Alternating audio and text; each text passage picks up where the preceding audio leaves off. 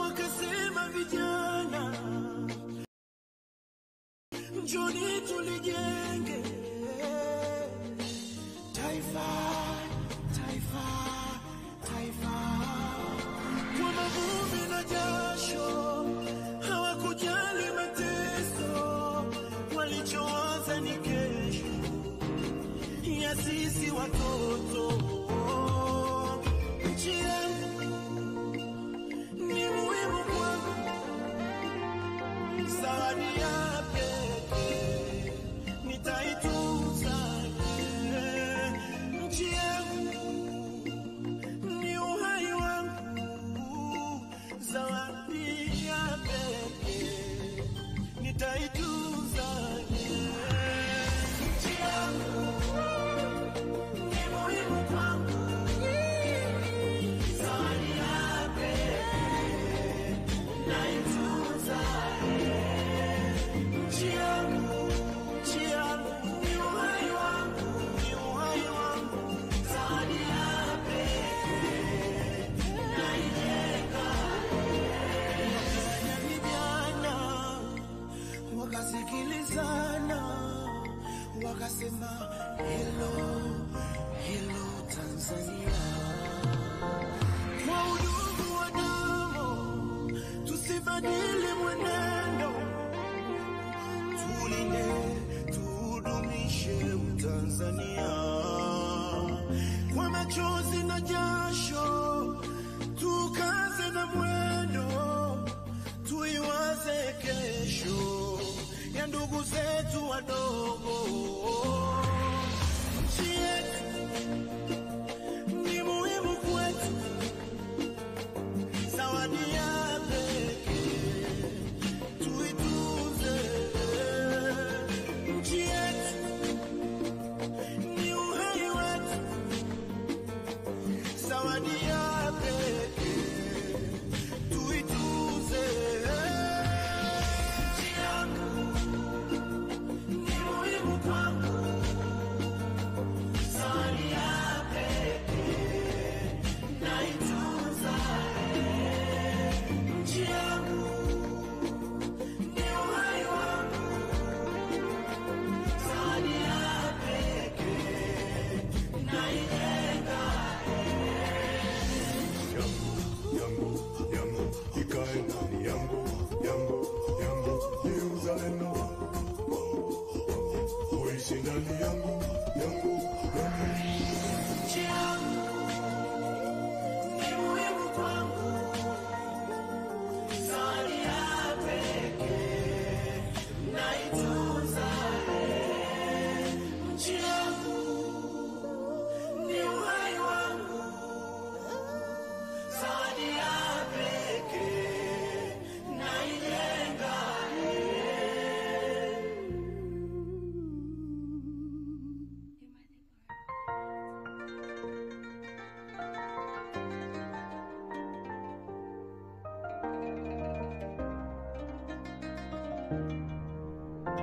Ulianza udogo, ukakazana mwendo,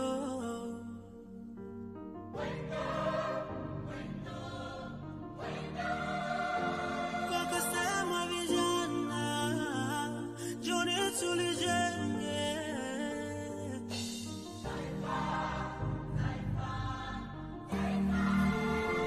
kwa mavumbi na jasho, hawakujali mateso, walichoweza ni kesho ya sisi watoto.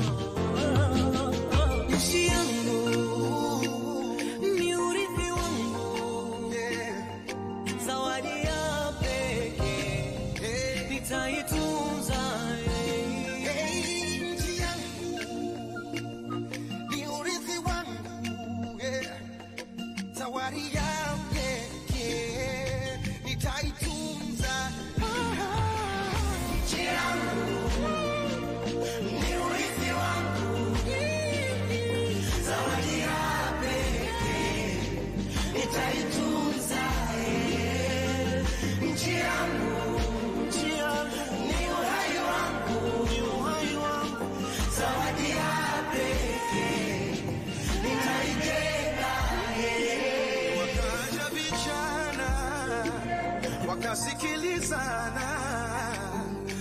nikasema hello hello Tanzania. Ndugu wa damu, tusibadili mwenendo, tulinde tudumishe Tanzania. Kama chozi na jasho, tukaze na mwendo, tuiwaze kesho ya ndugu zetu wadogo.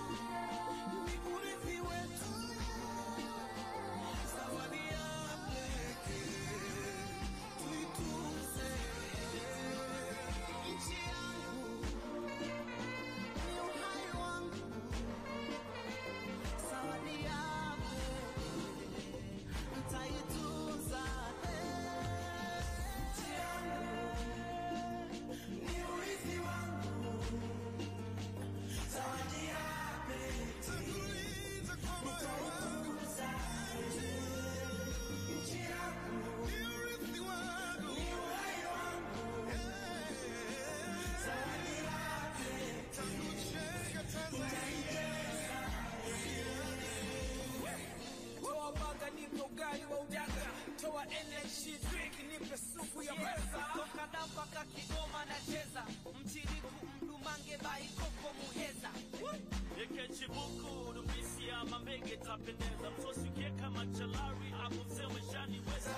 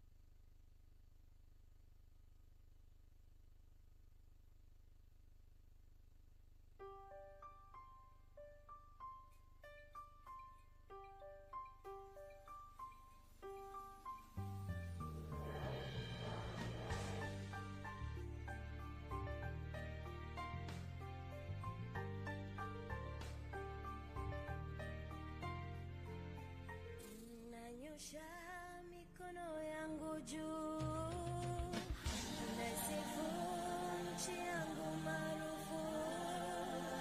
Nanyosha mikono yangu juu, naisifu nchi yangu maarufu. Hello hello Tanzania.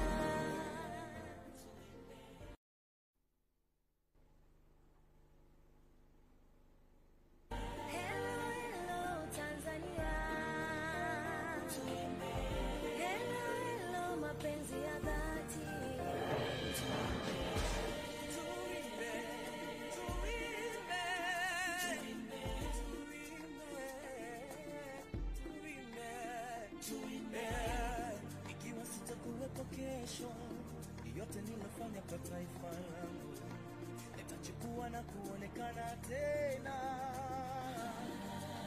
Naisikia moyoni raha ya upendo iliyonizunguka kwa ndani ya moyo wangu, kwa sababu bendera itaendelea kupepea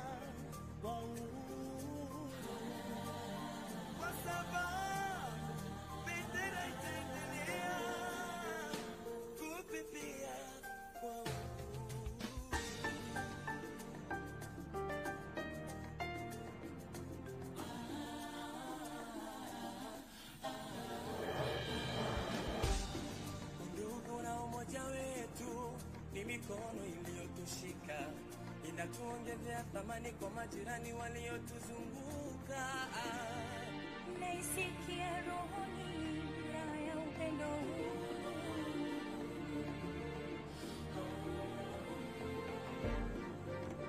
Kwa sababu bendera itaendelea kupepea. Kwa sababu bendera itaendelea kupepea.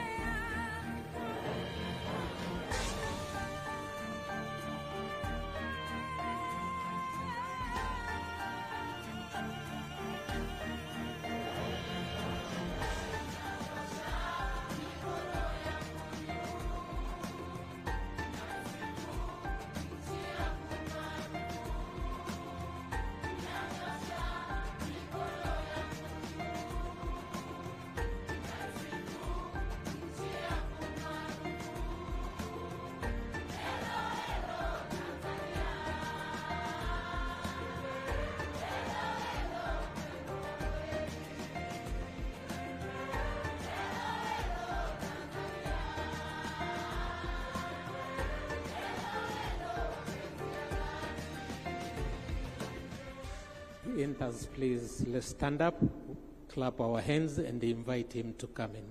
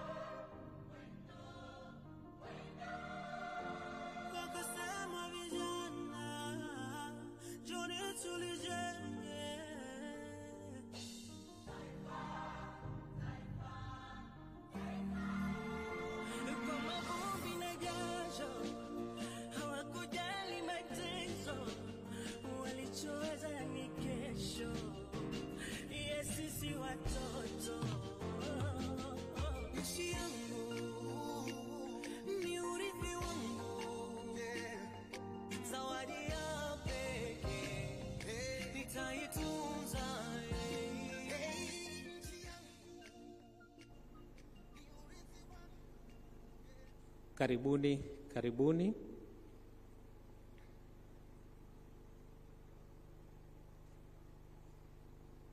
Naomba tupige makofi kuwakaribisha viongozi wetu wanapofika.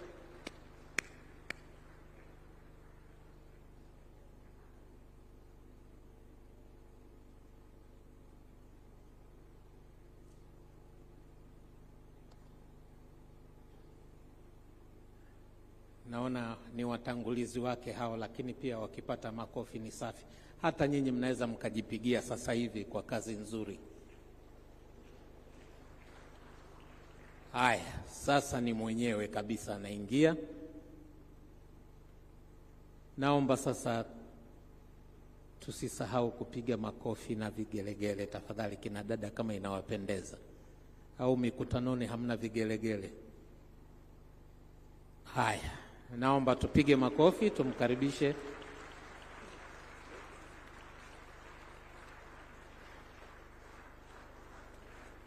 Hayatoshi. Makofi, makofi kwa kiongozi wetu.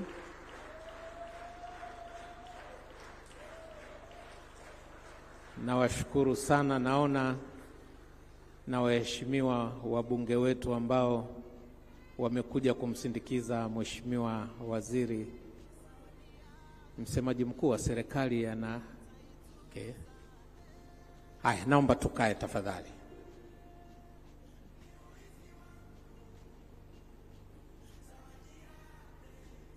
Mheshimiwa Nape Moses Nnauye, Waziri wa Habari, Mawasiliano na Teknolojia ya Habari, Jamhuri ya Muungano wa Tanzania.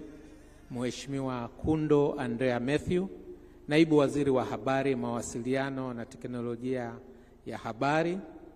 Waheshimiwa wabunge wetu wa Kamati ya Kudumu ya Miundombinu ya Bunge la Jamhuri ya Muungano wa Tanzania. Naomba nitambue uwepo wa Mheshimiwa Livingstone Lusinde anayeongoza kundi hilo. Tusalimie kidogo watu wa kuone hapo. Tuna Mheshimiwa Mwantum Dau Haji, tuna Mheshimiwa Agati Chomete. Tunafurahi sana kuwa na nyinyi hapa. Mheshimiwa Juma Selemani Mkomi, sijui kama amefika hapa, mkurugenzi wa ofisi ya Rais, Katibu Mkuu ofisi ya Rais, Utumishi na Utawala Bora. Bwana Gerson Msigwa, Katibu Mkuu wa Wizara ya Utamaduni, Sanaa na Michezo. Bwana Celestine Gevas Kakele, Naibu Katibu Mkuu Wizara ya Habari, Mawasiliano na Teknolojia ya Habari. Dr. John Saus Marato, mwakilishi wa Katibu Mkuu Wizara ya Fedha. Bwana Mobare Matinyi, mkurugenzi wa Idara ya Habari, Maelezo na msemaji mkuu wa serikali. Profesa Leonard James Msele, mwenyekiti wa bodi ya Tume ya TEHAMA. Dr. Nkundwe Moses Mwasaga, mkurugenzi mkuu Tume ya TEHAMA. Management na watumishi kutoka wizara, taasisi mbalimbali za serikali, wakuu wa taasisi zilizo chini ya Wizara ya Habari, Mawasiliano na Teknolojia ya Habari, uongozi na wawakilishi wa makampuni mbalimbali ya TEHAMA, wawekezaji katika miundombinu na huduma za TEHAMA mliopo, wabia wetu wa maendeleo, watu wa mada mbalimbali, wataalamu wa TEHAMA mliopo, wabunifu wa huduma za kidijitali mliopo, waandishi wa habari, mabibi na mabwana, habari za asubuhi. Jamhuri ya Muungano wa Tanzania. Itoshi hiyo. Jamhuri ya Muungano wa Tanzania. Japo imependeza kidogo lakini bado, lakini nashukuru. Mheshimiwa mgeni rasmi, tuko hapa kwa ajili ya kongamano la 7 la TEHAMA Tanzania. Huu mwaka wa 7 mfululizo linafanyika. Kama unavyokumbuka, mwaka jana lilifanyika kule Zanzibar, lakini wajumbe walipendekeza linalofuata lifanyike hapa. Kwa hiyo tangu juzi Jumatatu tulikuwa hapa, na sitaki nichukue nafasi ya kutoa taarifa badala ya aliyeandaliwa. Niombe sasa tuweze kupokea taarifa, introductory remarks on the 7th ICT conference, taarifa za utangulizi kuhusu mkutano huu ambazo zitatolewa na mkurugenzi mkuu wa Tume ya TEHAMA. Dr. Msagwa, tafadhali karibu.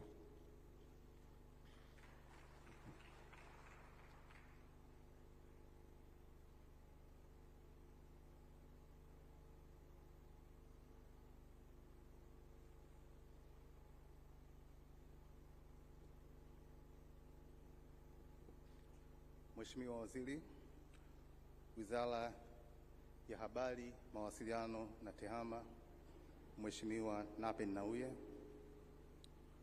napenda nitoe taarifa ya kongamano hili. Kongamano hili ni kongamano la 7 la TEHAMA, ndio kongamano kubwa kuliko lote la TEHAMA Tanzania. Hawa unaoona wamekuja hapa ni watu wa kwenye tasnia hii ya TEHAMA. Kongamano hili, tofauti na makongamano mengine 6 yaliyopita, limekuwa ni la siku 5. Jumatatu tulijadiliana kuhusiana na mafanikio na changamoto zinazokuta wajasiriamali wanawake katika TEHAMA, na tulikuwa tuna mada nyingi, mada 8 tulizojadili, na mada hizo zilikuwa nagusa mambo mbalimbali. Tulikuwa tunagusa mambo ya jinsi ya kupata mitaji kwa kampuni changa zinazoongozwa na wanawake. Tulikuwa tunaangalia masuala ya uwekezaji katika kampuni za wanawake wa Afrika. Tuliangalia pia kauli mbiu ya kongamano hili inaigusa vipi wanawake, na watoa mada wote na waongoza mada kwa kiasi kikubwa, kama naweza kusema 85% walikuwa ni wanawake wenyewe, na tumepata vitu vingi sana tofauti sana na makongamano mengine yaliyopita. Siku ya pili tulijadili kuhusiana na mafanikio na changamoto mbalimbali wanazokutana nazo vijana. Sababu ya kuwa na hizi siku mbili ni kwa sababu sasa hivi tunataka kujenga uchumi wa kidijitali ambao ni jumuishi. Kwa Kiingereza wanasema inclusive digital economy, na kwa kufanya hivyo inabidi tuangalie makundi haya muhimu mawili, kwa sababu tafiti mbalimbali zimeonyesha kwamba tukiweza kufanya wanawake na vijana wawe na mafanikio katika TEHAMA, tutapata ile growth au ukuaji ambao unachagizwa na TEHAMA vizuri zaidi, kwa sababu kama unavyofahamu mheshimiwa, kwamba Tanzania ina bahati ya kuwa na vijana wakati wa miaka 15 mpaka 34 ambao ni takriban ni 33% ya idadi ya Watanzania, na hao ni kama milioni 21. Kwa hiyo hizo ndio siku mbili. Siku ya leo ndiyo siku ambayo inaanza ya kongamano lenyewe. Kauli mbiu inasema kutumia teknolojia ibukizi katika mapinduzi ya kidijitali kwa kutengeneza kazi na kuleta maendeleo ya kijamii na kiuchumi. Kwa hiyo kauli mbiu hii utaona wazi kabisa tunaangalia teknolojia ibukizi ambazo hizo ndio kama artificial intelligence, internet of things, big data analytics na vitu vingine vinavyohusiana na hivyo. Tunaangalia mapinduzi ya kidijitali ambayo hayo ndo tunayafanyia kazi vizuri sana sasa hivi. Tunaangalia mambo ya kidijitali na mapinduzi mazima. Msingi ni mmoja, kutengeneza kazi na kuleta maendeleo ya kijamii pia ya kiuchumi. Mada zilizokuwepo mbele yetu ni nyingi. Nitajaribu kuzisoma kwa haraka. Tutaangalia kwanza mada inayoitwa mapinduzi ya kidijitali na wapi Tanzania imetoka, kwa sababu wengi wanafikiri ya mambo yameanzia sasa hivi, lakini kiukweli vitu vilianza siku nyingi sana. Bahati nzuri tuliyopata, tuna watu karibu wote hao ambao walifanya kutengeneza msingi wa mambo haya wapo hapa, na mheshimiwa, tungependa kwamba uweze kusikia mambo yalianza vipi. Nadhani utakumbuka Zanzibar, kuna baadhi ya vitu ambavyo tulivipata vilikuwa kidogo vinafurahisha, lakini huko ndio tulikotoka. Kwamba zamani ilikuwa watu kuwasiliana walikuwa ofisini wanatumia email ya mtu mmoja tu, watu wote kuweza kuwasiliana nje, ndio tulikotoka. Lakini sasa hivi tumefanya mambo makubwa, mawasiliano yana mafanikio makubwa sana. Mada ya pili inahusiana na kauli mbiu ambayo tulikuwa nayo, ambayo kutakuwa kuna watoa mada kama Mohamed Mashaka, kuna Edward Anderson kutoka World Bank, kuna Kate Valber kutoka Estonia. Mheshimiwa, nadhani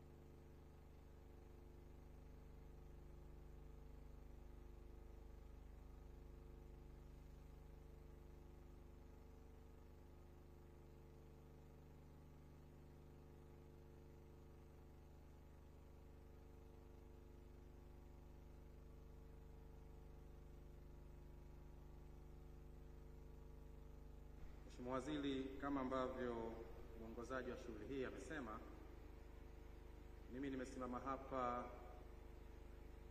kwa zoezi moja jepesi, nalo ni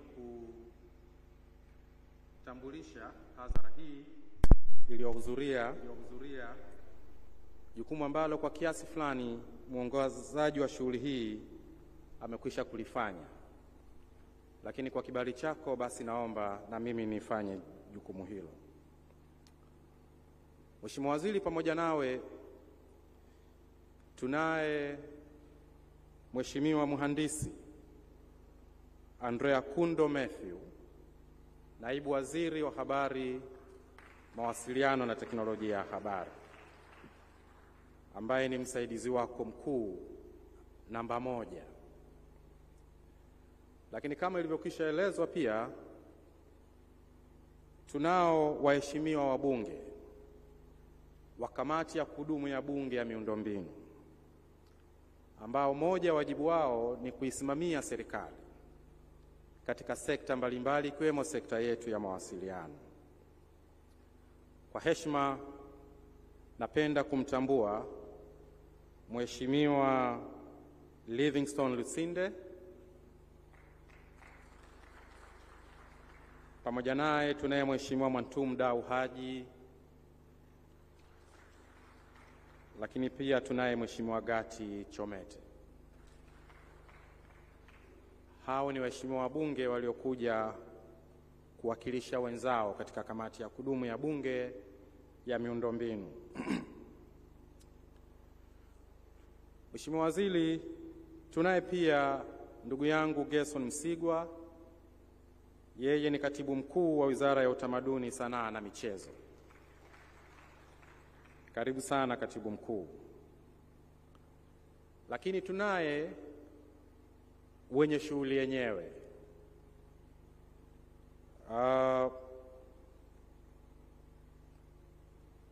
Mkurugenzi Mkuu wa Tume ya TEHAMA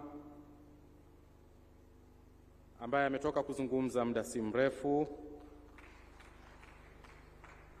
lakini tunaye mwenyekiti wa bodi ambacho ndio chombo kikuu kinachosimamia tume.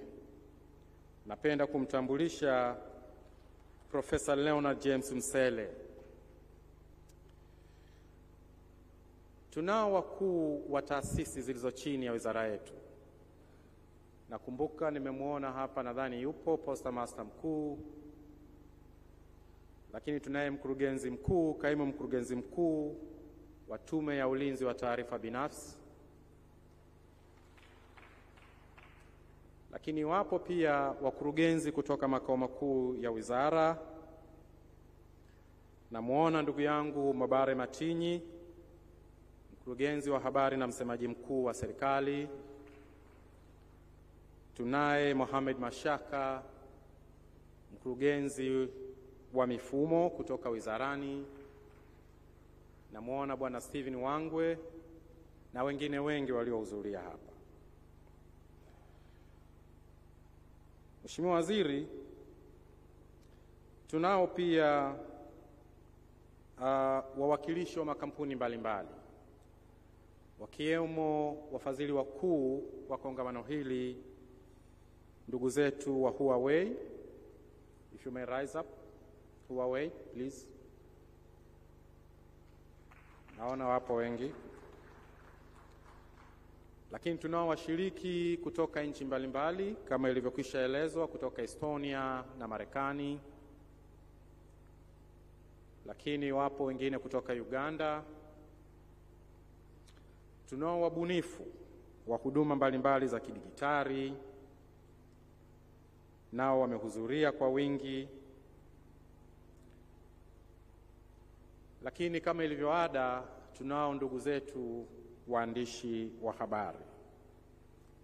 Mheshimiwa Waziri, kwa faida ya muda naomba niishie hapa katika zoezi la utambulisho, lakini nikiwa nimebeba dhamana, kama kuna mtu yuko hapa nimemsahau, basi dhamana hiyo naibeba, kwa maana yatakuwa ni mapungufu yangu binafsi.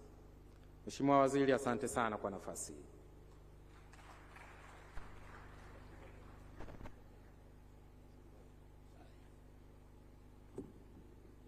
Asante sana Naibu Katibu Mkuu Bwana Celestine Kakere kwa utambulisho huo. Mheshimiwa Waziri, nilikuwa naomba kwa ridhaa yako nitambue uwepo wa wakongwe wa TEHAMA. Wakati Katibu Mkuu tunamwandalia taarifa hii ya utambulisho, nafikiri tulijisahau. Na wazee hapa ningeomba kwa ridhaa yako waweze kusimama tuwasalimie, nikianza na mzee Kowero. Nafikiri wengi mnamjua huyu, wakati naingia kwenye sekta hii miaka 17 iliyopita, huyu mzee ndo alikuwa anatembea na slide zake kadhaa kuhusu postcode akiwa Wizara ya Habari. Tuna mama Mpatwa ambaye mpaka aliwahi kuwa mwakilishi wetu kule ITU. Tuna mzee Mlaki, kaka yangu, baba yangu, na tuna mzee Sawe. Mheshimiwa Waziri, hawa ndo wakongwe ambao wamealikwa maalum kwa ajili ya kuja hapa. Na kwa wale ambao mnakumbuka, wakati tulikuwa tunaitumia email moja ya taasisi, ikija mtu akisoma ndo anajua hii email hii imekusudiwa kwa fulani. Kama sikozei, nafikiri mzee Sawe atakuwa ndo mtu wa kwanza kunipa email address ili niagize gari kule Japan. Na sio miaka mingi, tu miaka kama 20 na kitu iliyopita. Vijana mlioko kwenye TEHAMA sasa hivi hamwezi kulielewa hiyo, kwamba hata email ilikuwa, ukiwa na email wewe ni mwanamume kweli kweli, na kama ni mwanamke ni mwanamke kweli kweli. Sasa hivi watu mnazo 6 mpaka 7. Mheshimiwa mgeni rasmi, baada ya utambuzi huo, ningeomba sasa tuweze kupata salamu kutoka kwa sponsor wetu mkuu. A greeting from the main sponsor, Huawei, please. The floor is yours. Come this side, please. Karibu sana, karibu. Tumpigie makofi jamani. Nimegundua watu wa ICT na mainjinia wagumu sana kupiga makofi. Na watoto wawili nyumbani kwangu, wote mainjinia, mmoja wa sound na mwingine wa artificial intelligence. Hata kwenye chakula wanakuja na laptop zao. Karibu tafadhali. Thank you. Good morning. Honorable Lapper Lawyer, Ministry of Information, Communication, and IT. Honorable Engineer Kundo Marshall, the Deputy Minister of Information, Communication, and Information Technology. Honorable Permanent Secretaries, Member of Parliament, Professor Leonardo Massena, ICT Board Chairman, Dr. Kundo Masaga, Director General of ICT Commission. Honorable speakers, distinguished guests, ladies and gentlemen, habari za asubuhi.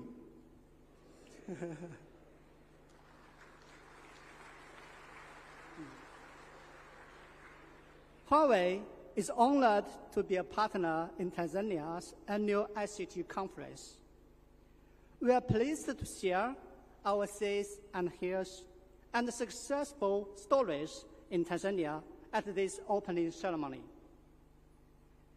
Actually, guided by the Tanzania's long-term development strategy, the Development Vision 2025, the country is experiencing a stage of rapid economic development and has achieved amazing results. At present, Tanzania has become a middle-income economy and has entered a low stage of economic takeoff, which means the accelerating development phase from the $1,000 GDP per capita to the $3,000 GDP per capita. In this phase, the ICT will play a key role in the transition from a resource-based economy to a skill and technology-based economy, and to transform the country's production structure.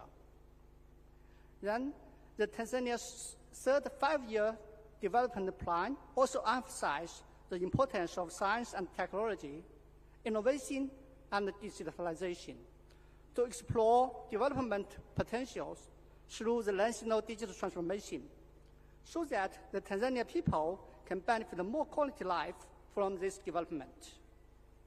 We can see a lot of impressive achievements today. For example, the national ICT broadband backbone network, which is an ICT-BB, is more than 7,900 kilometers fiber backbone, is providing connectivity to seven neighboring countries, fulfilling the government's commitment to become a regional ICT hub, and connecting neighboring landlocked countries with the international submarine cables for global connectivity. And last year, the Ministry of ICT jointly launched the 5-year plan of Digital Tanzania project, also to accelerate the construction of Tanzania's digital economy, to build Tanzania's digital ecosystem with the digital platforms and the digital services for the government. And also, with reliable cybersecurity systems, Tanzania ranks number 2 in Africa and 37 in the world in the latest Global Cybersecurity Index released by the ITU, International Telecom Union. So for Huawei, we are very honored to be part of this process and contribute to it. And we are proud of the achievements that's created by our customers and partners. We firmly believe that digital transformation is a driving force for innovation, inclusiveness, and sustainable growth. It will stimulate job creation, improve productivity, help to take poverty, and together to realize the Tanzania's Development Vision 2025. As a world-leading ICT company, Huawei has been rooted in Tanzania for 16 years, and we are now the largest contributor to Tanzania's ICT infrastructure, serving 75% of Tanzania people. We support operators to upgrade the network from 2G to 3G and build the fiber broadband network, collecting 26 regions, collecting millions of people living in the rural areas in the world, to the world. We are committed to bring state-of-the-art products and solutions to provide reliable communication services for Tanzanians by adhering the value philosophy of the in Tanzania and for Tanzania. Just on December 13, 2022, Huawei supported our partner, TTCL, to launch the network at the mountain Kilimanjaro, the highest peak of Africa. The high-speed network coverage is now available for the first time at the 5,985 meters elevation. Tourists can share the beautiful pictures when they reach the peak. The network coverage has further improved the quality of life of mountain people. Actually, in times of emergency, the tourists can call for help through the network. And we all agree that the excellent ICT talent is a cornerstone of the national digital transformation. So Huawei Tanzania is therefore committed to impacting ICT knowledge and skills to Tanzanian people and working with the industry and academic partners to build the digital talent pool that was needed for the sustainable development of Tanzania. Currently, we have established partnerships with 19 universities and have built 4 ICT practice laboratories. More than 3,000 teachers and students have been trained by our ICT Academy. And we have provided ICT skills training for more than 2,000 ICT professionals and civil servants. Over the past few years, about 100 Tanzanian students have benefited from our program of Seeds for the Future. And more than 4,000 Tanzanian students signed up for the Huawei ICT competition. And many of them have reached the regional and global finals and won awards, including the first prize in Africa region and the second prize in the global final. In future, we will continue programs that's including the ICT training, the seeds for the future, and the ICT competition to enable more Tanzanians to benefit for the development of the ICT industry and provide more opportunities for work, study, and development. We are committed to invest more and bring the industry-leading technologies to Tanzania, helping strengthen the national ICT infrastructure and support the Tanzanian government and enterprises in their own digital transformation agenda. Not only to support the hard connectivity to improve the infrastructures, but also will help the soft connectivity to develop rules and standards. As in 2024 is the 60th anniversary of the establishment of diplomatic relationship between China and Tanzania. We hope that through our efforts and cooperation, we will add a magnificent chapter to the friendship between the people of China and Tanzania. Thank you so much for your time. Asante Zana.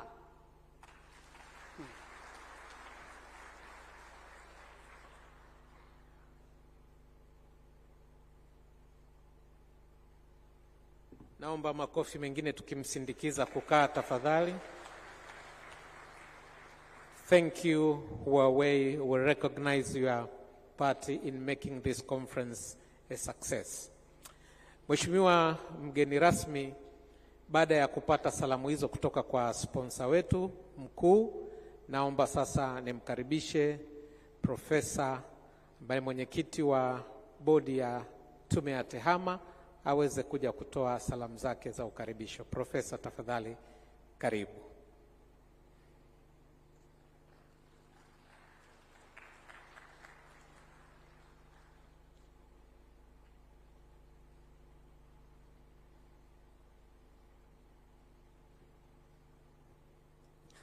Mheshimiwa Waziri Moses Nnauye na ndugu wote ambao tumejumuika hapa, mimi nafikiri yaliyokwisha kusemwa yanatosha, na langu ni moja tu. Karibuni kwenye kongamano letu. Tujitendee haki ili tutakapomaliza tuwe tumebadilika, ili tuweze kubadilisha nchi na tuweze kuendeleza TEHAMA. Hayo ndio ya kwangu. Nashukuru sana.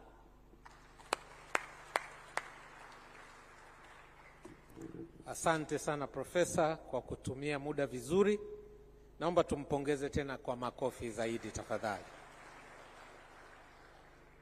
Mheshimiwa mgeni rasmi, sasa kwa heshima na taadhima kabisa, naomba nimkaribishe naibu waziri wa habari, mawasiliano na teknolojia ya habari, msaidizi wako mkuu, ili aweze kuja kuzungumza machache na kukukaribisha ili uweze kuzungumza na sisi. Engineer Matthew Ndkundo, tafadhali karibu sana. Makofi jamani kwa kiongozi wetu.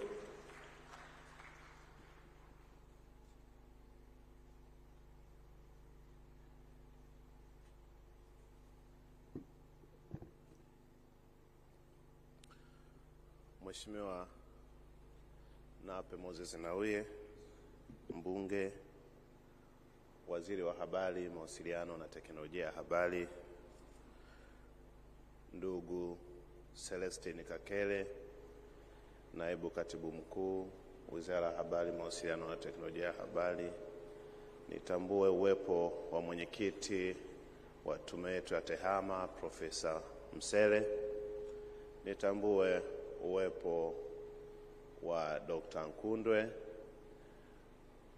DG wa ICT Commission, nitambue uwepo pia wa msemaji mkuu wa serikali, nitambue uwepo wa katibu mkuu Wizara ya Sanaa, Michezo na Utamaduni, ndugu yangu Msigwa, nitambue uwepo wa masponsa waliojitokeza, lakini bila kusahau wajumbe wa kamati ya kudumu ya bunge ya miundombinu akiongozwa na kaka yangu Livingstone Lusinde Kibajaji.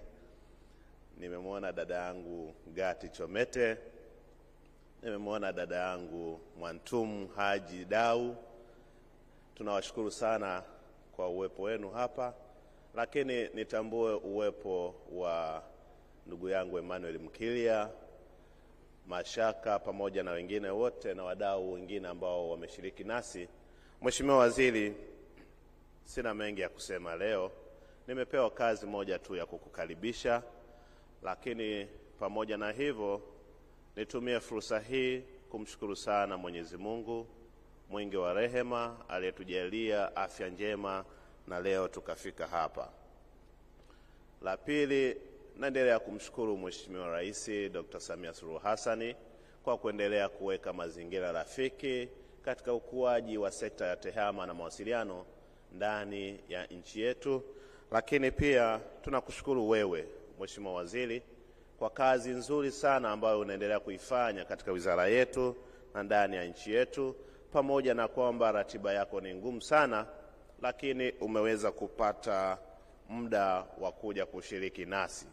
Tunafahamu kwamba ukuaji wa tehama na sekta ya mawasiliano na ndio vinaenda sambamba na ukuaji wa uchumi wa nchi yetu. Mheshimiwa Waziri, sasa kwa sababu hadhara hii na kusubiri wewe, na mimi leo sitaki kutia neno lolote kwa sababu mwenye harusi ndio wewe mwenyewe.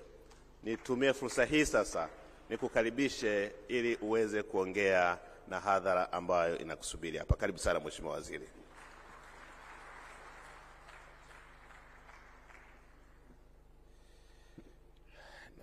Tukae jamani, tukae au mnajinyosha? Jamhuri ya Muungano wa Tanzania. Kwanza nichukue nafasi hii kukushukuru sana Mheshimiwa Naibu Waziri Injinia Kundo kwa kazi nzuri unayoifanya ya kusaidia katika ujenzi wa wizara yetu. Natambua uwepo wa ndugu Grayson Msigwa, Katibu Mkuu wa Wizara ya Utamaduni, Sanaa na Michezo. Alikuwa mwenzetu hapa na nachukua nafasi hii kukupongeza kwa kuaminiwa na Mheshimiwa Rais. Nilikuwa namtania Ndumbalo, nasema bahati mbaya michezo wamekabidhiwa Wangoni watupu, sijui mambo yatakuwaje huko. Lakini natambua uwepo wa mwenyekiti natambua uwepo wa wabunge wa kamati yetu ya kudumu ya bunge. Hawa ndio mabosi wetu, wanapitisha mambo yetu wakiongozwa na ndugu Lusinde na wabunge wenzake. Asanteni sana kwa kuja. Natambua uwepo wa mwenyekiti profesa, lakini uwepo wa naibu katibu mkuu, watendaji mbalimbali waliopo. Natambua uwepo wa wazee wetu. Karibuni sana, tunafarijika kuwaona. Uwepo wa wadhamini. Nadhani utambulisho umefanyika, itifaki hiyo imezingatiwa.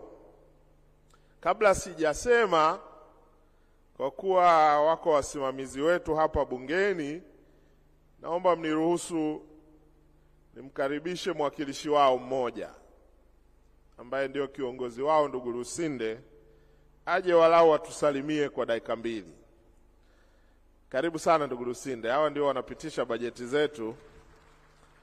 Mkiona mambo yetu yanaenda, ni hawa jamaa wamecheka. Sasa na mimi sitaki waondoke wamenuna hapa. Karibu sana ndugu Lusinde.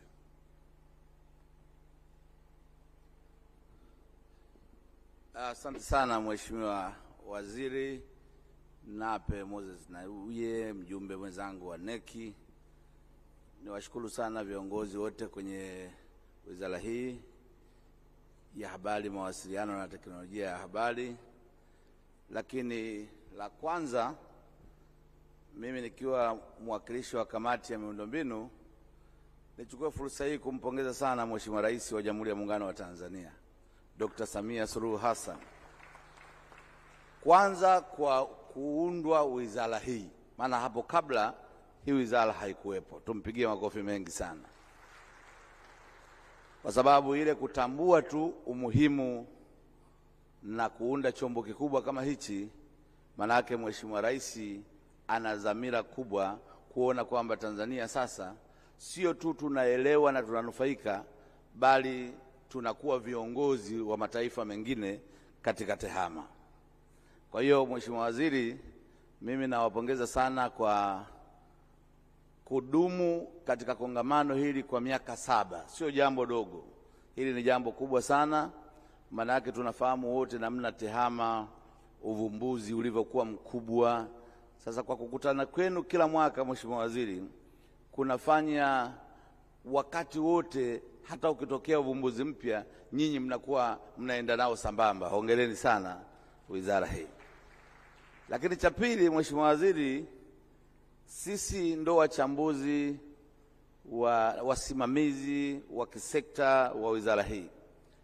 Nikuhakikishie kwamba tutawaunga mkono katika kuchambua miswada mbalimbali ya kisheria ambayo mtaileta kwenye kamati yetu, lakini vile vile mnahitaji kuongezewa fedha na serikali ili kuweza kuifanya kazi hii kwa ufanisi. Hilo ni kuhakikishia Mheshimiwa Waziri, sisi tutalikava. Na mnaweza kuona namna ambavyo sasa hivi watu wanaunda mpaka wake bandia. Hii dunia sasa inakwenda kwa kasi sana. Ingawa bei ya mke bandia sasa ni kubwa kuliko mke halisi wa Mungu. Kwa hiyo unaweza ukaona kwamba kuna kila sababu ya sisi kamati yetu kuwaunga mkono katika usimamizi, lakini uchambuzi wa sheria mbalimbali mpya mtakazozileta, pamoja na kuwaombea ongezeko la bajeti. Mheshimiwa Waziri, kama unavyojua, mimi ni moja ya watu, ukiniachia maiki hapa kunaweza kukacha kesho asubuhi. Na jana tu nilikuwa namuonya mwenyekiti mmoja wa kwenu huko kusini.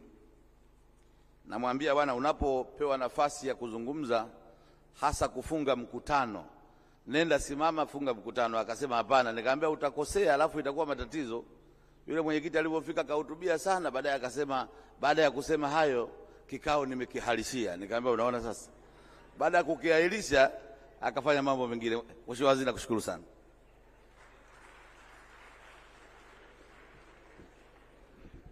Ndugu Lusinde ni rafiki yangu, lakini sijawahi kujua ni Yanga au Simba.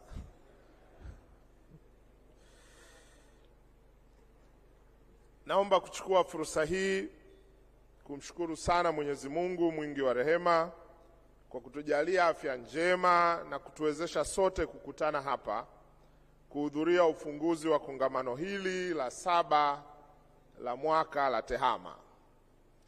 Kongamano hili linatumika kama jukwaa muhimu kwa wadau wote wa TEHAMA nchini kuja pamoja, kubadilishana mawazo na kuchunguza fursa katika sekta ya TEHAMA.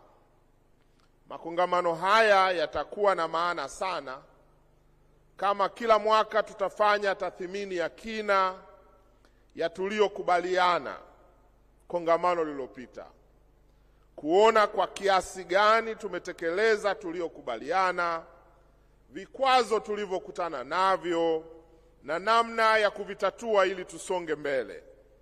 Muhimu kuweka malengo ili tupige hatua na kutumia malengo hayo kujipima kila wakati.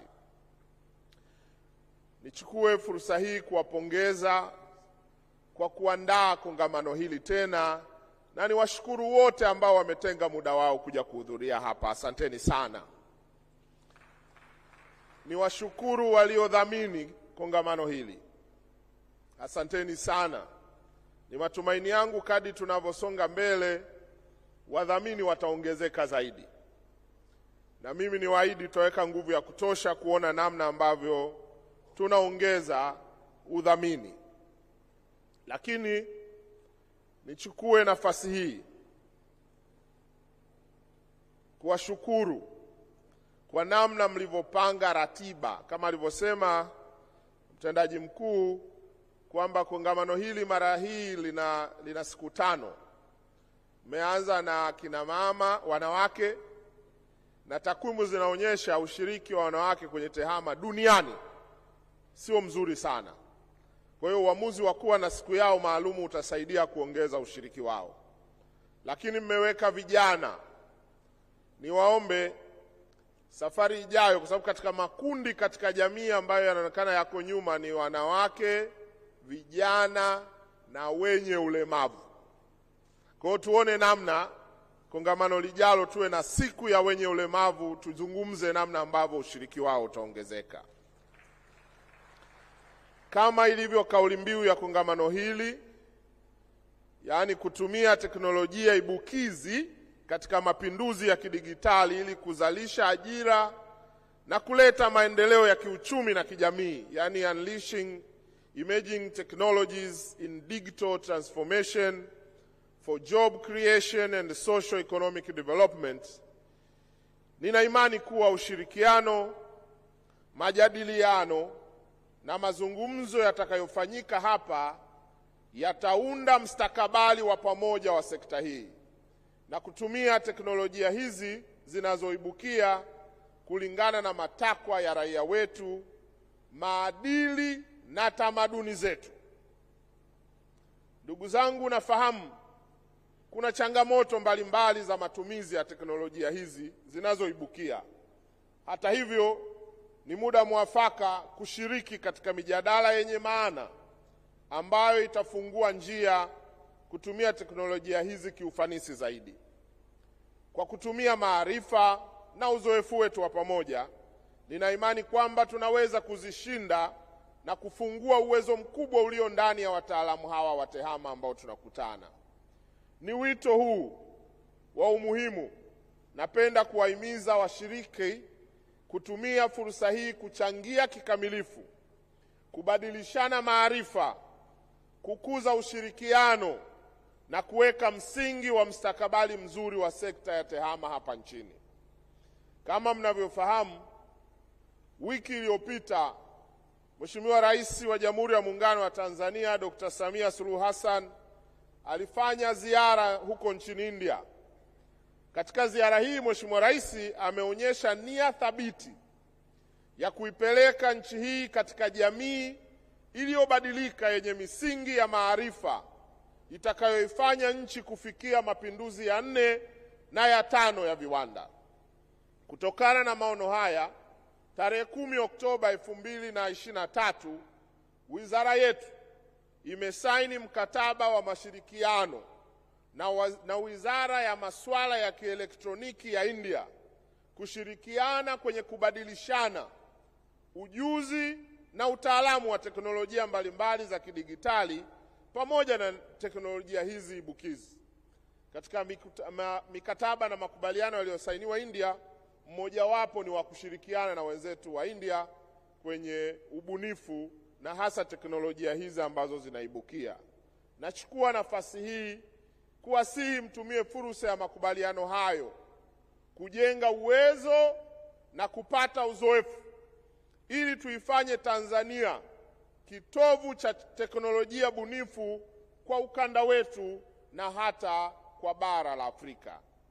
Mashirikiano haya yanalenga kufikia maono yaliyoonyeshwa kwenye mkakati wa uchumi wa kidigitali ambao umeandaliwa na wizara yangu kwa kushirikiana na wadau wa sekta ya umma na binafsi, na tuko hatua za mwisho. Mkakati huu sasa utapelekwa kwenye vikao vya maamuzi kwa ajili ya kuanza kutumika.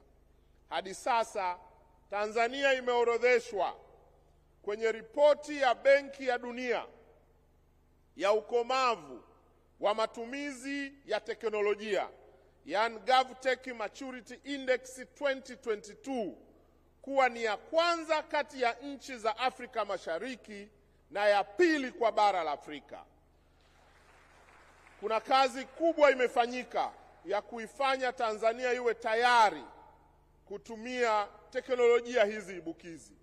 Ndio maana kongamano hili ni la muhimu kuendelea kutuweka kwenye ramani kama ni ya kwanza kwa ukanda wetu wa Afrika Mashariki na ya pili katika bara la Afrika. Bila shaka tunakwenda vizuri. Ni washukuru sana ambao wamechangia kuifikisha nchi yetu hapa ilipofika. Kwa hiyo mashirikiano haya na wenzetu wa India na mengine kutoka nchi mbalimbali yataendelea kuboresha ukomavu wa nchi yetu kwenye matumizi ya teknolojia katika kutoa huduma kwa wananchi. Kulingana na ripoti ya teknolojia na ubunifu, yani Technology and Innovation Report, inayotolewa na taasisi ya Umoja wa Mataifa inayolenga kukuza biashara ya kimataifa hasa baina ya nchi na nchi za viwanda na nchi zinazoendelea, ya mwaka 2022 imeonyesha India imeshika nafasi ya 46 katika ubunifu wa teknolojia za kisasa, wakati Tanzania tukiwa nafasi ya 146.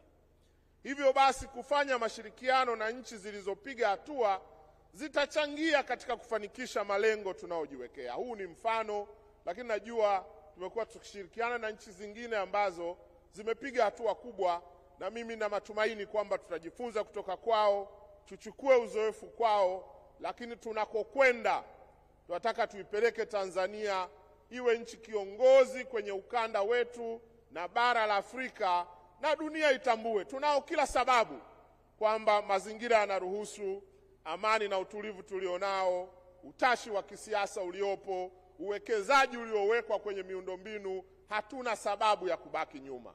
Ni matumaini yangu kongamano hili litakuwa changamoto tosha ya kutufanya tupige hatua zaidi.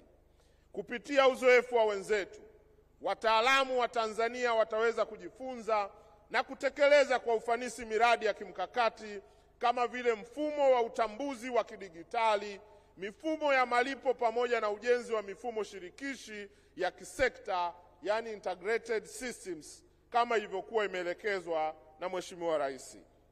Mabibi na mabwana, matumizi ya teknolojia zinazoibukia huwezeshwa pia kwa uwepo wa miundombinu thabiti inayokubaliana na mabadiliko haya. Katika kujenga miundombinu hii, serikali inatambua jitihada za sekta binafsi kujenga miundombinu ya mawasiliano. Na kama mnakumbuka, hivi karibuni chini ya mradi wa miaka 5 wa Tanzania ya kidigitali, tulitia saini mikataba ya kimkakati ya kutoa ruzuku kwa kampuni za mawasiliano yenye thamani ya zaidi ya shilingi bilioni 275.5 ili kuhakikisha upatikanaji wa huduma za mawasiliano vijijini na mijini, ambako minara 758 inajengwa na katika kata 713, lakini tunaongeza uwezo wa minara zaidi ya 304. Aidha, kupitia mradi huu maboresho mbalimbali yanafanyika na kazi inaendelea ya kuboresha miundombinu hasa ya data centers, kuweka mazingira mazuri ya uhifadhi wa data zinazozalishwa nchini ambayo ni muhimu kwa teknolojia hizi hapa nchini. Hivi karibuni nimesaini leseni nadhani karibia 4 za ujenzi wa data centers.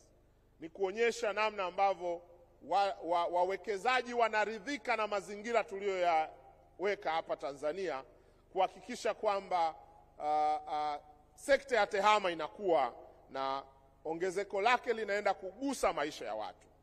Kama kauli mbiu inavyoeleza, uwepo wa teknolojia zinazoibukia sio tu huleta fursa, bali pia huleta changamoto kwa maana ya matumizi yasiyolingana, yani usage gap, kwa makundi ambayo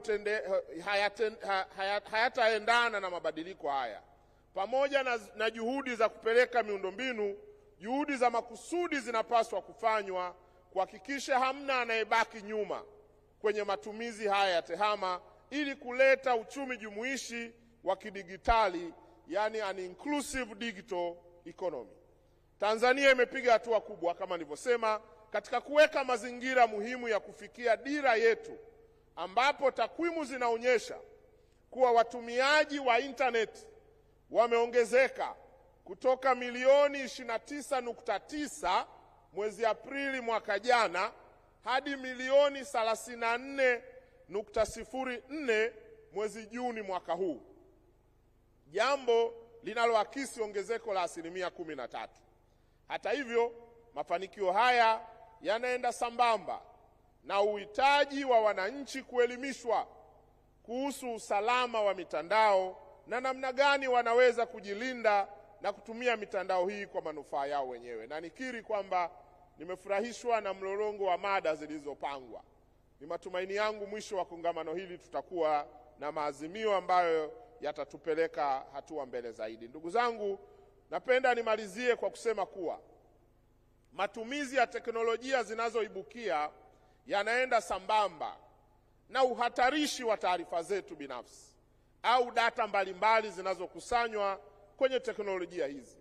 Hivyo, jambo la msingi, hususan sasa tukiwa kwenye mwezi wa usalama mtandaoni, ni muhimu watumiaji wa huduma za mawasiliano kuzingatia maelekezo ya wataalamu na taratibu na namna za kujilinda na vihatarishi kwenye mitandao, ikiwemo makundi machache ya watu ambao wanatumia mitandao hii kufanya uhalifu. Kwa sababu watu wengi wanaenda kutumia mitandao, wanaenda kutumia tehama, watu waovu nao wanatumia fursa hiyo. Kwa hiyo ni muhimu sana, na usalama mtandaoni lazima uanze na mimi, uanze na wewe. Tukiamua wote kwa pamoja mitandao iwe salama, inawezekana. Na hii lazima iwe ni kazi ya watu wote kwa pamoja. Naamini sote kwa pamoja tukishirikiana, suala hili linawezekana. Hivyo niwatakie majadiliano mema. Niwaahidi kuwa wizara yangu ipo kupokea mapendekezo yenu ya namna Tanzania inaweza kutumia teknolojia hizi ibukizi kufanya maendeleo ya kijamii na kiuchumi na hatimaye kuongeza pato la taifa letu. Ninatamani kuona solutions mbalimbali za kidigitali zinazalishwa hapa nchini, zinasaidia wananchi na zinakuwa ni fursa ya ajira, ni fursa ya maendeleo, ni fursa ya mabadiliko tunayoyataka. Ni wito wangu kongamano hili lije na maazimio, lije na ushauri kwa serikali ambao utatumika kututoa hapa tulipo. Ningetamani lisiwe tu kongamano la mazungumzo peke yake, lakini liwe ni kongamano ambalo lina matokeo. Na sisi kama serikali, na bahati nzuri mazingira yapo ya kutosha, uwekezaji umewekwa, tuna sapoti kubwa ya watunga sheria, bunge hapa mmewasikia, utashi wa kisiasa wa Mheshimiwa Rais katika jambo hili mpaka akaunda wizara, uwepo wa usimamizi mzuri, mazingira yanaruhusu, tuko tayari kupiga hatua. Ninawaombeni kongamano hili liwe tofauti na makongamano yaliyopita, tuiwezeshe nchi yetu kupiga hatua zaidi. In conclusion, I want to insist that we find ourselves at a crossroads. The digital transformation driven by emerging technologies is both an opportunity and a challenge. By embracing it thoughtfully, we can create jobs, drive socio-economic development, and address some of the most pressing issues of our time. As we move forward, let us remember that the true potential of these technologies lie in their ability to improve the lives of people, to empower them, and to make the world a better place. Let us work together to ensure that no one is left behind in this digital journey. With collective effort and a vision for inclusive growth, we can unleash the full potential of emerging technologies for the betterment of our society. Baada ya kusema haya, nina furaha sasa kutamka kuwa kongamano hili limefunguliwa rasmi. Nawatakia kila laheri. Asanteni sana.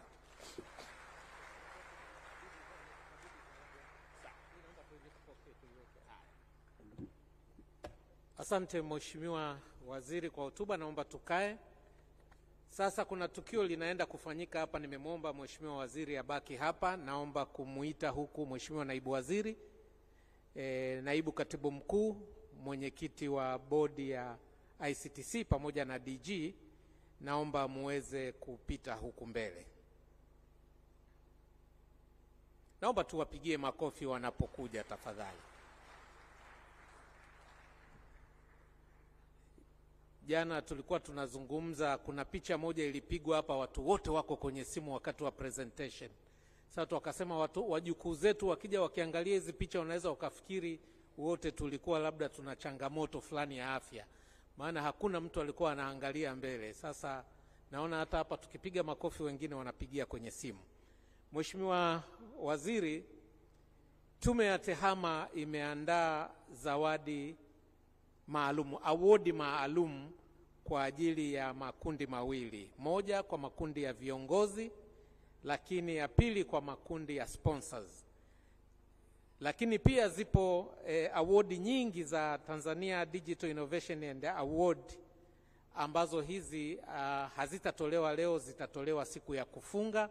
Kwenye hii siku ya ufunguzi, kutokana na muda, zitatolewa award 4. Award ya kwanza, mwenyekiti wa bodi ya ICTC atamkabidhi Mheshimiwa Nape Moses Nnauye, waziri wa habari, mawasiliano na teknolojia ya habari, na nisome ilivyoandikwa, imeandikiwa: ICT Commission recognizes your outstanding governance of the digital transformation in Tanzania. Naomba makofi kwa Mheshimiwa waziri. Jamani, hayo makofi kweli ndo tunampigia mheshimiwa?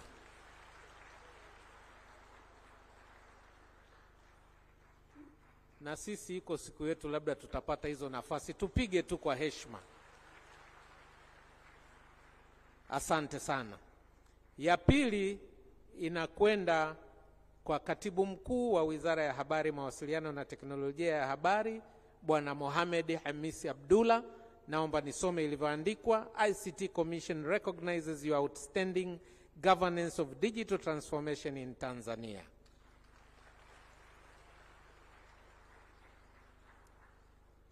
Anapokea Bwana Kakere kwa niaba ya katibu mkuu. Mheshimiwa waziri, ziko zingine za viongozi wa wizara, lakini hizo pia zitatolewa Ijumaa, ili hizi sherehe zetu mbili zote ziwe zimesheheni matukio ya heshima. Kuna zawadi maalum, pia award maalum kwa ajili ya naibu waziri kwa kazi yake kubwa aliyofanya kukusaidia wewe, lakini pia ipo ya naibu katibu mkuu, na hiyo siku ya Ijumaa zitatolewa zile za ICT Startup Digital Innovation Awards, zitatolewa siku ya Ijumaa, siku ya kufunga mkutano huu. Mheshimiwa waziri, sasa award zinazofuatia tutakuomba wewe uweze kuwapa wafuatao. Ya kwanza kabisa inakwenda kwa Huawei, main sponsor and an outstanding supporter of Tanzania digital transformation in Tanzania. Naomba makofi. Huawei please.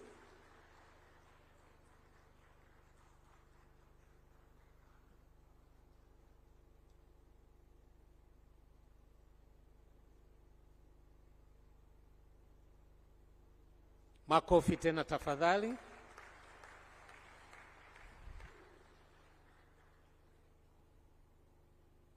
Mheshimiwa waziri, inayofuata inakwenda pia kwa Best Partner in Supporting ICT Innovation kwa mwaka 2023, inakwenda kwa He People. Sijui ni He People au High People. High People. Hao.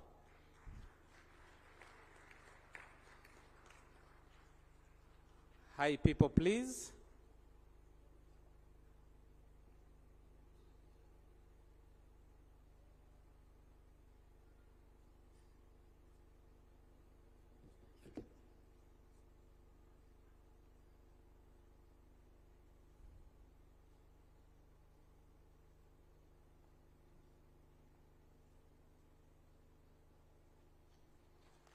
Makofi tafadhali. Mheshimiwa waziri, mpaka hapo tumefika mwisho wa utoaji wa tuzo. Jambo linalofuatia ni la tunakuomba uruhusu tupige picha chache na wewe. Picha nilizoletewa hapa ni chache sana, ziko 17, lakini nitaomba uridhia hata 5 kulingana na muda uliopo, na ningeomba wapiga picha mwasimamishe wazee wetu waliokaa high table hapo, hivyo viti vigeuke upande wa pili, watakaa hivyo walivyokaa, lakini wakaangalia huku, na watu watakaokuwa nawaita watakuja huku mbele juu kwa ajili ya kupiga picha. Mheshimiwa waziri, naomba mrejee huko wakati viti vinasogezwa vikiwekwa huku. Naomba basi watu wa protocol tushughulike na picha hii. Itapatikana mheshimiwa. Na hiyo screen pale. Wamesema itapatikana. Hapa zinakaa hapa. Tunaangalia kule, au tuweke hapa juu. Mheshimiwa waziri alikuwa right. Nafikiri tuvipandishe juu. Najua Mheshimiwa waziri, sisi washabiki wa Simba wabishi sana. Umeniambia kabisa, lakini bahati mbaya kwa ajili ya unyama, nikasema hapana, vikae chini, lakini uniwie radhi vikae huku juu. Jamani, naombeni muwasaidie viongozi.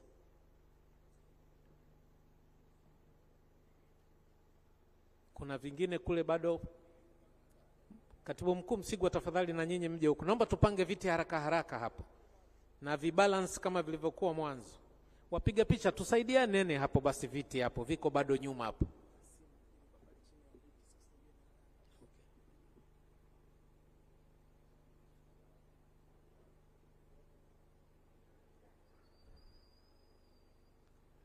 Yaani wapiga picha na watengenezea dili alafu hata kunisaidia viti, mnaona noma.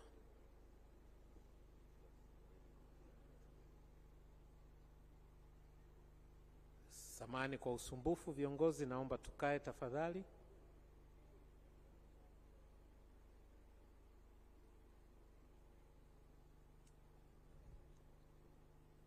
Naomba tukae kama tulivyokuwa tumekaa.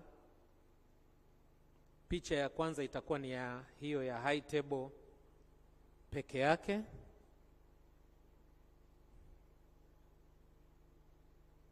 Naomba tusmile viongozi. Picha hizi zinarushwa live katika vyombo mbalimbali vya habari, lakini vile vile zitabaki kumbukumbu ya kongamano hili la 7 la TAIC. Picha ya pili, Mheshimiwa mgeni rasmi, naomba kwa ridhaa yako iwe picha ya high table, makatibu wakuu, naibu makatibu wakuu na wawakilishi wa viongozi hao kutoka wizara mbalimbali. Wawakilishi wote wa ambao wametoka kwenye wizara mbalimbali naomba. Kibajaji alikuwa amekosekana, Mheshimiwa samahani. Kumbe na wewe Simba mwenzangu. Naomba hiyo picha irudiwe.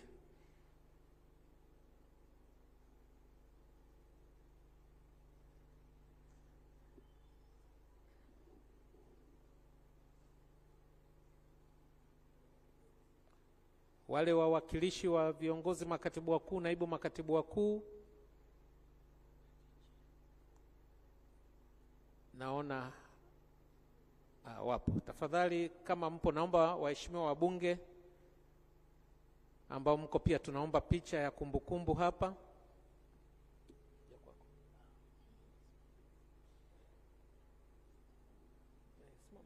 Naona anayemwakilisha katibu mkuu yuko mmoja, lakini ngoja basi tupige na waheshimiwa wabunge. Naomba niwaite pia wakuu wa taasisi zilizo chini ya wizara, wakuu wa taasisi zote zilizoko chini ya wizara, msemaji mkuu wa serikali, wakurugenzi wa wizara pale tafadhali, management, maana naona watu wachache kidogo hapo. Wakuu wa taasisi,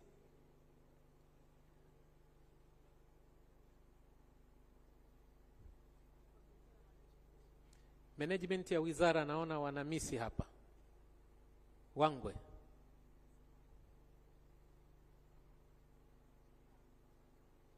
naomba wale wazee wetu wa Kongo wajiandae.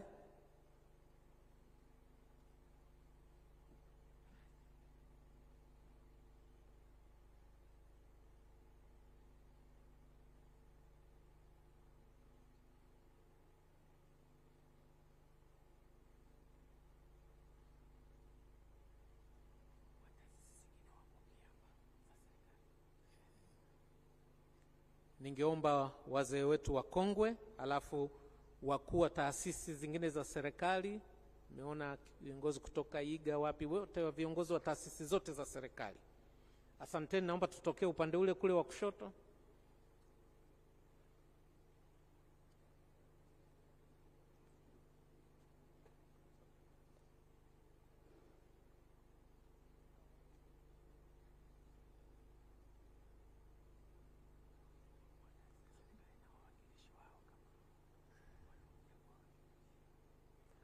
Wakuu wa taasisi pamoja na wawakilishi wao wa taasisi zingine za serikali tafadhali.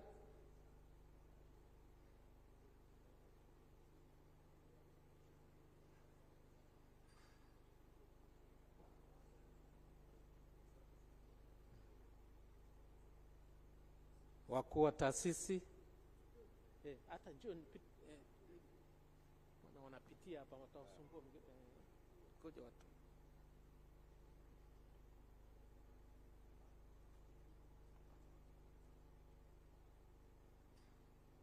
Naomba bodi ya ICTC ijiandae. Bodi ya ICTC na siti zao huko mbele bado ziko wazi.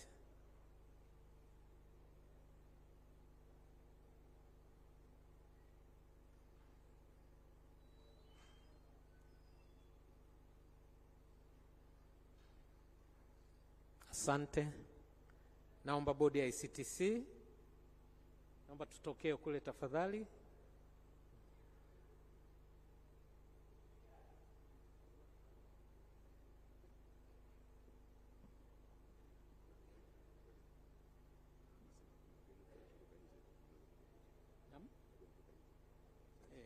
Sasa.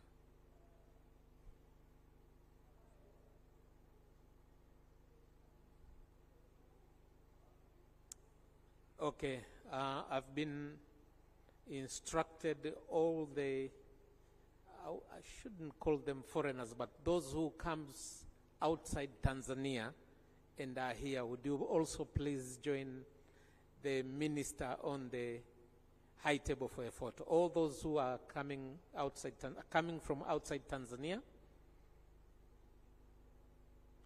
Yes, it includes you, sir. Yes, you. Ambassadors, I'm told there are a number of ambassadors here, but also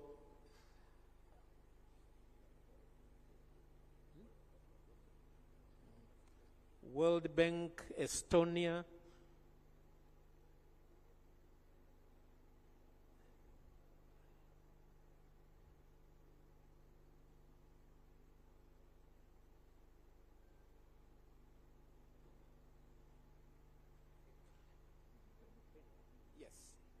Finland, they are here.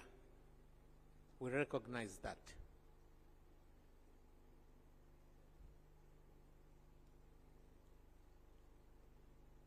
Watanisamehe sana, Kiingereza changu kimezaliwa Ilala hapo na kukulia Kinondoni. Nafikiri hawakunipata vizuri.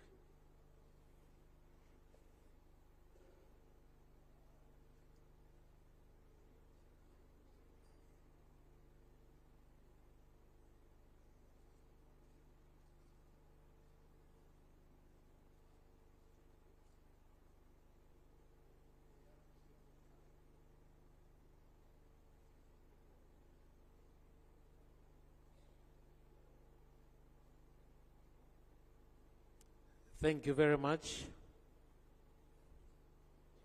Okay. Naomba ni wakaribishe sponsors wetu. Sponsors, please. Special photo for the sponsors. All the sponsors.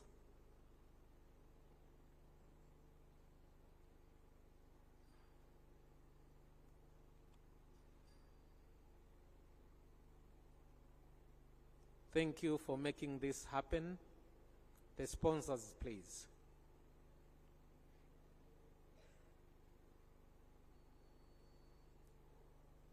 This conference is a success because of your generous support.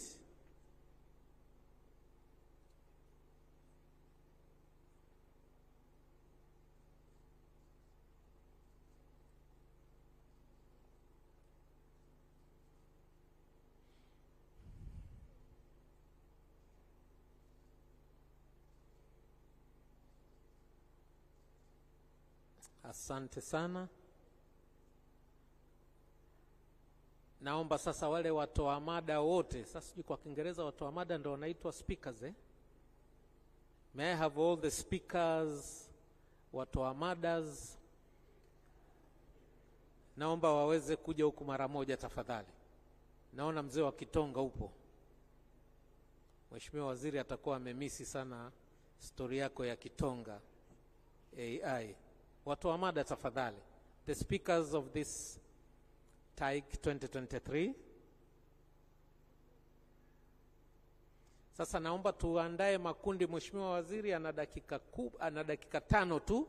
Sasa nilitaka niombe picha za makundi na nitakapoita waje haraka haraka. Tutaanza na washiriki kutoka serikali kuu, na niliambiwa sikuwatambua wataalamu wa tehama kutoka kwenye serikali, taasisi na taasisi zake. ninatambua rasmi na mtakuwa na picha yenu, tukianza na washiriki kutoka serikali kuu, watafuatia TAMISEMI na mwisho watakuwa wa taasisi mbalimbali za umma na binafsi. Naomba sasa baada ya picha hiyo, thank you very much our speakers and watu wa mada. Naomba sasa washiriki kutoka serikali kuu, kama tutapiga kwa makundi ambao wangependa kupata picha, naomba tusichukue muda mrefu. Kama unajua umetoka serikali kuu, wizara,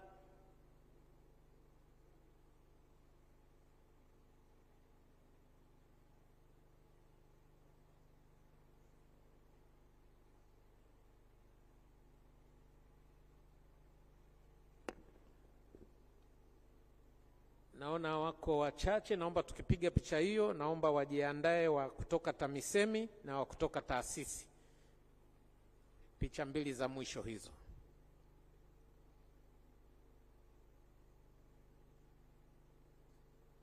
Asante. Kutoka TAMISEMI kama mpo tafadhali haraka haraka. Watakaokuja hapa kwa sekunde kadhaa ndio hao tutakaopiga picha. Naona wengi mmekaa, nafikiri wa kutoka TAMISEMI hawapo. Kutoka taasisi mbalimbali za serikali, naona tufanye hivyo. Naomba basi tuje mara moja tupige picha. Kutoka kwenye taasisi wako wengi, sione watu taasisi kama ya bima wakija huku.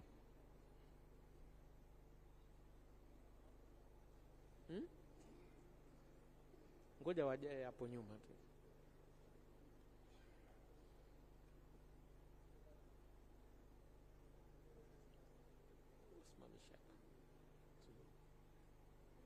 Haya, wengine wasubiri kwanza tupige hiyo.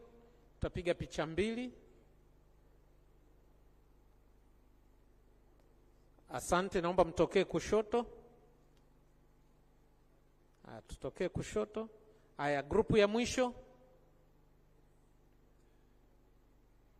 Mheshimiwa Waziri, hiyo ndio picha yetu ya mwisho, na sasa kutokana na ratiba yako ninatarajia baada ya picha hii sasa tutakuruhusu ili uweze kuendelea na ratiba yako. Picha ya mwisho hiyo tafadhali.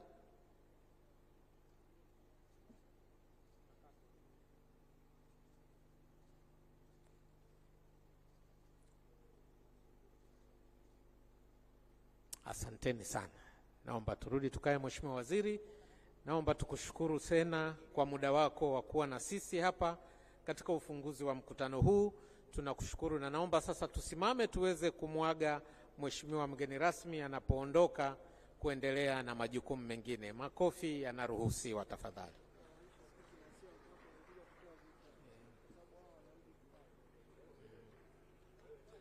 Naomba watu wa protocol viti viweze kuchukuliwa kwa ajili ya wanaorudi kukaa pale tafadhali. Baada ya mheshimiwa kutoka, tunaanza session na ratiba yetu kama kawaida.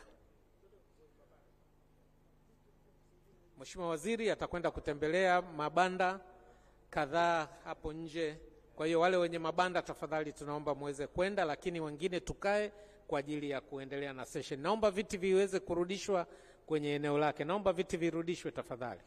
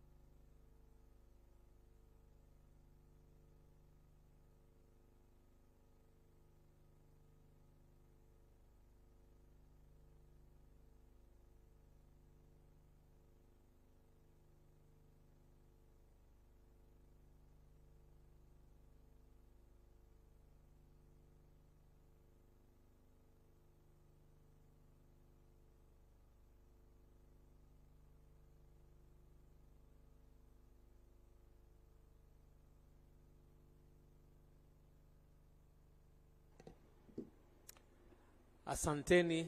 Now we have completed the opening ceremony. Now we are going to the business. And as you know, we have a number of panel discussions, but also some talks that will be given. Our first panel, Tumaini Magila, please, can we have the pointer and the slides ready for the first session? Nilikuwa sijawaona huko juu. Kumbe mpo, naomba mnipungie kama mnaniona. Mko vizuri, nyie mko gorofani.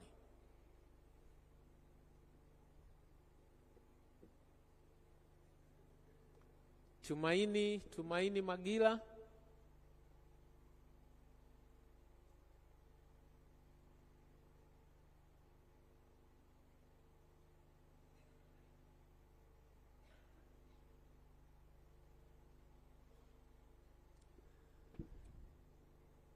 Session ya kwanza itakuwa very interesting. Digital Transformation Journey of Tanzania.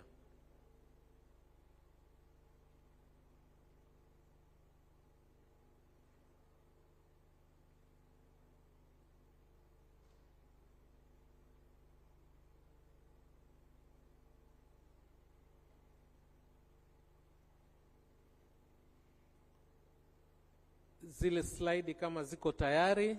Tumaini Magila tafadhali. Na pointer iwe tayari.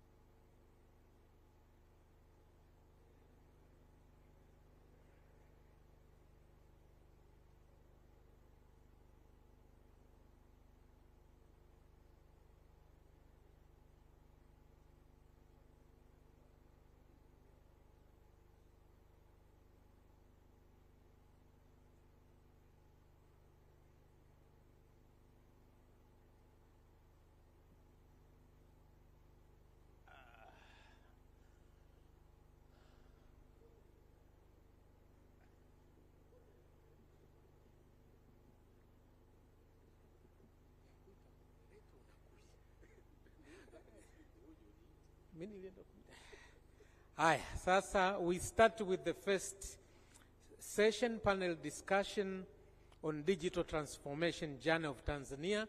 This will be moderated by the most able brother, Dr. George Mulamula, who will call his panelist.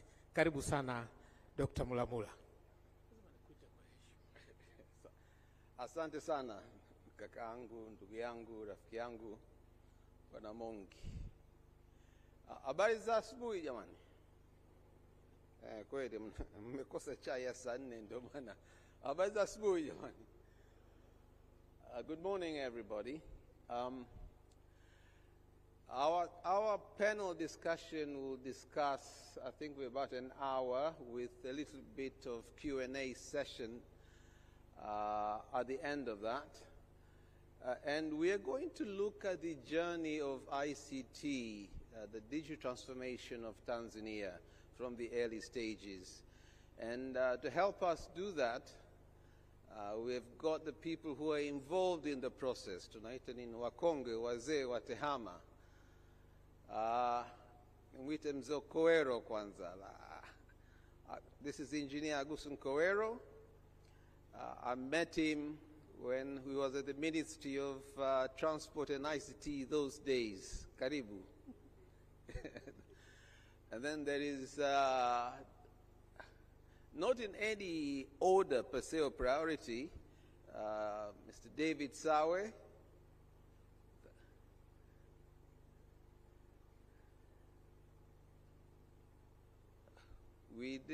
Those days, we worked with the Treasury, the basic computers, and he is the one, Naili Adisi, the story of one email that is shared for the whole department.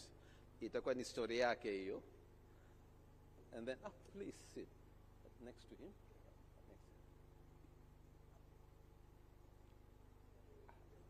Get up.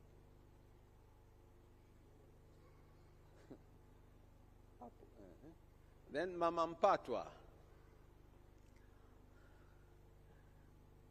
Mama Anaset Mpatwa. We had to have gender balance also, but she's very knowledgeable. Ile dissolution ya wakati ile era ambapo TPTC inavunjwa. And then we have, last but not least, and very important, Mr. Mlaki, Theophilus Mlaki. No, kati ya wote wewe ndio umepigiwa makofi. Please.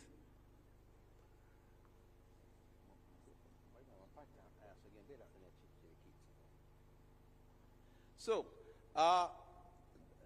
tulikuwa na watu wengine wawili. Mmoja ni Mama Clarence Chokeleza, lakini amepata udhuru, amefiwa. Yeye alikuwa anataka kuzungumzia masuala ya address, tulipofikia sasa hivi na tunakwenda wapi. Kwa hiyo tutasaidia kumchangia. Yeah, for those who don't, is translation happening for those who don't understand Swahili? No translation. Okay, fine. We'll combine the two then to see. And then mtu mwingine, there was a lady called Mama Kamazima. She worked with David in the Ministry of Finance Treasury at that time, and she couldn't make it. So they'll be us discussing the journey and the history of ICT in the country for those who didn't know or who never knew that history. Now, this is part two. Part one started in Zanzibar last year when he had the 6th TAIC conference. So this is a continuation of that conference. We'll repeat a little bit of what was stated then and add a lot more this time. Last time we didn't have images. At least one of the additions this time are the images that we are going to see. So, without further ado,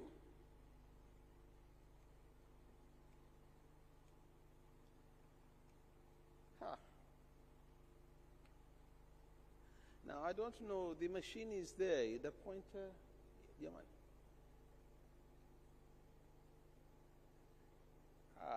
Mbona haifiki huko?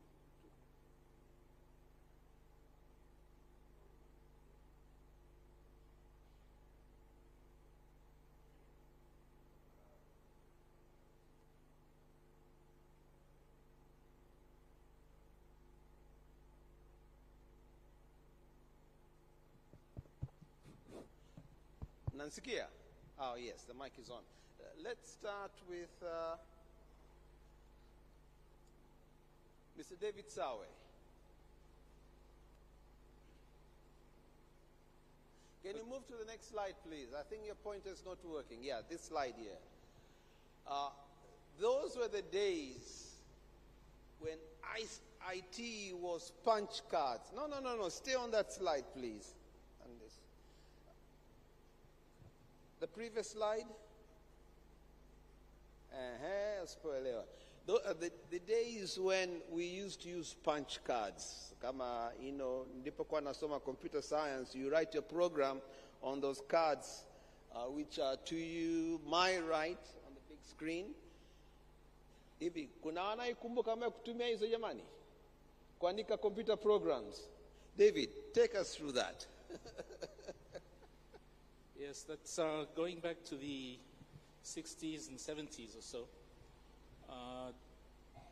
Our Ministry of Finance had a computer like is shown on, I think, the next slide, full of cables everywhere, a massive machine, and that was used for processing our payroll.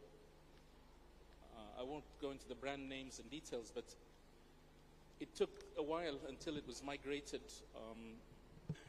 I think in the late 80s, early 90s, into a more up-to-date Unix-based platform.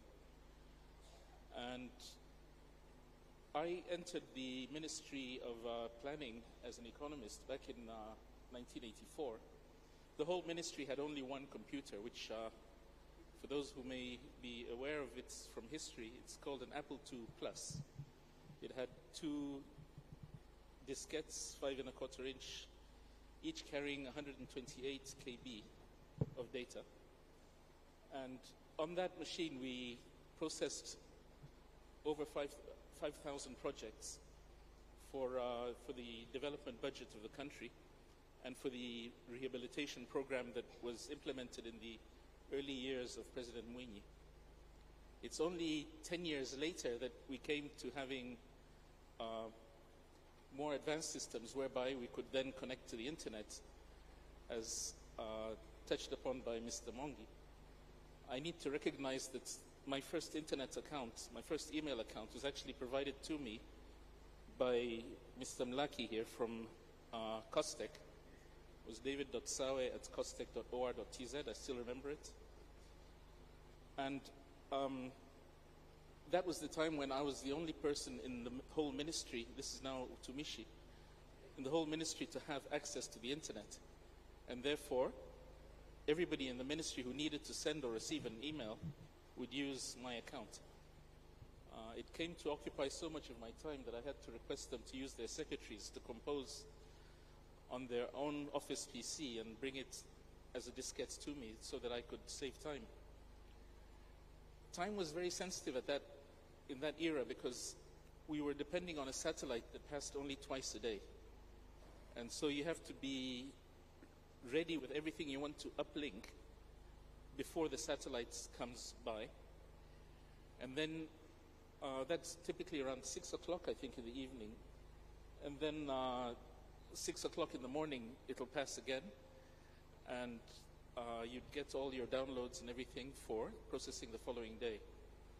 Very much different from what we have now, obviously. Thank you, David. Can you go to the next slide? I think your point is not working. I mean, this indicates those days the mainframe. On the right is a mainframe. On the left was what we call the IBM 360 machines that had tapes. No, we didn't have the 360s. We didn't have IBMs in those days. We had ICLs. You had ICLs. The original would have been I think it was called the 1500, would have been like the one that's on the left-hand picture. Okay. The one that came much later in the 90s looked more like the one on the right. Okay, interesting. And then after that came another generation. I think there's 2 generations beyond that by now, including the one that we had to replace because of being non-Y2K compliant. And we were fearful that come the 30th of June, when we go into the new financial year of 2000, we would be unable to pay salaries. So we had a rather exciting time in late 1999 to replace the whole payroll system with Y2K compliance. Before you go there, that you're edging towards the Y2K era, but if you mentioned Mr. Mlaki giving you an email. Tell us about that at that time.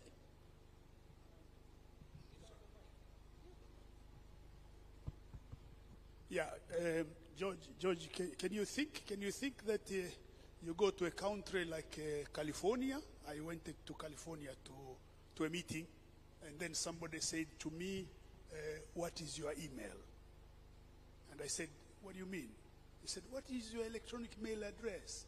And I didn't have any electronic mail address. And he said, but in your country? I said, I don't think anybody has an email. So we were in Tanzania not having an email. There was no infrastructure to have an email. Then they took me to a place to show me satellite links. Then they took me to a place to look at using of the telephone line to have an email and the software. So this was called Association of Progressive Communicators. They had their office in London, so we connected to them, and we were receiving now, as you say, twice a day. All right, our server would call London through TTCL line or through the satellite.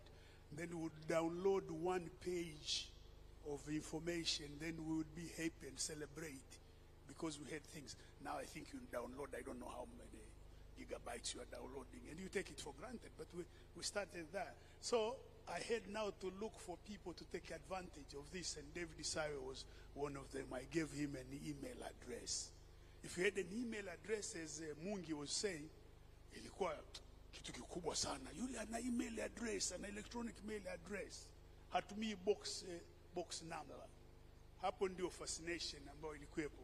Mimi nilikuwa nafanya kazi tume ya sayansi, na kazi yetu ilikuwa kuangalia hizi technologies namna gani tunaweza kuzipromote nchini. Hakukuwa na resources za kufanya hivyo. Kwa hiyo tulikuwa tunatafuta wafadhili. Canadians walikuwa wanatusaidia, IDRC na UNESCO pamoja na watu wa Commonwealth Telecommunication Organization kuweza kufanya hiyo. So can you go to the next slide, please? Yeah, go ahead. Go ahead. Continue. So wakati ule tukianza hiyo vitu ilikuwa kama vile tunaota ndoto, watu walikuwa wanasema. Nakumbuka hata hizi telephone lines tulipokuwa tuna encourage serikali kwamba iruhusu tuwe na mobile phone. Yaani unazungumza na Ministry of Communication kwamba tuwe na sera ya kuruhusu mobile phones companies zije. Zilikuwa hazipo. Ya kwanza ilikuja ile Tritel, alafu ile nyingine sio ilikuwa inaitwa nini, Mobitel au nini, ndio zilikuja. Lakini kwamba watu watakuwa na simu wasikilize, wabebe mkononi wakisikiliza. Nakumbuka tulifanya presentation kwenye bunge, wabunge fulani wakatuambia astaghfirullah, unasema kwamba mtu atakuwa na simu ambaye anaendesha mkokoteni? Maana wakati ule tulisoma documents zinatuonesha how the price is going to fall down miaka inavyokwenda. Zilipokuja Tritel ile ilikuwa dola 800, dola 800 mpaka dola 1000 ile equipment yao. Ukipigiwa simu wewe ukipokea unalipwa, unakatwa pesa, na yule aliyokupigia pia anakatwa pesa. Hizo ndio kampuni za simu tulizoanza nazo, na ile simu yenyewe ilikuwa kubwa. Sasa ukisoma zile Harvard Business Reviews zilikuwa zinaonesha kwamba pricing ya mobile phone itafall mpaka tutakuja kupata simu kwa shilingi 20,000. Sasa ukitaka kuintroduce hicho kitu kwenye society at that time ilikuwa ni kitu kama unazungumza kitu cha ajabu. Lakini miaka ilivyokwenda ilishika pace haraka, lakini nakumbuka simu kwa kuongelea ilikuwa ndio zaidi, lakini sio kwa kupata SMS. SMS ilipokuwa introduced nayo ilikuwa ni kitu cha kufurahisha at that time. Lakini tulihangaika kufanya hiyo hali iweze kubadilika, na baadaye nitaeleza kidogo jinsi ambavyo tulivyoingia kwenye efforts za kufanya multi-sectoral approach katika kila sekta, kuingia kuintroduce ICT katika kila sekta. George, now you looking at this diagram, hivi the storage wakati huo mna store data zimekuja, hivi nyie mlianza wakati gani? When did you start? You had the Unisys, then you had the tape drives, and then we had the cassettes. Then we had the floppy disk, 8-inch floppy disks. That was a lot of storage then. And then we went to CD-ROMs. And now we've got little flash disks unaweka kwenye simu, and then you get your memory to 100. Those are the days, you know. Next slide, please. I just want to show. And then the computers that we used at that time. We started with the what? The Macintosh, Apple. Sorry, George. Yeah. The slide omits the computer that I mentioned, that I began with, which was an Apple II Plus. It was a precursor to the Macintosh. The IBM? No, Apple II Plus. Apple II Plus. It was a precursor to the Macintosh. It was about 1982, I think. The Macintosh came in the mid-80s, if I remember correctly. And now your phone can have the same power as what they had at that time. You know, Many times more. Many times more. Wow, we move forward. Next slide. There's something. And this, you talked about ile umekwenda California kule, ile simu yako ile, your modem ndio ilikuwa kwenye simu hapo. Ndio, alafu unachomekeza pale sasa. Hapo ndio umedial hapo London, alafu hiyo pembeni yako ndio kama kaseva hivi ambao katasave zile data sasa, sio? Na kule wenzetu wa TTCL watakutoza pesa kama vile unaongea sasa, sio? Na simu kutoka Dar es Salaam to London was very expensive. Lakini all you are struggling is to have data ikujie wewe, ile email ya mtu ije. Badala ya kuzungumza. Sasa we use that dial up. Mampato, nakumbuka hiyo. You were TTCL then.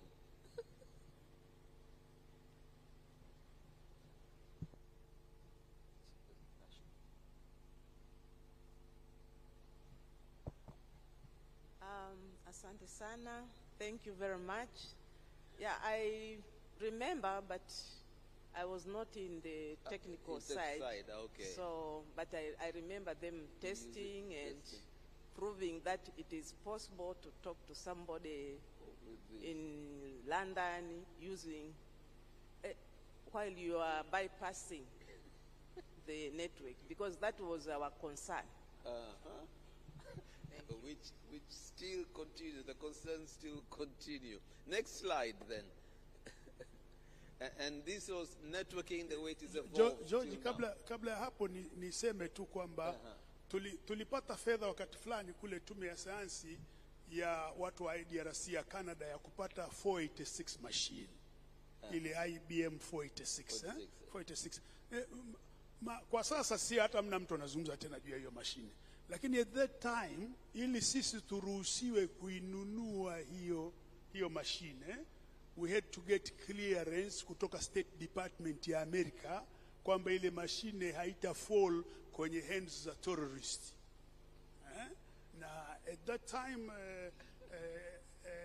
Tanzania was seen as if maybe terrorists can come, if you remember the American embassy bombing and all these things. So, to get permission from the State Department, we had to go to Ministry of Foreign Affairs. They had to write to the ambassador to say this is a science and technology institution. If it has a lifeblood in as far as science is concerned, to be allowed to buy the 486 machine. And when it came, it was like a new Land Cruiser had been bought in the village, basically. At that time. Next slide. And David, before we go to Y2K, you mentioned issues of payroll and the machines that you use. Were these the machines you were using at that time? Yes, in the Treasury, I wasn't there. I wasn't back in Tanzania yet when they were using the teletype, which is this. But they were using the punch cards. Right. And they updated their storage systems to being removable storage drives. Now these were big things like this that you would drop into the container. Right. And it was self-contained inside the platters and the heads and everything. And that was what they distributed the data onto many of those removable drives. eventually when we came up to the Unix systems, then we did have the normal hard drives that everybody knows now. Next slide. So then we come to 1999. We're about to go into 2000, and everybody was worried about the Y2K bug, that it will destroy things, it will create havoc. You were the lead team in terms of Mr. Engineer Koero. Yes, Explain yes, that.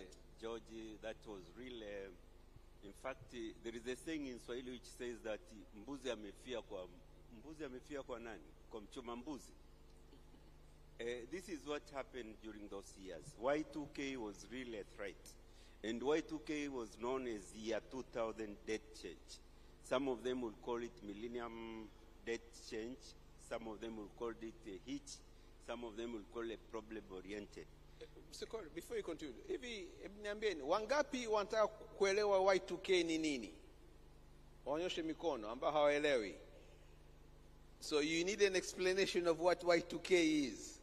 And Zizo, that's what it, I think you should explain to them what before Y2K you go ahead, what it meant. is wakati mwaka unabadilika kutoka 1999 kuja kwenye 2000. Hizi kompyuta walizokuwa wanazungumza zilikuwa zina uwezo mdogo wa kuweza kujua tarehe zinabadilikaje, kwa sababu tangu ule mwaka 1100 ngapi 1700 hizo zilikuwa zina change. Ile moja ilikuwa ibadiliki. Sasa ilivyofika kwamba hii moja ibadilike, na kompyuta nyingi zilikuwa zijawa configured in such a way kwamba siku ya ikifika kwenye ule mwaka wa 2000 kwamba zile mashine zitabadilika, na kulikuwa na mashine ambazo walikuwa wanatumia for security, zimekuwa programmed na missiles, zimekuwa programmed na financial activities and so forth. Na mtu mwenye hela zake yule anataka ajue kwamba hela yake iko safe, ana hiyo data bado iko very credible. Lakini ikitokea kwa bahati mbaya au nzuri ile data ikawa corrupted, inaleta mgogoro sasa wakati wa kuja kunani. Kwa hiyo ilibidi kila nchi kupitia umoja. In fact, this thing it didn't come even through ITU. ITU ni mahali ambako maexpert wote walimwengu mzima kwenye mambo ya mawasiliano wanakutana. Lakini kwenye hili ilipitia through United Nation ICT Task Force. Kwa hiyo ikawa ni mandatory kila nchi kuwa na Y2K Disaster Recovery Office. Na katika hiyo ofisi anatakiwa pawepo na the highest authority possible of that country. Kwetu alikuwa ni mheshimiwa makamu wa rais, ndio alikuwa kwa patron wa Y2K. Next slide please. And then from there ilibidi tutengeneze, we have to prepare a cabinet meeting so that we are allowed to set up this office which had those kind of people in that office. And they were supposed to monitor, audit all the equipments, because of the equipment, especially kwenye upande wa ndege. Kwa upande wa ndege, kuwa vitu vyao vinaenda kwa kutumia codes. Taarifa nyingi zinakuwa zimewekwa kwa mtindo ambao unakuwa secured, mtu hawezi kuingia kwenye ile akaona kitu gani gani. Maana unataka kujua ndege imebeba watu gani, inaenda wapi, itapita saa ngapi na iko wapi. Na hizo mashine inabidi ziwe zimekuwa configured properly so that the message can be still credible, and in case of an emergency, in case of whatever data which is may be needed. So this picture shows we see His Excellency President Shen there. Yes. And he was the patron of the whole. Yeah, because the other one. Can you go to the next slide, please? George, before you go to the next slide, this is the team that migrated from dealing with Y2K into dealing with the ICT policy. ICT policy. That's what I wanted to. Next slide, please. I'd just like to make a little addition as well to what this engineer has said. One of the reasons why we came about having the Y2K problem was because of the limited storage capacity of the machines in the past. Limited storage and limited processing capacity. So the years were usually written as 2 digits instead of 4. Yeah. So the problem was that when we come to the year 2000, many of the machines would go back to their default year or to 1900. They wouldn't realize that it's a new century. They'd just see the 00 coming after 99. And this had an impact across all sectors.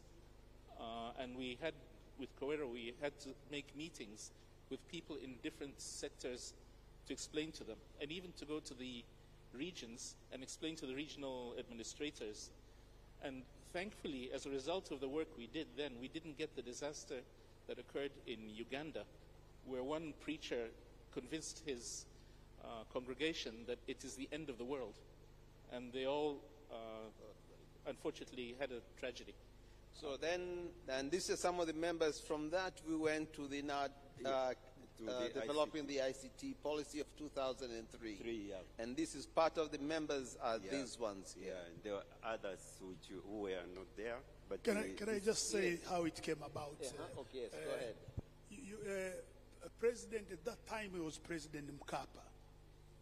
President Mkapa alisafiri akaenda kwenye mkutano wa Benki ya Dunia kule Washington.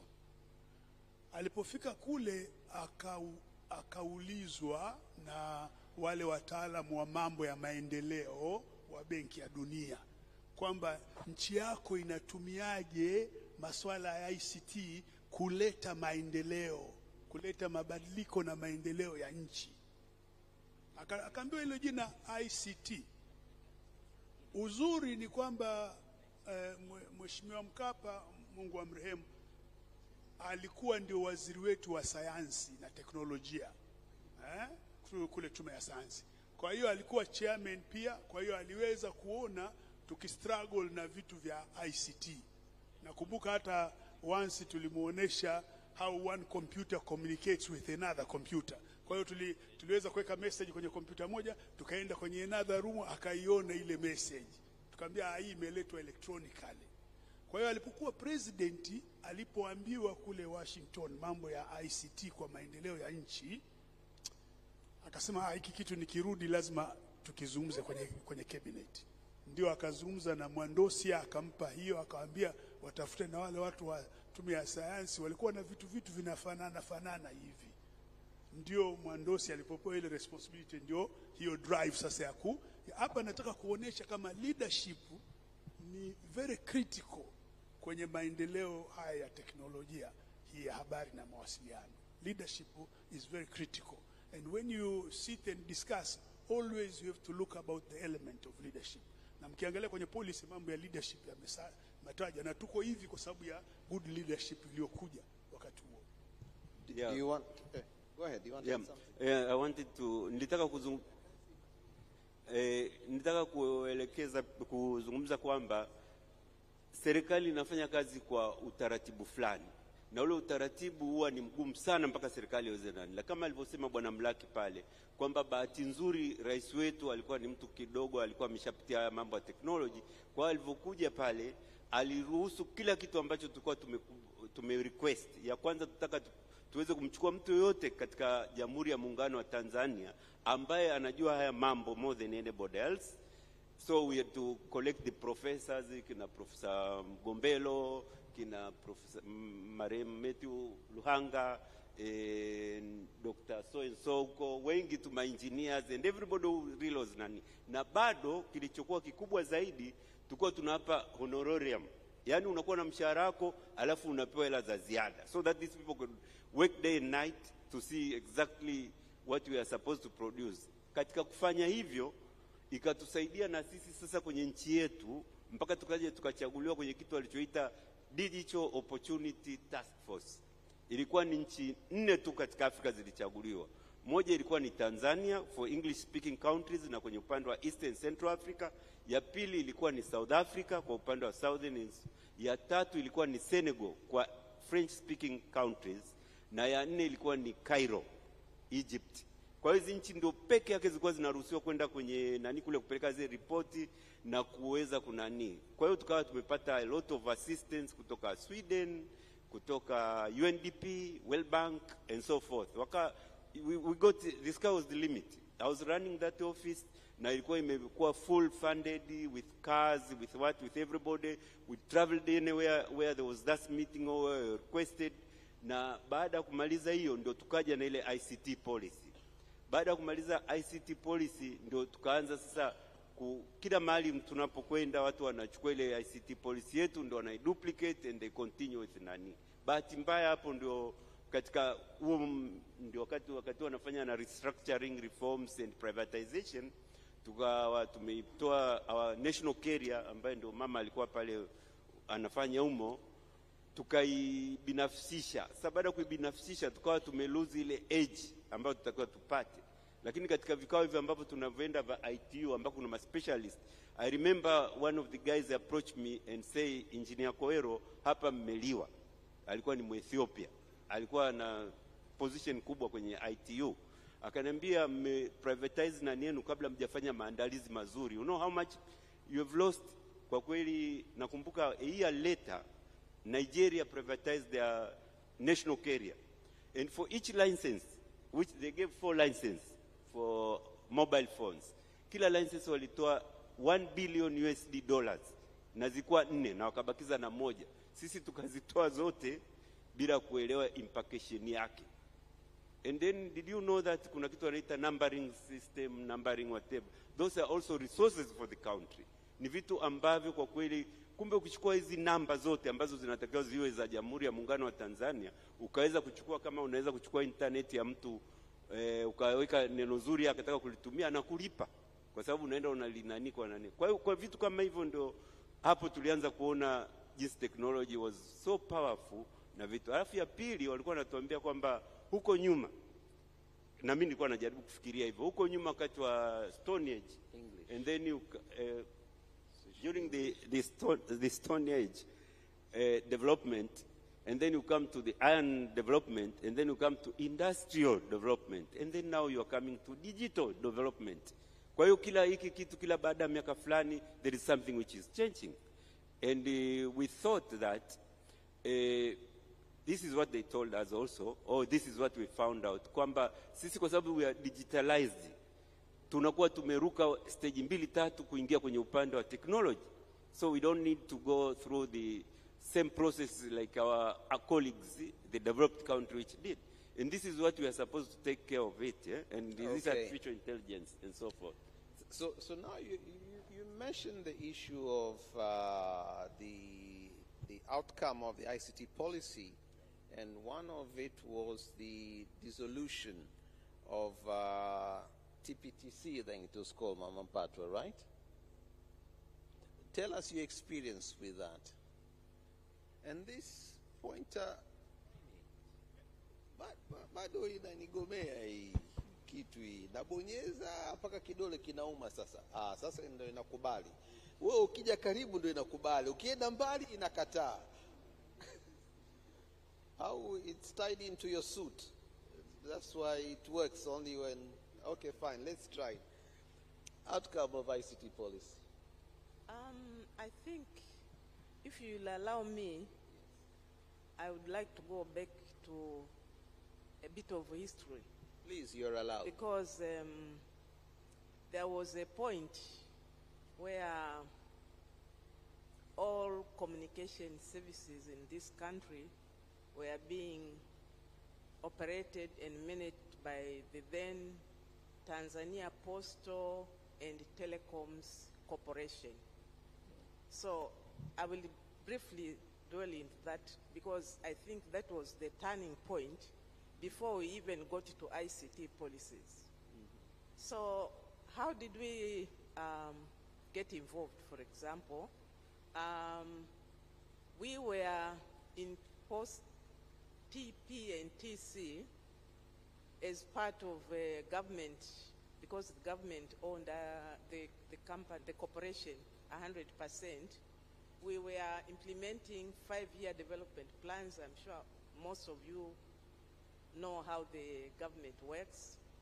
So it so happened in 1988, 89, we were asked to prepare the next 5-year development plan because the previous one was ending.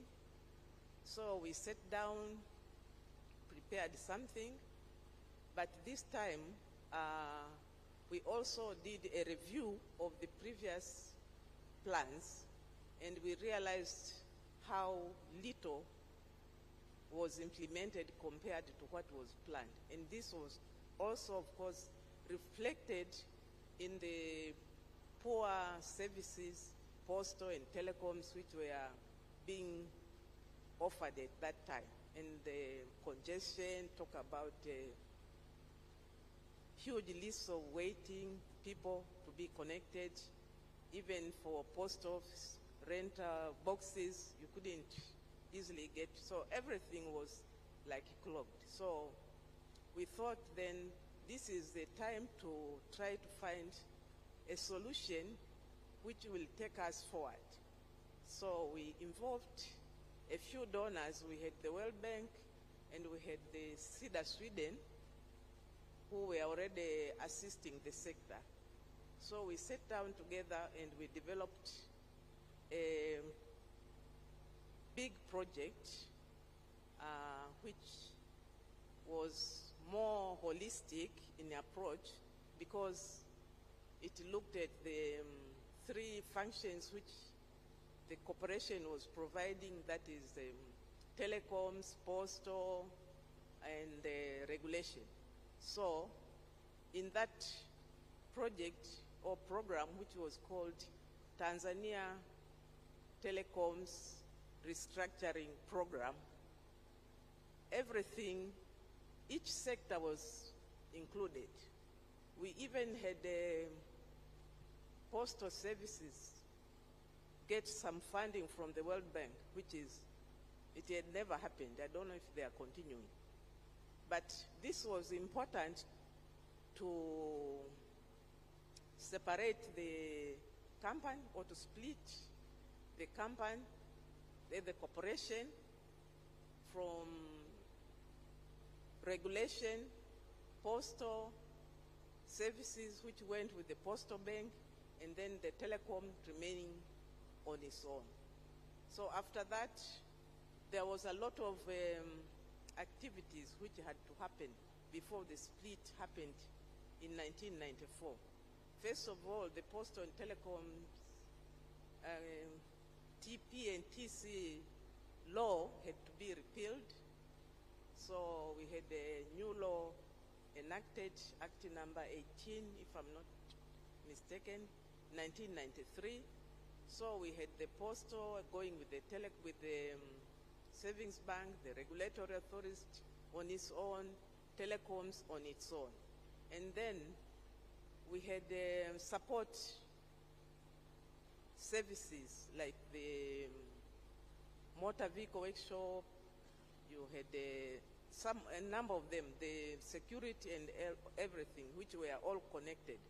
So we hired consultants from the funds which were allocated by the donors to help us carry out manpower allocation to the three institutions. So this is how we then came to have the Postal Corporation, TPTs, Tanzania Post and Telecommunication Company, which was limited with the shareholding, as opposed to being 100% government owned.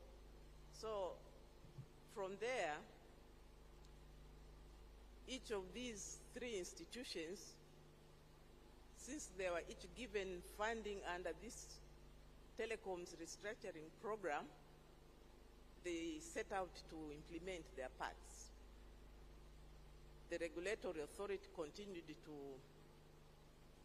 establish itself, and then a postal was doing what they used to do, and TTCL also was doing the telecoms expansion based on the funding, and all these things were going on at the same time, hand in hand with the government and the donors. In fact, we had, at the end of the day, we had 7 donors who were funding this big program.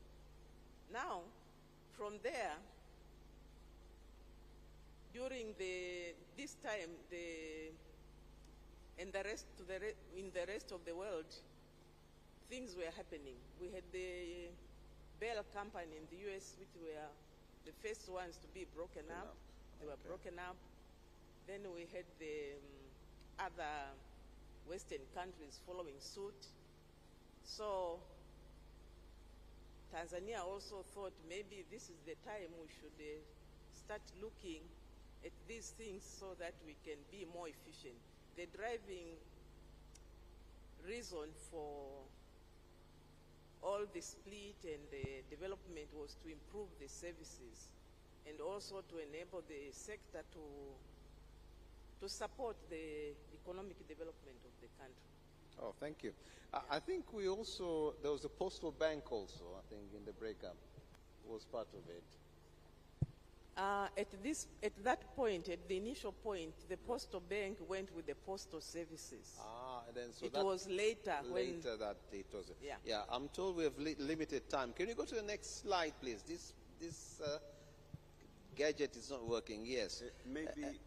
And then so we need to be quick and short now because of time. One of the things that an outcome was the 2016. No, I think it was out of this policy that the ICT Commission was formed. Okay. It was recommended to be formed, and then it was later formed in 2015, I think. Maybe something also to add there. Right. Is something after what she has talked about, after we tried to privatize the TTCL, then that's when we had this national infrastructure backbone. This is what they told us. The main function, because already they were privatized, a lot of work has been taken away from them. So when I was talking to these guys and they told us now the best option for Tanzania to go forward is to get the national ICT backbone to the TTCL, who is the main carrier, and they are the professional on that, and then use also the postal offices. Post offices everywhere in the world, they're in the middle of the city or town or village. So this we worked, I think, with Huawei and another company to get that national backbone for the whole country. Yeah, we spent a lot of time. Which was later also Viatel came in. Yes. In the finalized. Yes. Let's go to the next slide, please. Now this now is this is what Clarence was supposed to talk about, the impact of the ICT policy, especially after the 2016. I don't know if they can read it. Right. After the effect of it is that people start talking about convergence. They talked about cross-cutting issues. Right. They talked about moving from the analog technology to digital technology. This is what was the impact of ICT, because they put some ground rules so that a lot of mashirika and the agencies, the authorities, to include it into their development. Which is highlighted here. If you look at the bottom line, we see that with those Vodacom, TTCL, and then the formation of the GPG lately, this Postal Duma, several projects have been done. I think as of now, 109 startup firms, 51 firms unregistered with BRELA. But then there was the issue of NAPA. But Mr. Mlaki, if you can talk about this goes to look at the multi-sectoral approach to the usage of ICT, all the way from IGA, from TCRA and all that. What is your view with regards to that? Yeah, the thing I want to say here is how it is critical to have this multi-sectoral outlook. And some of us in the profession think that we are ICT people, and therefore, because we are not health people, we are not governance people, we did not do governance, we are not interested in that. What is important is to realize that ICT is a multi-sectoral thing. And because it is multi-sectoral, it is the duty of the ICT experts to look at things from a multi-sectoral approach as well. And you can see that when we came to EGA, for example, government payment system, if you don't engage government on governance, if you don't engage local government on governance and how it is structured, if you don't engage the health sector on health matters with ICT as well, then you don't have this multi-sectoral development, which is critically the key. Can you go to the next slide while he's talking? So when we started at COSTECH to engage with multi-sectors, one, we started with governance. And governance was very critical from the bottom. So we had projects with Kinondoni municipality. And I remember once we went to make a presentation to Kinondoni, and we had a projector, you know, this projector. And it's the first time they see a projector. You know, we take for granted now, you're saying, move to the next slide. All right? At that time, there was no slide to move. Okay? So these guys look at our projector, and then the chairman of the council says, this is a very good thing. When we present, when they present the accounts and the expenditure, we can see the figures very clearly. So they said to the security people, if Mr. Mlaki, when he goes out, confiscate his machine, so it remains with the municipality. You know, these are the things we did at that time, because we were training them on email and use of computer for data analysis and all that. But they got moved to that, and they liked that very much. And now a lot of local governments are ICT oriented, but still they only have ICT personnel, but there's a lot of things which can be done on that area. In the health sector as well. You know, if you look at the diagram to my right, is the health sector enterprise framework. Okay. And then to the left, one of the outcomes is NAPA, the National Addressing Physical System. Right. And this is to boost e-commerce, to boost ICT access, that goes all the way down to the rural level in the villages. And this is the ambition, to reach that stage, see what can be done at that moment. If you go to the next slide, please. We're running out of time now. So this highlights some of the usage of NAPA with the postal services to be part of it, whereby, at least as an example, you can now order something online and get it delivered to your doorstep. This is the benefits of the outcome of the ICT policy, particularly with regards to NAPA. Next slide, please. And then this was when it was being launched, and everybody was excited. It was about a year and a half ago. Next slide, please. And then, so as we go along, as we wind up now, and then we'll go to a Q&A session for those who have got burning questions, is the issue of access online and blogging. Now, this was supposed to be presented by our colleague Isa Mchuzi. He couldn't make it. Does anyone want to say something about this slide, about online blogging? David, do you want to say something about it? Yes, just briefly, because as you said, we're running out of time. But blogging really came online around, mid-2000s? When the internet started becoming available very widely, and people were using internet cafes more than their phones in those days. And it suddenly became a new medium. Now, Michuzi was fortunate by being in the daily news itself. And he started his own blog, the Michuzi blog, which was very, very famous worldwide. And then his office requested him to integrate that with the official channel, being an official channel of the daily news. So they created a multimedia office, as they called it then, which now has become, that you can get your information from the daily news even through X or Twitter or through Facebook or whatever. They have all of this array. And they were really a leader in the public service organizations here in setting up this multimedia approach and encouraging, reaching out to their customers in an informal manner. And this blogging really caught on. Now we have very specialized bloggers, and some on YouTube specifically with news and so forth. And this is what this diagram is showing us, the different forms of blogging, content, online marketing, and this has to do with ICT access to the digital media, video games, and so forth. Now, as we wind up, is there any question from the audience before you go? From the audience? Is any burning question? Anybody wants to get some clarity? Kuna swali lolote kutoka huko jamani? Oh, amna. Okay, mmeelewa historia ya Tanzania. Now you understand where we came from. So now I'll give it to the panelists, the last word. 1 minute of winding up and your comments on this. You have a burning one. You start.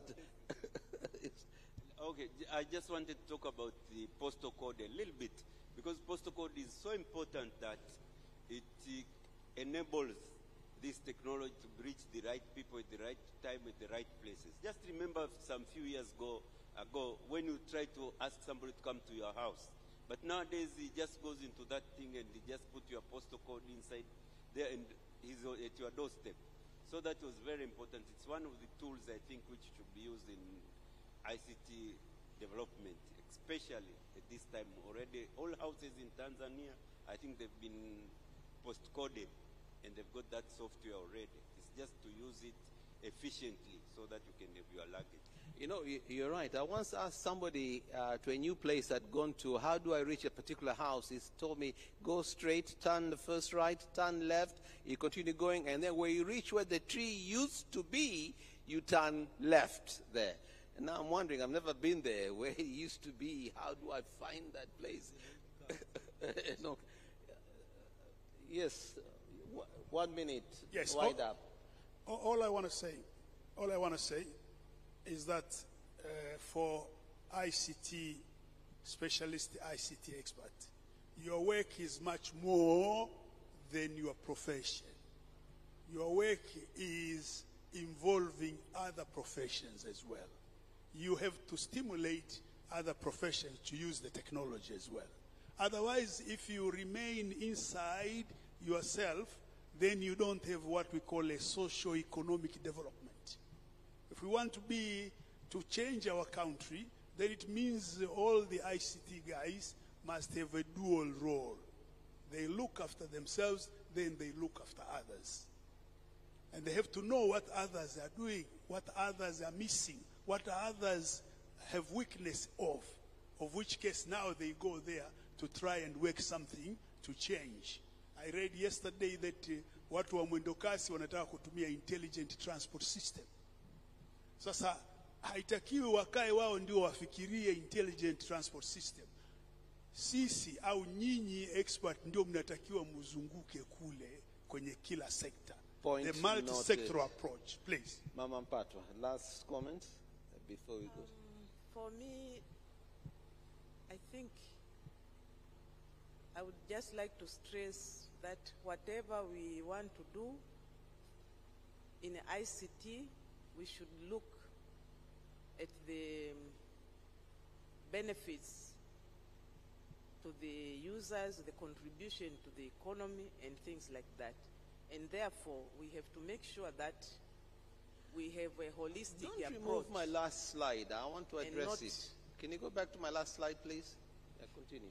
So we should always look in a holistic manner, just like it was done when we were trying to diversify the economy, the sector, because it impacts everybody, you and others. So you have to be aware.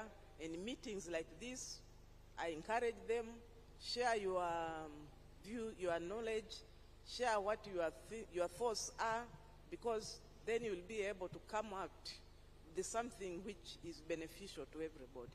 Thank you. And you have to know where you're coming from in order to reach where you're going to. Lessons learned. David, last 1 minute. It's just building on what Mzee Mlaki had said a short while ago. It is important for IT technical experts to, I should say, think outside the box in terms of the organization you're working within. To give an example, if you go to your CEO and say, I want to upgrade the network cabling so that I can get faster throughput, you won't get what you want. But if you go and say to your CEO that if we upgrade our cabling, we will be able to make so many transactions per hour as opposed to what we're doing now. So you're going with benefits to the organization rather than benefits to the equipment. Then you'll be able to get along together, and you'll even be praised for the improvements that come about So, as a result. in other words, a business proposition and a value proposition attached to an ICT request to your fund. Thank you very much, ladies and gents. We were talking about the past, where we are right now. The screen shows the future, where we want to go to, and there are many things that are going on.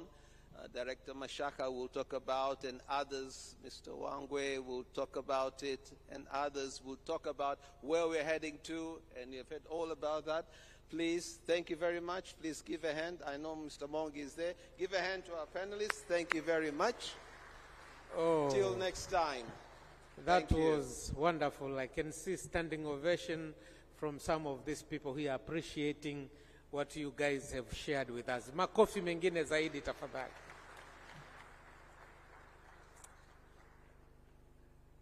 Thank you, Dr. Sawe reminded me of the Y2K na mzee wangu mwingine hapa. I used to work at Air Tanzania those days.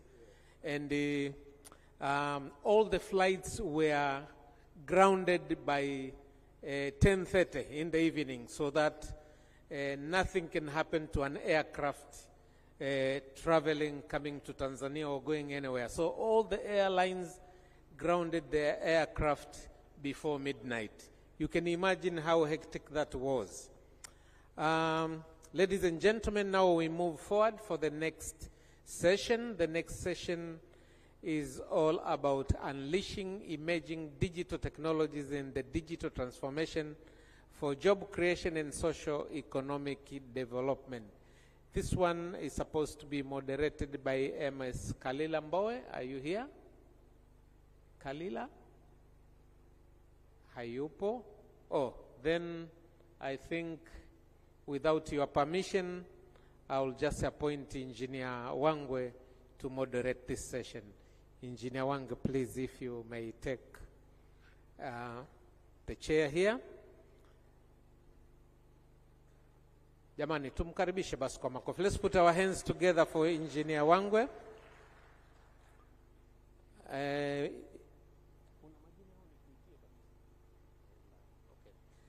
I will invite Engineer Wangwe to call the panelists for them to introduce themselves. Engineer Wangwe, the floor is yours, please. Good afternoon. Good afternoon, everybody. Thank you. I'd like to take this opportunity to congratulate all of you for attending and participating in this important event for us ICT professionals in the nation. As said, with our senior citizens, they are telling us where we're coming from, and I'm sure a lot of us have gained a lot, because you cannot go where you want to go before you know where you're coming from. So without taking any further ado, I'd like to first welcome Mr. Mohamed Mashaka. Mr. Mohamed Mashaka is the Director for ICT Systems Development and Services under the Ministry of Information, Communication and Information Technology. And after I have all my panelists on the podium, I will give Mr. Mashaka an opportunity to give us a small presentation. Mr. Mashaka, karibu sana. Tuongeze makofi jamani. Thank you. The next one that we'll have here is a representative, an expert from the World Bank, and this is Mr. Edward Anderson. Please, Mr. Edward Anderson, come and join us at the podium. The next one that I will have in my panel is the CEO of Actors from Estonia, and these are the establishers of X-Road. X-Road is a data integration framework which has been implemented successfully by Estonia, and Ms. Keri Valba will share some insights into this, because this is also the direction that we want to go. And the last one that we'll be having in my panel is our host and Director General of the ICT Commission, Dr. Nkundwe Mosaga. Karibu sana, Doctor.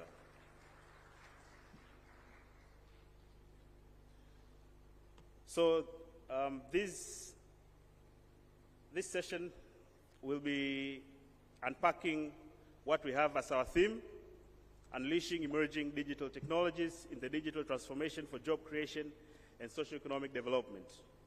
So we've seen that at some point it was a very big deal just to send an email, as we were getting from our senior incumbents of the ICT industry. But we are going to be discussing on the direction.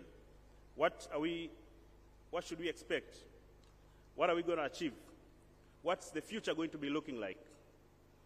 So these emerging digital technologies, likes of the AI, the ChatGPT, it has changed the way people learn. It has changed the way people interact. There's that thing of being domozege. Now with ChatGPT, you don't need to be domozege.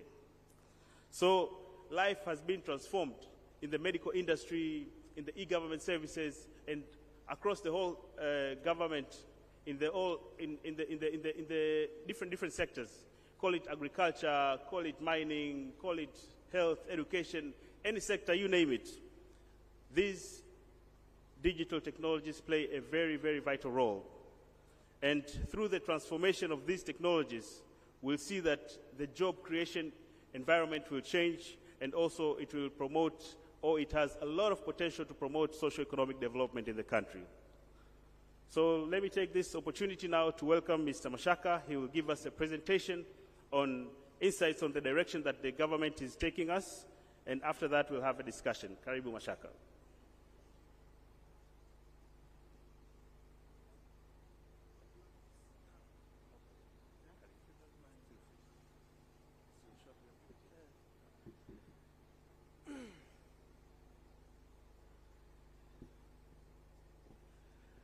Jamhuri ya Muungano wa Tanzania.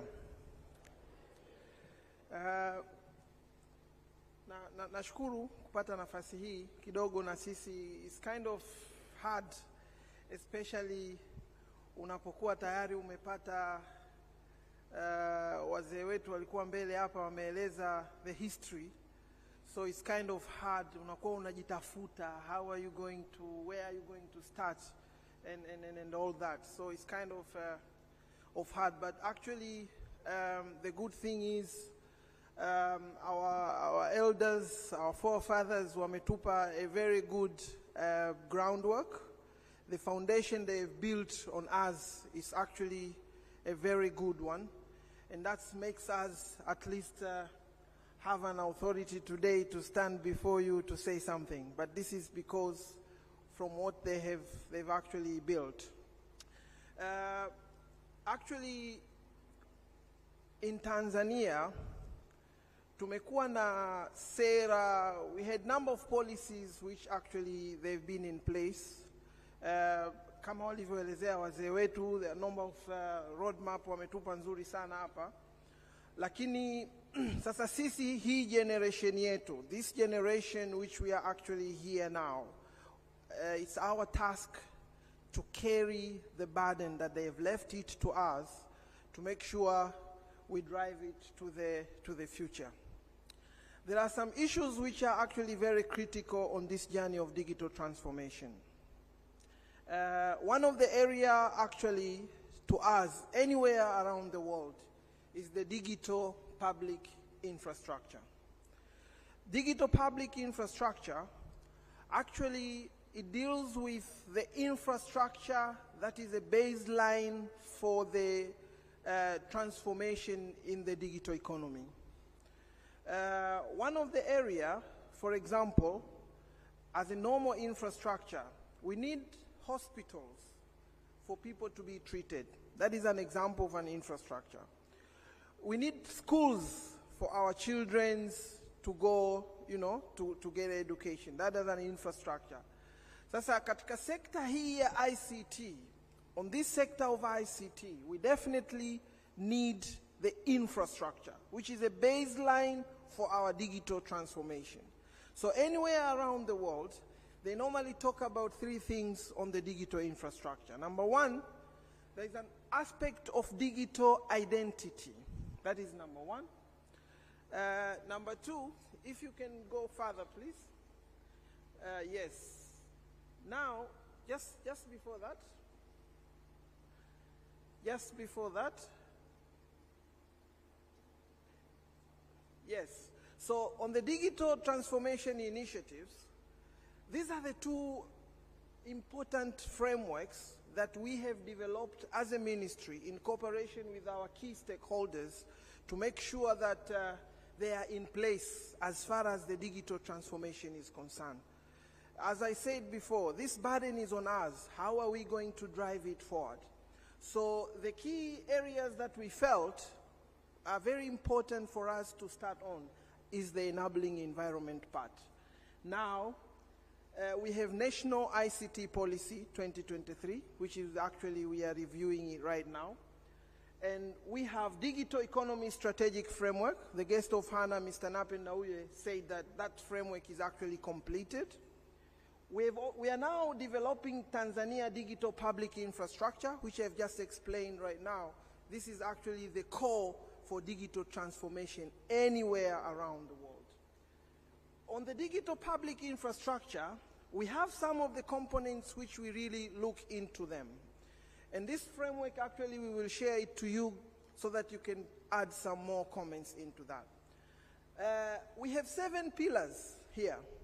But as the foundation of the digital infrastructure, mostly around the world, they look into 3 things: the digital identity, digital payment, and data sharing.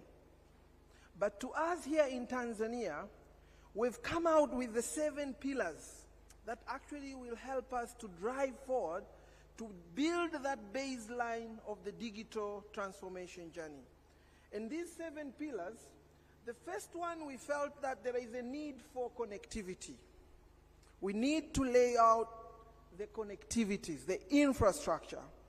As as our minister explained here earlier, for example, this year, we are now on the run of building 758 towers in remote areas, the rural areas. That is part of the connectivity that we need. When we talk about the digital economy, where no one should be left behind, we must talk about how are we going to connect this community we are talking about. They need to enjoy the digital economy era.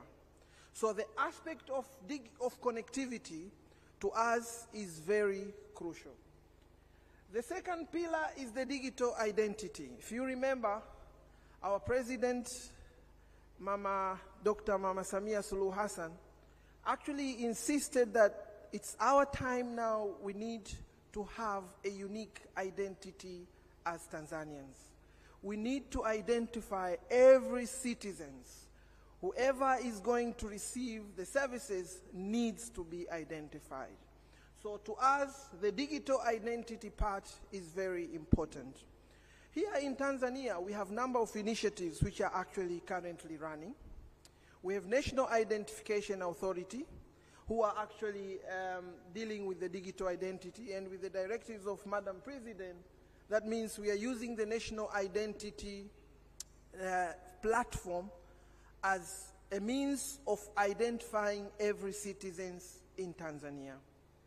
And with the digital identity, currently, as the ministry, we are supervising the digital identity platform, which is actually built. And this platform, we believe that to identify someone, it's not necessarily to give them a number, but you need to know even where they live. So there is integration going on with the national identity platform with NAPA, which is the physical addressing system. So the digital identity platform is the second one. The third one is the digital payment. As you are aware, we've got the GPG. We also have the TIPS, which is actually Tanzania Instant Payment System. Now we are actually, as the minister explained here earlier, we were in India last week with the signing ceremony of with the India. One of the areas that we are going to coordinate with, to cooperate with India, is the aspect of the digital payment. India is very successful on the UPI. They use UPI on all of their digital payment, and it's one of the best countries in the world who have the best digital payment model. Another part is the digital system development and integration. Currently, there are a number of initiatives which are actually going on here in Tanzania. We have the data exchange platform. As you are aware, currently we have the government enterprise service bus, whereby all government institutions, if they want to share data, they go through the Gov ESB.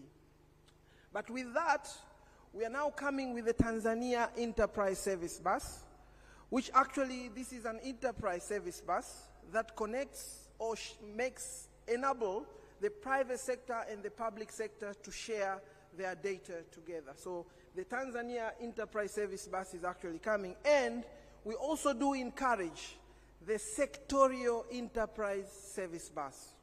For example, our friends with the local government, they've got Muungano Gateway. You know, the finance, Ministry of Finance, they've got a financial enterprise service bus. So we do encourage all these sectorial enterprise service buses to be built. And when one sector wants to communicate with another sector, then the GovESB come in place. But when the public institution or whether a sector wants to communicate with the private sector, then we have got the Tanzania enterprise service bus. So that is a very simple architecture that we are going to build in this data exchange platform. Another part is the research and innovation. There are a number of initiatives going on, and we really do encourage a lot of research to proceed. For example, right now, after the directives of the Madam President to make sure that the system talks to one another, there is a research going on how now we can establish Tanzania enterprise architecture framework. And we've got a number of doctors who are actually working into that currently. And we will share with you as government institution and the private sector on how we are going to elaborate that. And we are really pushing into that, every sector to have its own enterprise architecture framework. Because with the enterprise architecture, that's where you get the revolution of the ICT in your organization. Because with the enterprise architecture, you talk about the security, you talk about the data governance, you talk about the application, technology that you're going to use. So all those aspects are there. So as a ministry, we are going to set out this foundation on how the Tanzanian enterprise architecture framework should look like. So, and this document will be released to you for your inputs very soon. Another last area is actually enabling environment. With enabling environment, this is where now, how do we set the grounds ready for us to play? We have a number of initiatives here. On the side of the government, we've got the e-government policy, which is actually going on. On the side of the nationwide, now we are reviewing our national ICT policy 2023. Now, to go very quick, because of time, if you can go next, please. Next again. This is, just before that, yes. This is the national ICT policy 2023. I just want to walk through to you to see how it looked like, because it's very important for you guys as well to know what's going on. We have a number of pillars on the national ICT policy 2023. Number one, we have got the digital infrastructure. This is the first policy issue which we have identified as a way forward to this digital transformation journey. With the digital infrastructure, we divided it into two. Number one, we have hard infrastructure, and number two, we talk about the soft infrastructure. So the hard infrastructure actually is all about the connectivity, the fiber optic, building of the cell towers. All these goals fall into the hard part of the infrastructure. The soft part actually is mostly the systems, How are we going to develop these systems? As a policy right now, on the government side, we really encourage the public institutions as well to use the technology that we have on board to make sure all the services that we are conducting, they go digitally. So that is the part of the soft infrastructure. Another part is the security. On this National ICT Policy 2023, we've also identified the part of the security. We also have research, development, innovation, and entrepreneurship. On the part of the research, we're actually going this year to develop National ICT Innovation and Startup Policy, just as a separate document apart from the National ICT Policy we have. Because we feel like we need to focus more on the innovation aspect. Another part is the data governance, which is very important. The issue of data, this is where all the crises are there. We need to know about how do we protect the data, how do we create them, how do we share the data, how do we use them. All those aspects of data are well laid out in that policy statement area. And on that part as well, on the data, we are planning to develop something called Ngorongoro Data Lake, which will actually also share it with you. With Ngorongoro Data Lake, just to give you a very brief, this is where all the exchange of information will occur. This is a platform where all the data exchange will be occurred. The output of the Ngorongoro Data Lake, we are going to have educational statistics information, health statistical information. So all statistics data will be generated on the Ngorongoro Data Lake platform. And this is also well explained onto our digital economy framework. So in case you don't have the framework for the digital economy, please, you can ask us, we can share it with you so that you can also, you can read it more. Another part is the ICT governance, whereby we talk about the ICT legal and regulatory framework. We are aware now we have got the E-Government Act of 2019, but that's concerned much to the government alone. But now we are coming with the National ICT Act, which actually will go to the broader part of the private sector as well. Another part is the digital skills and talent management. I want to insist one part here, very important. This year, we have managed to send 20 government staff to different countries around the world for their long course training, the master degrees. It's through the project, the World Bank project, DTP, Digital Tanzania project. Now, we are actually heading into, now we are actually heading into another season, which is actually next year. We are expecting to send another 30 government staff. Therefore, actually it's your opportunity to make sure you visit the website for the ministry and you apply for that, because all of us are entitled to do that.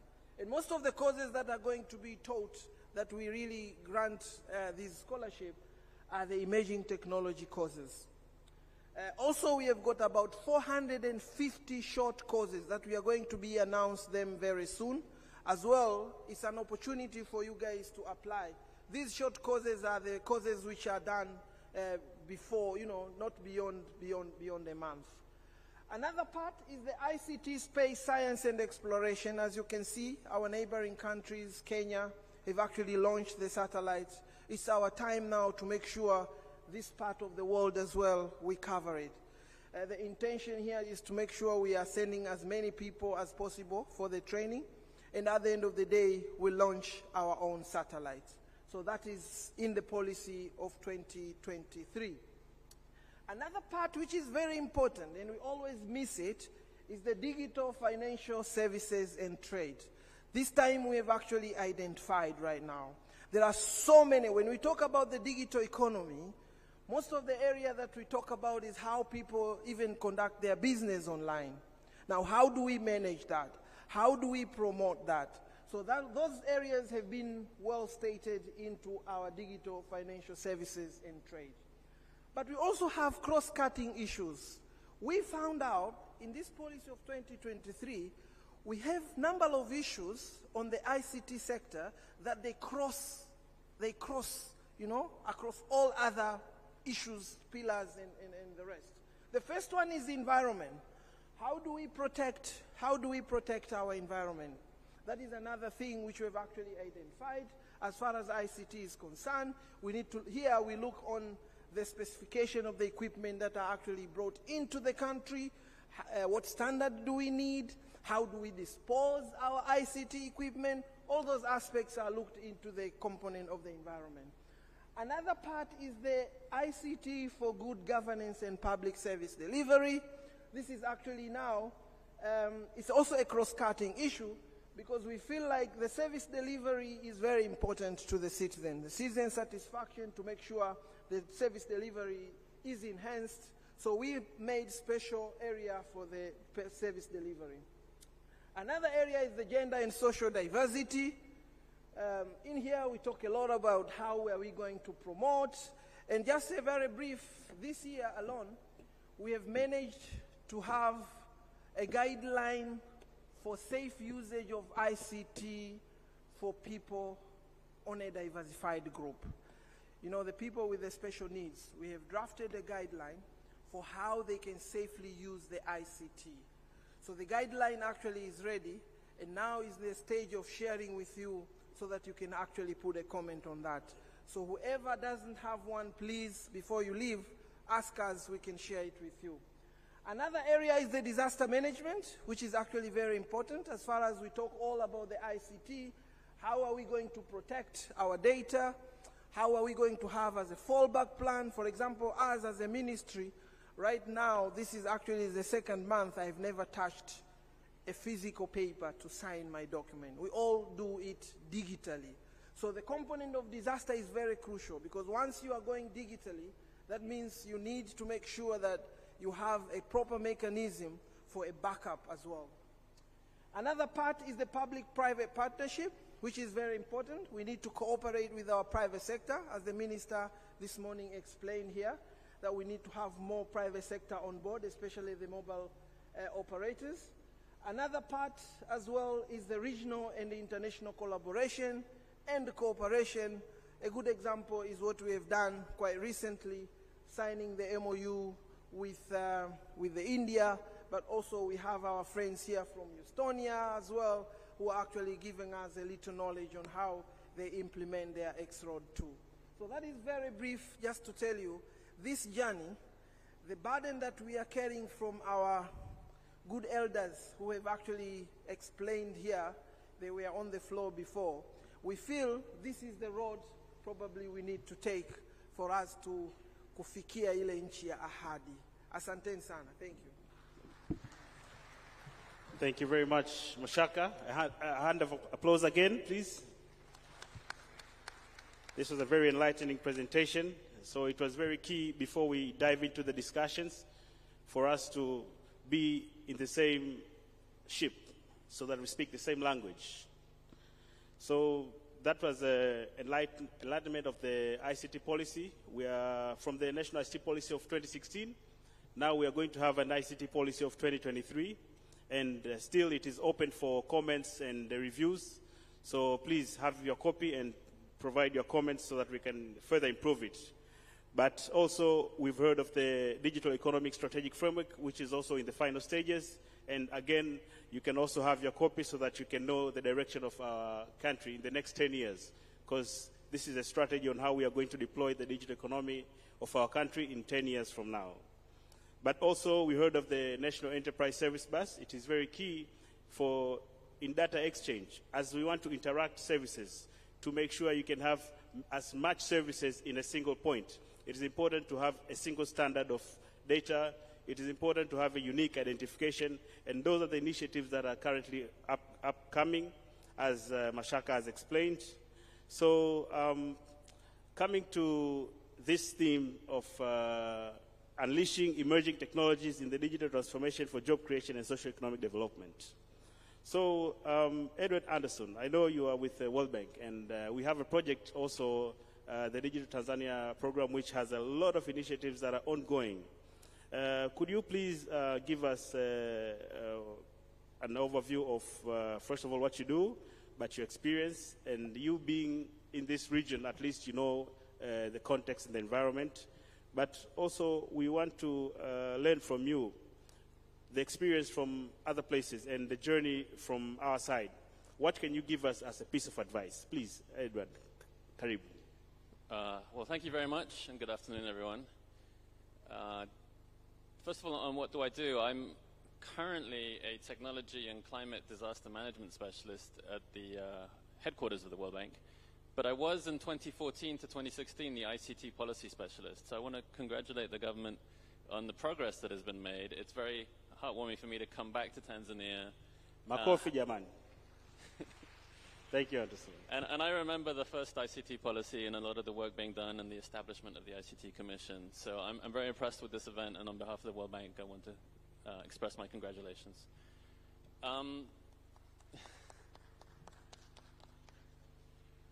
It's true that there is a Digital Tanzania project the World Bank is pleased to support. I believe the director and the DG and others will speak about it.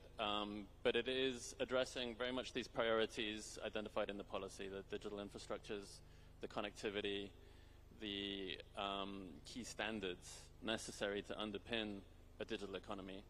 And there is also, I think, a component looking at innovation centers. So I'm not directly involved anymore, but I think that will be hopefully a very exciting opportunity as well to stimulate job creation, research and innovation, and opportunities not only in the big central hubs and cities, but in the secondary and tertiary cities across the country.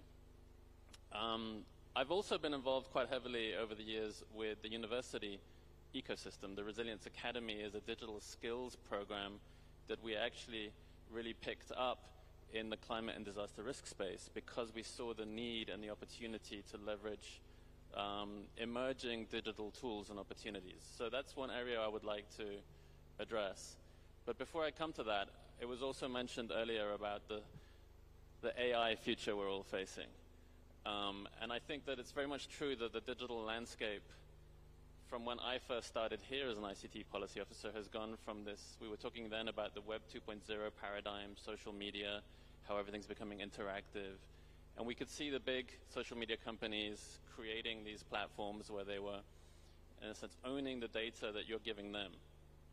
And so the Web 3.0 generation originally was about sort of blockchain and semantic web, about people trying to reacquire their data and get some sort of data ownership or sovereignty over it.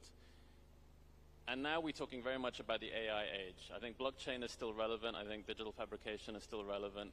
But AI is the big looming one because the pace of progress has really been startling in the last 2 or 3 years. And we've seen ChatGPT 4 is already out.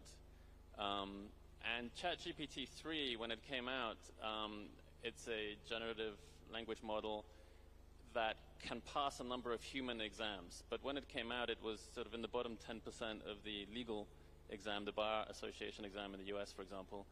ChatGPT 4 is in the top 10%. So in 1 year, you've gone from a very poor lawyer to a very good lawyer assistant, as it were. And it's doing these human tests in many, many other languages. So ChatGPT 4 can pass a test called the MMLU, which is a 10,000 question general aptitude test in Swahili today, and get a better score than the English ChatGPT 3 could a year ago.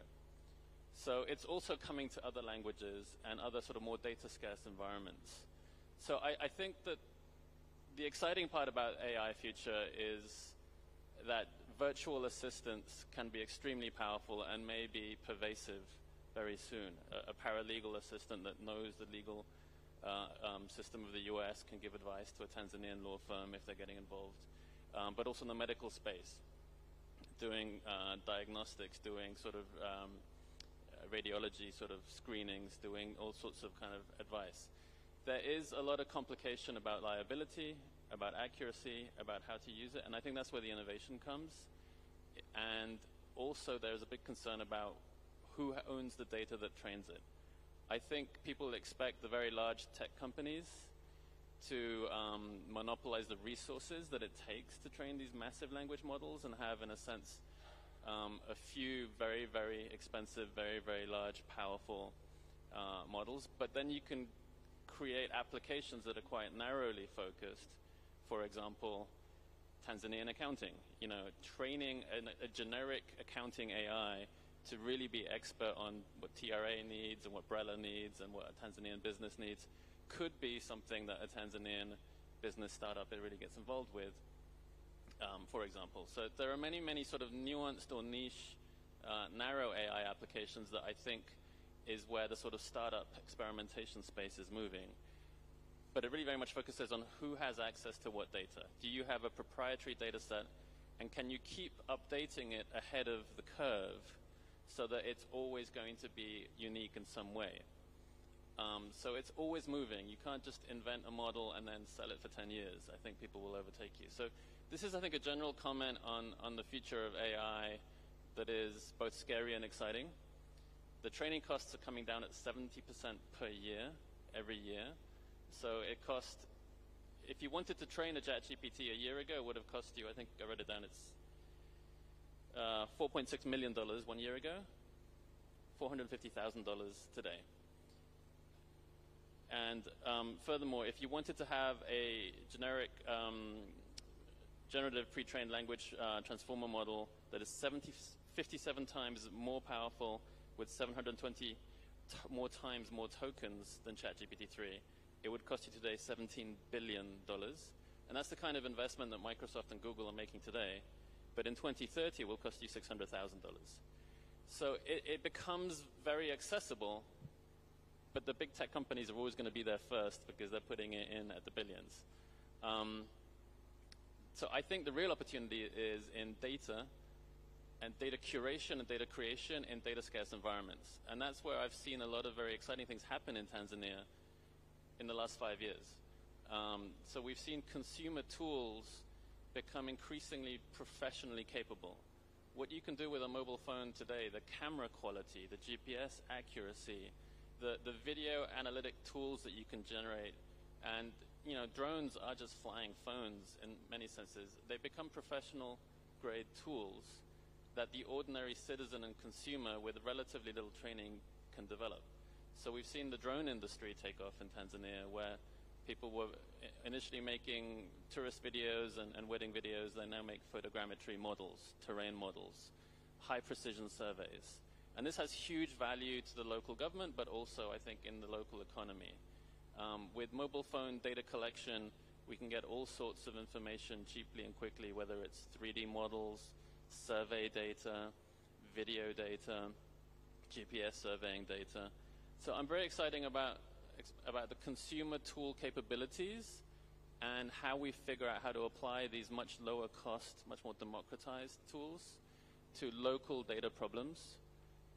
And find ways to keep that data up to date. And I think that data becomes the gold mine for the AI economy that is coming. So those are, I think, my two main observations. Thank you. Thank you very much. Please, round of applause for him. Edward. So Edward has touched very key points, but he has shown us the capabilities of technology, what technology can do. It's almost unimaginable.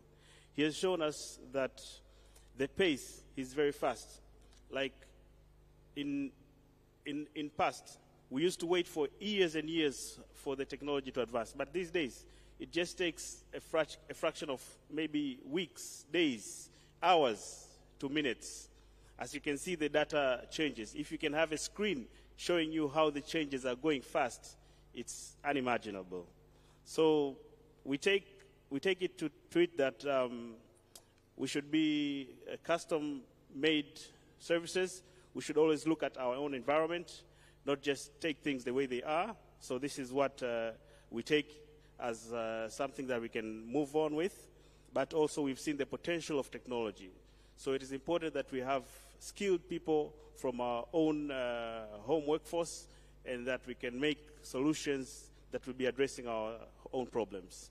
Thank you so much, Edward, for that very good contribution. So now we see the challenges that we're having in AI. And we see how fast technology is moving. From the ICT Commission, I would like to welcome Dr. Mosaga so that you can tell us, first of all, in this era, what is your role? And also, what should we expect that Tanzania could, utilize this potential, and what future can you promise us? What should we see in the near future? Karibu sana, Doctor. Thank you very much, Stephen, for the introduction and for that good question. Because those are type of questions we need really to ask ourselves now.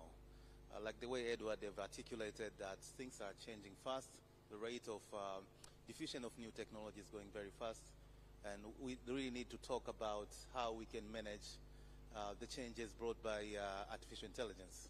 Now, in the perspective of the ICT Commission, which our main role is to ensure we coordinate the ICT policy of the country, the implementation of it, and then to promote ICT, is to ensure that the digital transformation is done much quickly. We have to accelerate the process.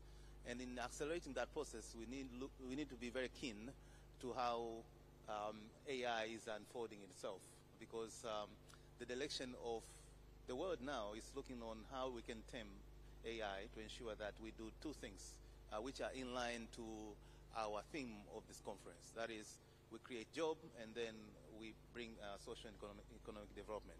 Now, if we look into that perspective, there are 5 pillars normally that we need to concentrate on.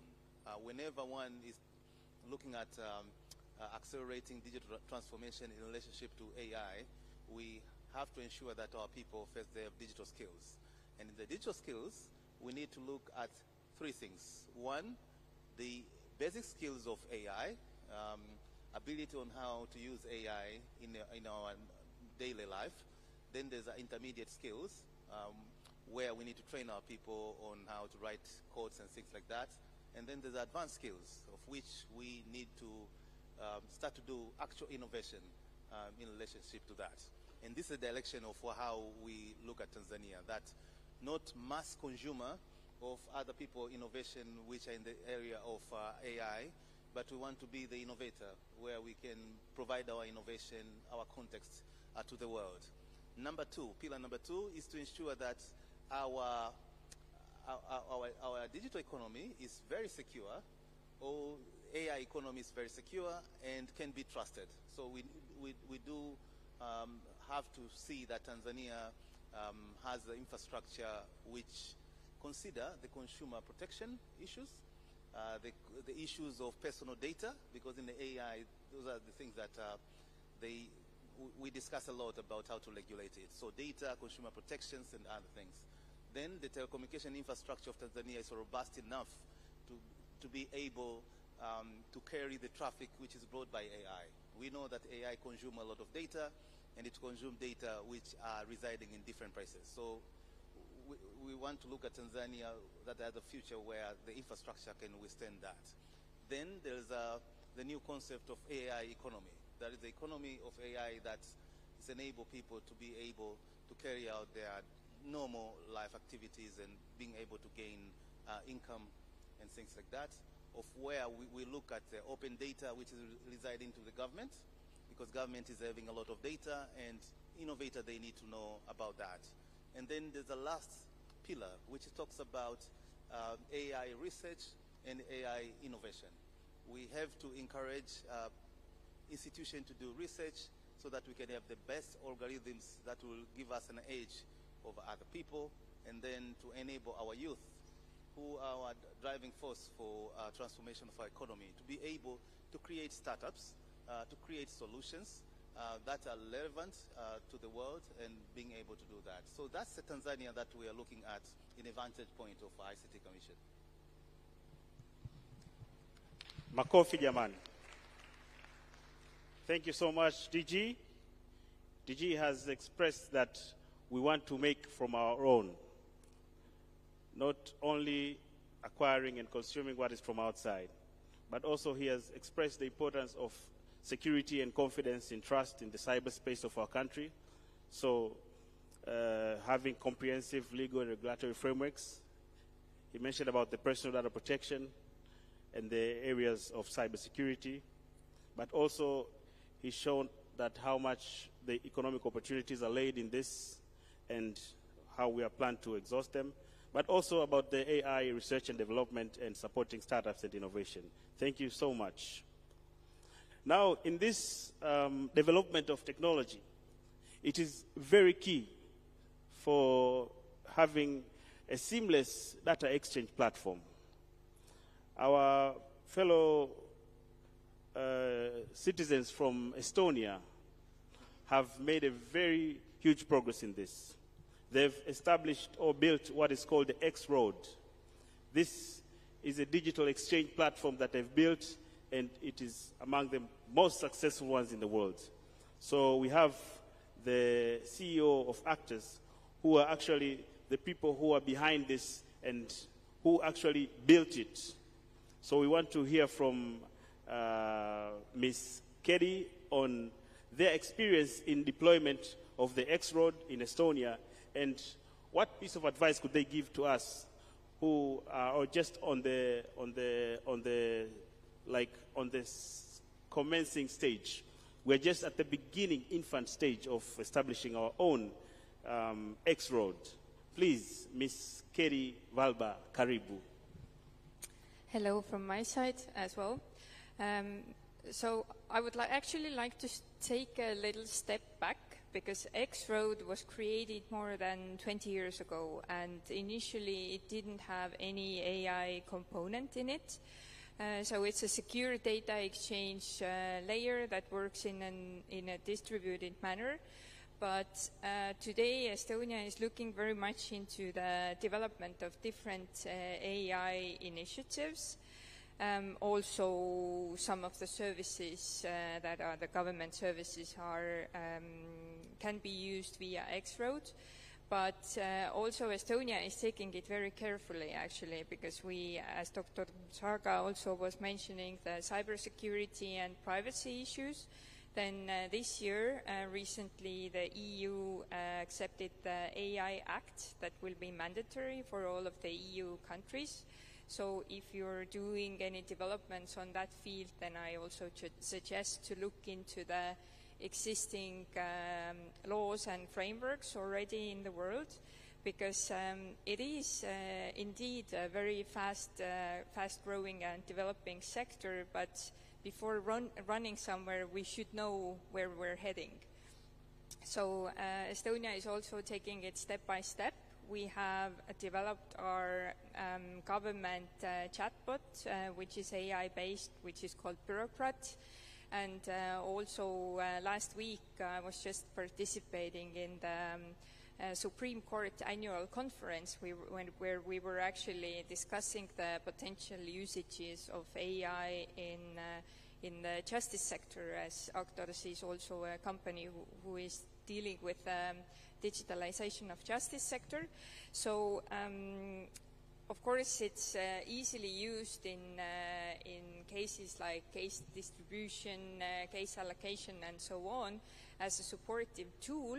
But then we had a very fiery discussion about the AI judge. In the future, if people would actually like to have their decisions made by an AI instead of a human being, and to which extent can we give the decision making to AI. So these are some of the topics to actually consider. So in Estonia we're making steps in using AI, but we're also taking it quite slowly, and to also be on board with all of the restrictions and laws that come from the EU side to us. So food for that thought in that sense as well. But definitely, as mentioned already earlier, an investment in research and development on that topic is necessary. So in Estonia also we collaborate with the academia, also the private sector and public sector and civil society in developing all of those things and making the steps in that sector. So an investment in R&D and putting those policies and frameworks in place before actually implementing would be crucial. Thank you from my side. Asante sana, makofi hayatoshi jamani. I wish you guys had an experience. You can go through the internet and read about the X Road. It's just marvelous. So, Ms. Kedi, asante sana. That's you've enlightened very key points there, that you should always know where you're headed to. And also, I like that you put the food for thought there, whereby it's yes, we use AI for decision making, but we should always take our pace in learning these new technologies so that we don't go astray. So, having the experience of X Road now from our country, Mr. Mashaka, I would like to pose to you a challenge. Do you think we can do it, or what are we thinking of doing from our side, taking into account the experience that we just got from the X Road? Kaka Mashaka, karibu sana. Asante. First of all, maybe if I build on from where she actually ended, that we need policies, we need frameworks. That is the first step towards building a very robust X Road. Now, as a country and as a ministry as well, we look into a lot of initiatives which are actually going on right now. There are a number of initiatives on emerging technologies which actually we have to capitalize it. On the area of, for example, we have Kitonga AI. We have number of initiatives. Now, how are we capitalizing them to make sure at the end of the day we have a seamless data exchange and all that? So the aspect of a framework is very crucial. Number one, we have incorporated it into our National ICT Policy 2023. The National ICT Policy 2023 actually states clearly how this exchange needs to be done. So on that occasion, yes, we can. Number two, as a country as well, on the government side, we actually have a GovESB. So with the GovESB is where all the public institutions, they share their data securely onto that platform. So that is a very important step towards building a robust X Road that covers all the private sector and the public sector. Another step which is very important for us, which we have actually done it on the aspect of a framework, is to have a very friendly guidelines. Now we have developed a data sharing guideline, because before you even jump into the aspect of how you share data with people, first of all, it's the enabling environment. How do we share those data? Because on the aspect of sharing data, on our mind we need to have as well, how do we protect the data? So the data, the data sharing guidelines, we've actually developed it, and we are going also to share it with some of all public institutions and private sector as well, so that they can actually look into it and give us their comments. On the other part of, can we do it? Of course, yes, we can. We have a good cooperation with our other countries. For example, Estonia. Right now, we are actually doing a proof of concept with Estonia on how X Road can be applied here in Tanzania. Although we have the GovESB, but we want to strengthen it on how we're going to share that. So we are already in talk with our friends in Estonia through a project of D4D. They're actually helping us to show that proof of concept that this can be done. And this is very important for us as a country. And you can see, as the minister explained here this morning, we are actually the best on the GovTech Maturity Index in East Africa. So we need to maintain that. And one of the areas that we were ranked is how the government exchanged these information. So the inclusion of another part of the private sector on how they share with the public sector, that will be far way better onto that aspect. Na naamini kwa hilo tutakuwa tumewatendea haki wazee wetu ambao walikuwepo leo asubuhi hapa, kwa sababu wameelezea the history ambako huko ilikotoka. Sasa leo hii tukiwaambia na sisi tumekuwa the best in East Africa, najua kidogo watasema hawa vijana na wao they are actually doing good. Na actually with the way we go, Mungu atusaidie hivi na Mheshimiwa Rais anavyozidi kutusupport, I think we are going to do a lot of wonders in this country. This is what we believe upon. Thank you. Asante sana.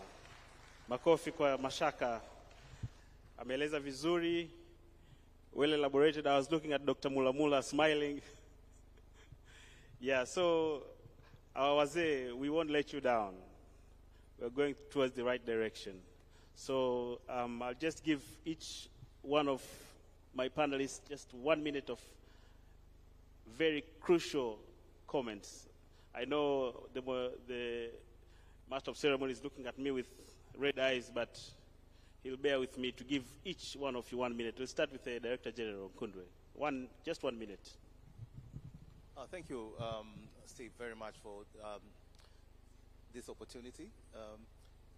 We are keen to ensure that we accelerate the digital transformation, and we do concentrate on those 5 pillars that I've talked about. We can be able to achieve that by collaborating with our friends like Estonia and other countries that the development partner like World Bank. We want to do digitalization with the private sector. We want to involve private sectors very much in this journey. We want to use the startups, which they are the ones that employ a lot of youth in Tanzania, so that we can be able to innovate faster, move faster, and be able to achieve things, so that in the next conference we'll be able to showcase some of the things that we have achieved. Thank you. Asante sana. Makofi kwake jamani. Thank you so much, DG, for giving us that assurance, that comfort. Thank you so much. So, Ms. Kedi, please, 1 minute. Yes, what I would like to say is that emerging technologies are very nice, but there's also very many buzzwords around, and we don't always need to go with all of them. For example, blockchain. We have had very many requests coming from different countries that can you put our country in blockchain? That's not reasonable, and the question already shows that there hasn't been put too much thought into what it actually is. So what my message would be that let's talk about digitalization in general. Digitalization and digital transformation is something that should make citizens' lives better, and that should be the aim. Would it be the new emerging technologies or the one existing already for 20, 30 years? So this is where the emphasis should be. Thank you.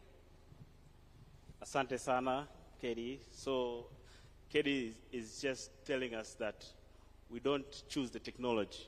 Rather, we should focus on what impact it will create to people's lives. Asante sana. Yes, Mr. Edward, 1 minute. Well, thank you very much. I think that you have identified all the key fundamentals to set the conditions for digital transformation. But I want to really emphasize that the biggest impact in the Tanzanian economy and society will come from entrepreneurial energies, people creating business plans that are new, companies that are new, or models that are new within their institutions. So we need, when we talk about the R&D and the innovation centers, to try and connect the digital skills to the more soft skills around grit and hustle and problem-based learning and entrepreneurship, and that mindset of trying and experimenting and failing that is very much a startup sort of cultural mindset. But often it's not always taught in the computer science class. It's all separated. So I think these programs and spaces that do problem-based learning, where you get out in the real world and you do a digitization campaign or you set up a prototype model, are very good programs to harness and to bring into the digital agenda. And so very much focus on that aspect, that it's the next generation that will be building these tools that will disrupt and transform the society. But they need those soft skills as well. Thank you. Thank you so much, Edward. Makofi kwake. So just to bold what Edward was trying to iterate here is that we should not leave away the private sector, and we should also put in strong emphasis the entrepreneurial mindset, because, you know, like in the education, I'll challenge the education sector. They do make people, but they don't impact into them enough entrepreneurial skills. So this is the challenge that we'll have, and it's a food for thought for ourselves to work on. So Edward, asante sana. Mr. Mashaka, karibu for 1 minute so that we can wrap up. Yes, actually, just to build on to that, as a ministry, how do we look into the component of the emerging technology and the innovation? Number one, we said we are going to have a national ICT innovation and startup policy. But that's not enough as well. What are the things which we actually we take them into account? There are 4 things. Number one, on aspect of the emerging technologies, we want to identify all these creative innovators. All these innovators with their solutions, we want to identify them. Once we identify them, number 2, we are creating a means of protecting them. That is number 2. How do we protect their ideas? How do we protect their innovative skills? Number 3 is to promote them. Because our young generation, people are coming with so many good ideas. But are these ideas just hot air, vanished from the air? So how do we do it? We create a means of protecting these ideas, these innovations. And number 4, the most important one is how we create the sustainability. So to us, as a ministry, as a country, as far as emerging technology is concerned, is identification, protection, promotion, and the sustainability one. Thank you. Asante sana, makofi kwake. So Mashaka just put the 4 key words: creation, promotion, protection, and sustainability. Asante sana. So I'd like to take this opportunity to thank my dear panelists. It was a very good discussion. And also the audience, you are very attentive. I was looking at every one of you. Thank you so much. So Mr. Mungi, please, back to you. Asanteni sana.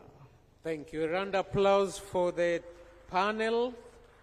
Some more hands, please. Let's put our hands together for the panel. Yep.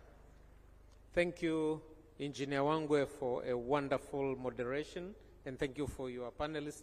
You're not even taking photos. I expected you guys to be taking a photo here. I'm not the boss. The photographers, where have you gone? This is very unfair. I've seen you taking photo to every panel. Why not this one? And there is a brother-in-law of mine here.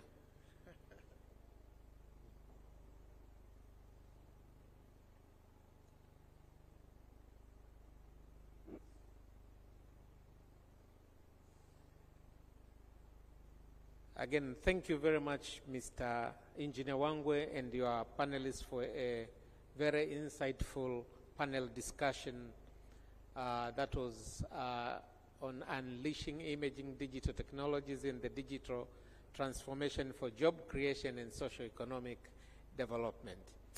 Next, before we go to lunch, we have about 45 minutes session that will be moderated by Mr. Paul Damocha or Damoka. I'm sure I haven't pronounced it badly. And this one will be on FinTech for Who? Demand for Digital Financial Services and FinTech in Tanzania.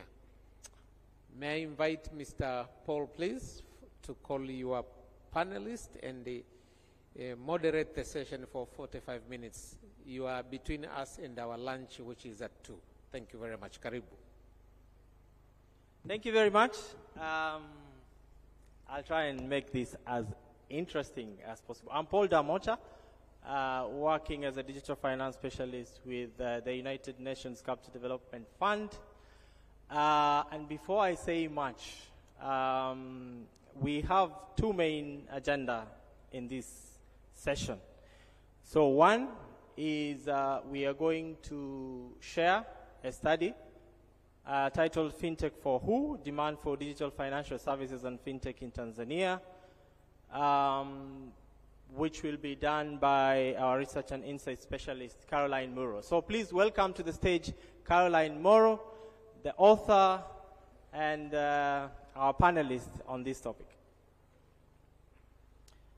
So after Caroline presents that, so I'll give an opportunity first to Caroline to take us a little bit through that before our panelists then can come on board. So karibu Caroline.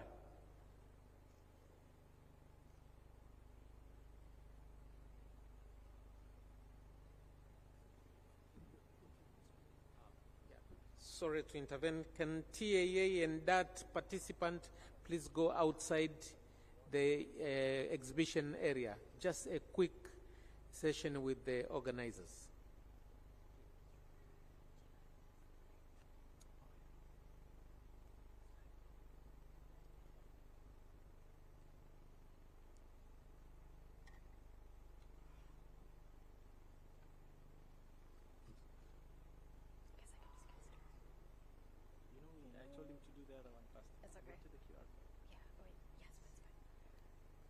Okay, thanks, Paul.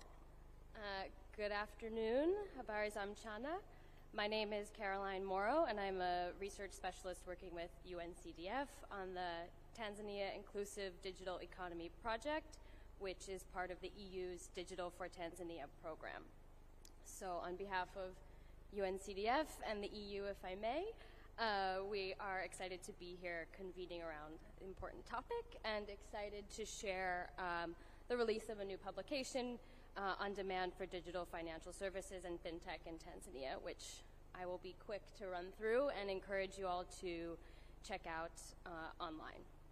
So in 2021, UNCDF conducted a landscape study that looked at enablers and inhibitors of fintech sector growth in 4 areas: demand, talent, capital, and policy and regulation. Of course, none of these exist in a silo, but this paper is a bit of a follow-on, doing a deeper dive into demand-side constraints to DFS and fintech usage from a consumer and provider perspective. And we focus on demand in this first follow-up because widening gaps between available digital infrastructure and digital usage, as well as gaps in or lags in converting trial use of DFS into regular use of DFS, is suggesting that demand-side constraints are some of the most significant. So we hope to provide insights into consumer behavior, especially among the currently excluded or underserved, and compare those to other markets in the region, in particular more advanced economies such as Nigeria, South Africa, Egypt, to identify opportunities for increasing demand for affordable and relevant and meaningful digital financial services. So we organized the report into 5 sections, which are the key drivers of demand for really any technology: perceived cost, perceived usefulness or relevance of the solution, ease of use, which is tied to skills and literacy, perceived risk and trust, which we'll get into a bit more in the panel, and social norms, in particular gendered social norms. And we also want to look at the challenges that providers face in understanding and meeting those. So it's consumer behavior, but then also do providers really have the capability to understand and address those? So yes, and feel free to look here, as I won't have enough time to go into detail about everything we cover, but I will highlight a few things. So when it comes to perceived cost, I think we see that data plans are competitively priced, and some of the lowest in East Africa. But device prices, levies on mobile transactions, and relative income levels make DFS and fintech products unaffordable for many Tanzanians.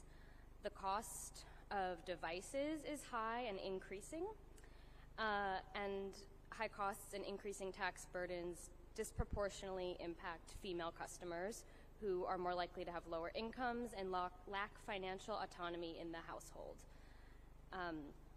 Moreover, these cost increases are occurring as progress in poverty remains largely stagnant, so it's a relatively bigger problem. I think in the financial inclusion space, we often say that mobile money can provide an on-ramp to a wider array of life-improving digital financial services or non-financial services, but it's clear that when it comes to cost, that ramp is pretty steep. So some of the recommendations we provide are a public sector review of the impact of sector-specific taxes and levies, as well as market-led initiatives to increase affordability. I think while the Finance Act has reduced costs of many mobile transfers, which is positive news, withdrawals are still high, so more needs to be done to incentivize digital merchant payments, affordable point-of-service machines, and things of that nature. While cost is important, so is usefulness. People will only take up and use a service if it's relevant to their lives. If it's free but it's not helpful, why would anyone use it? So especially at the bottom of the pyramid, if a product is simple and addresses a key challenge, it will be used regularly. People will find a way to pay for it. The most recent FinScope study shows that almost a quarter of people without a mobile phone still utilize mobile money services, for example. But while the mobile money subscription base is high, pointing to potentially large market size for merchant payments and e-commerce, that remains largely untapped. I have some numbers here. Only 5.9% of Tanzania's adult population made it an online purchase in 2021, compared to 16.3% in Kenya. Looking at agriculture, which is, clearly employs a huge percentage of the population, 67% of agricultural payment recipients received payments for products in cash, compared to 34%, so half in Kenya. So for the effort of time, I'll just go through. So it's not that fintech is irrelevant for the last mile, but there's a lack of relevant niche solutions. They need to meet people where they are and leverage existing preferences. Products and services can be better tailored and more useful. Expansion of embedded finance products, which we see, and leverage the use of human-centered design and artificial intelligence, I suppose, when it's done right. Tied to usefulness is ease of use. If a product is useful, people will use it more. It will become easier to use. But that's also, dependent on some basic digital skills and awareness. I won't go into detailed stats, but we find that efforts to improve product relevance must be accompanied by efforts to build digital financial skills, eliminate the use of jargon, and pay increased attention to customer-centric customer support, and digital skill building done through products and services themselves can be particularly impactful and effective. And then the last thing I'll say, which is a bit of a segue into the topic of our panel discussion, is that lowering perceived risk and increasing perceived trust in digital financial services is fundamental to the expansion of the digital economy. I think we see that people generally, there's a large trust in financial institutions and institutions generally, but as financial systems become more complex, consumers need to know that their money is safe, that their data is secure, that services are fair, and that institutions are accountable for recourse.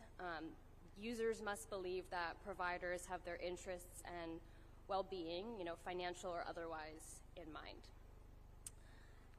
So, I guess to conclude, we see the DFS and fintech sector rapidly expanding. There's a lot of potential for fintech to bring financial services to those who continue to remain underserved or excluded by the financial sector.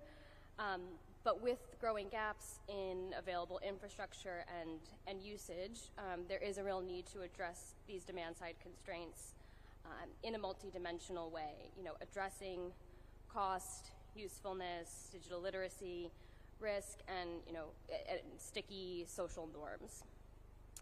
So solutions must be simple, affordable, customer-centric, and challenge the things that are holding people back. And we remain optimistic about the future of DFS and fintech-led financial inclusion, and encourage you to download the report and look out for other publications as well as activities that the UNCDF and the EU are doing together in this space. So I will turn it back over to Paul to bring up our panel. Thank you, and Karibu, I think, as a panel. Thank you, Caroline. Yeah, and very sorry, I think we went straight into it. UNCDF is doing this as part of the Digital for Tanzania program. Digital for Tanzania program is a program in Tanzania, of course, implemented or that has been initiated and is now running, of course, with the generous support of the European Union delegation in Tanzania. The Digital for Tanzania program has different components, but largely it's focusing on accelerating transformative impact that digitalization is already having in Tanzania. So basically we are looking at 4 or 3 different areas. Promoting digital government, which is improving the digital economy and use of e-government services. Inclusive connectivity. Here we're talking about increasing access and equitable connectivity, especially in rural and peri-urban areas. And finally, digital trade support, which is developing the fintech sector and the innovation ecosystem in the country. As part of this Digital for Tanzania program, UNCDF is implementing the Tanzania Inclusive Digital Economy Program, which we've coined TAIC. And Karibu, Caroline, I think, just a second. Yeah, so, and TAIC's main initiative basically is to support the development of Tanzania's digital economy. Looking mainly at how economies connect individuals, households, and businesses with the financial ecosystem. And we have 2 main themes or programs or focus areas under TAIC, which is infrastructure. This is around access and usage of digital payments and digital financial services. And finally, around innovation, which is supporting Tanzania's fintechs to better support entrepreneurs.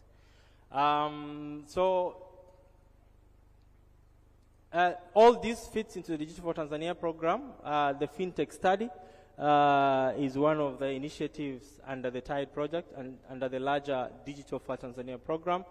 Following this will be a panel discussion where we'll focus on the findings from the study, but also bring in other experts around this area, or cybersecurity, data protection, around the issues that have come up throughout the study. So please join me in welcoming Jacqueline Nunduma, our panelist from NMB. Please welcome Matthew Ngwai, the Managing Director, Kilimo Maendeleo, and FinTech in Agriculture. Karibu also Yohani, the Resident Twinning Advisor for the EU D4T Twinning Project. I would like to welcome Peter Baziwe, the President of ISACA, a cybersecurity expert. And finally, the man of the moment, I think a very important panelist also, as well as the others, Mr. Emmanuel Mkilia, the Personal Data Protection Commissioner.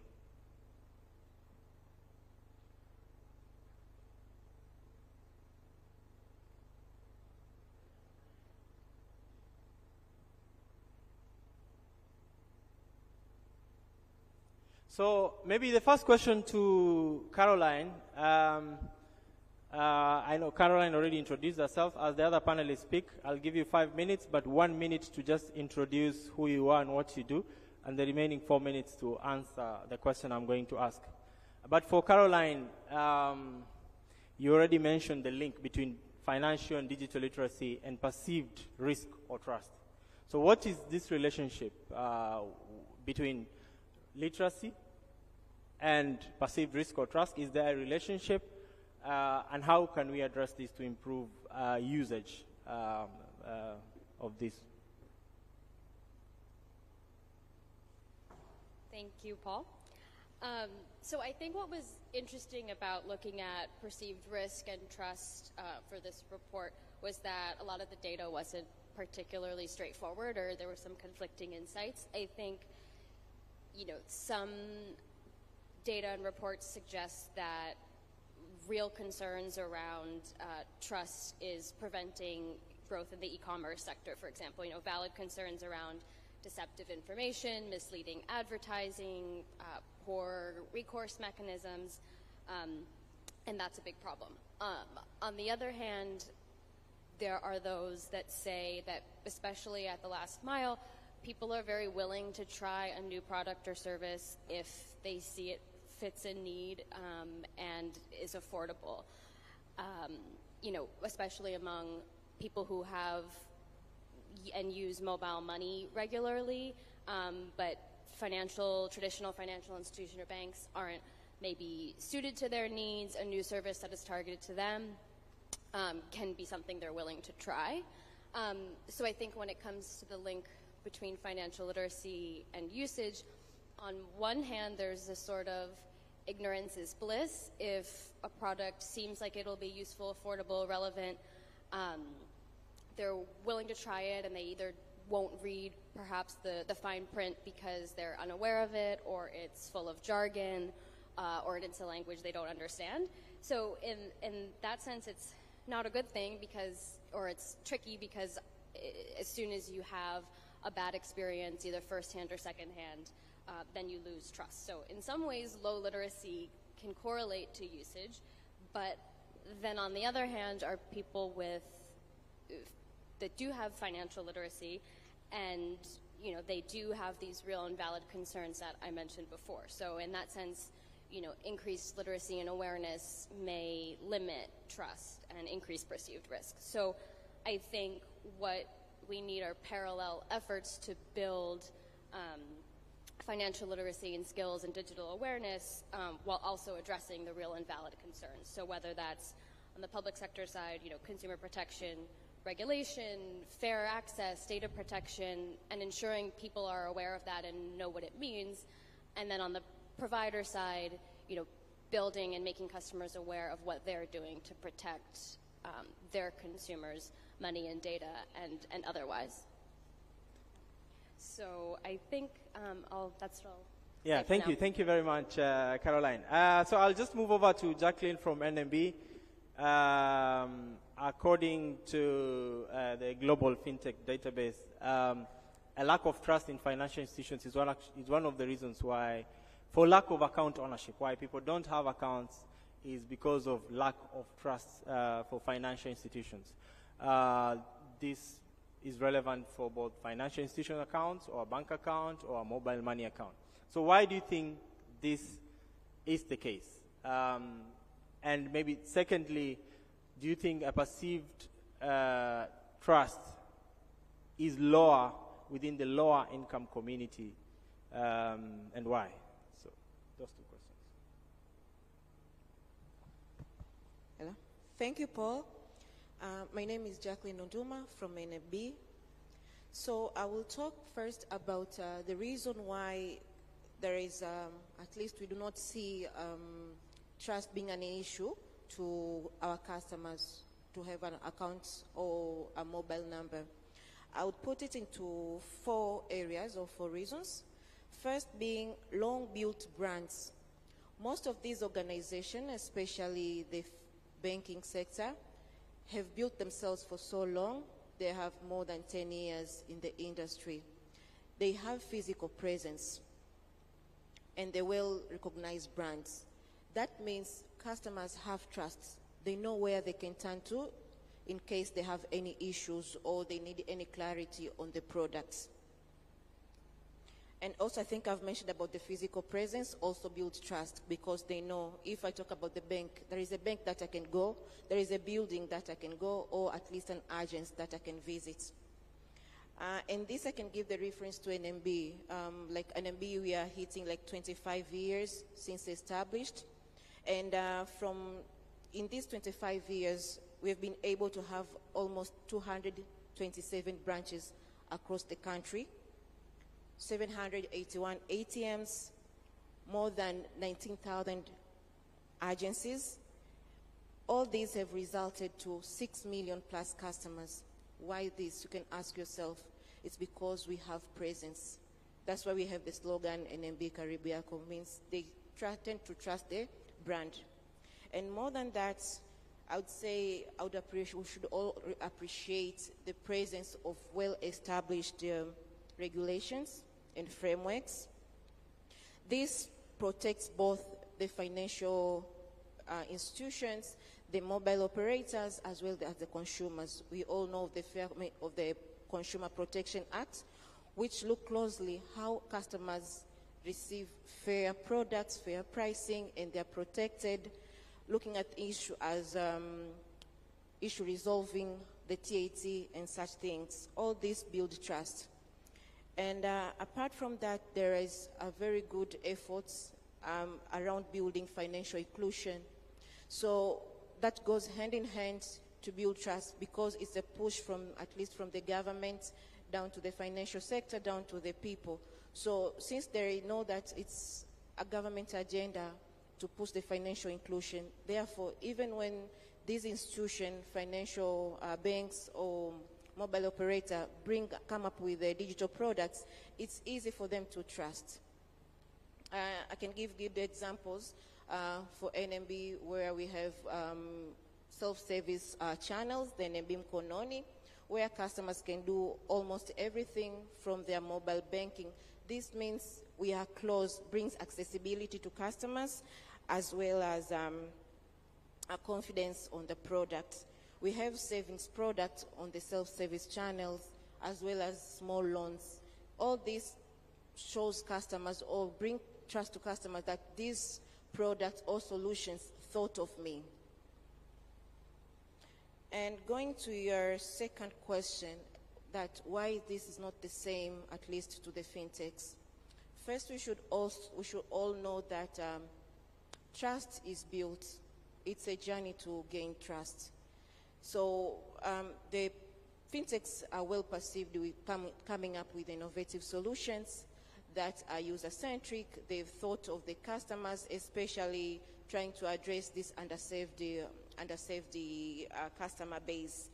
But of course, they have to make sure that they invest in building their brands and making sure the value that they are building sticks to the customers' minds, that the value that the solution have is clearly to the customer, and as well focusing on their customers, not forgetting to have clear management structure from the board to head of departments to senior managers and the managers on the organizations.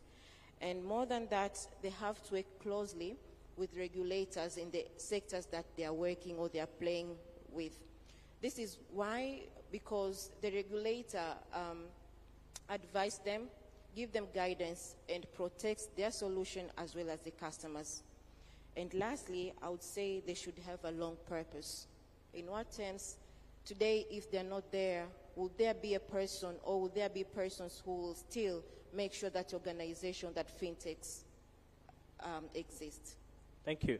And maybe just one quick aspect of that before I move to the next panelist.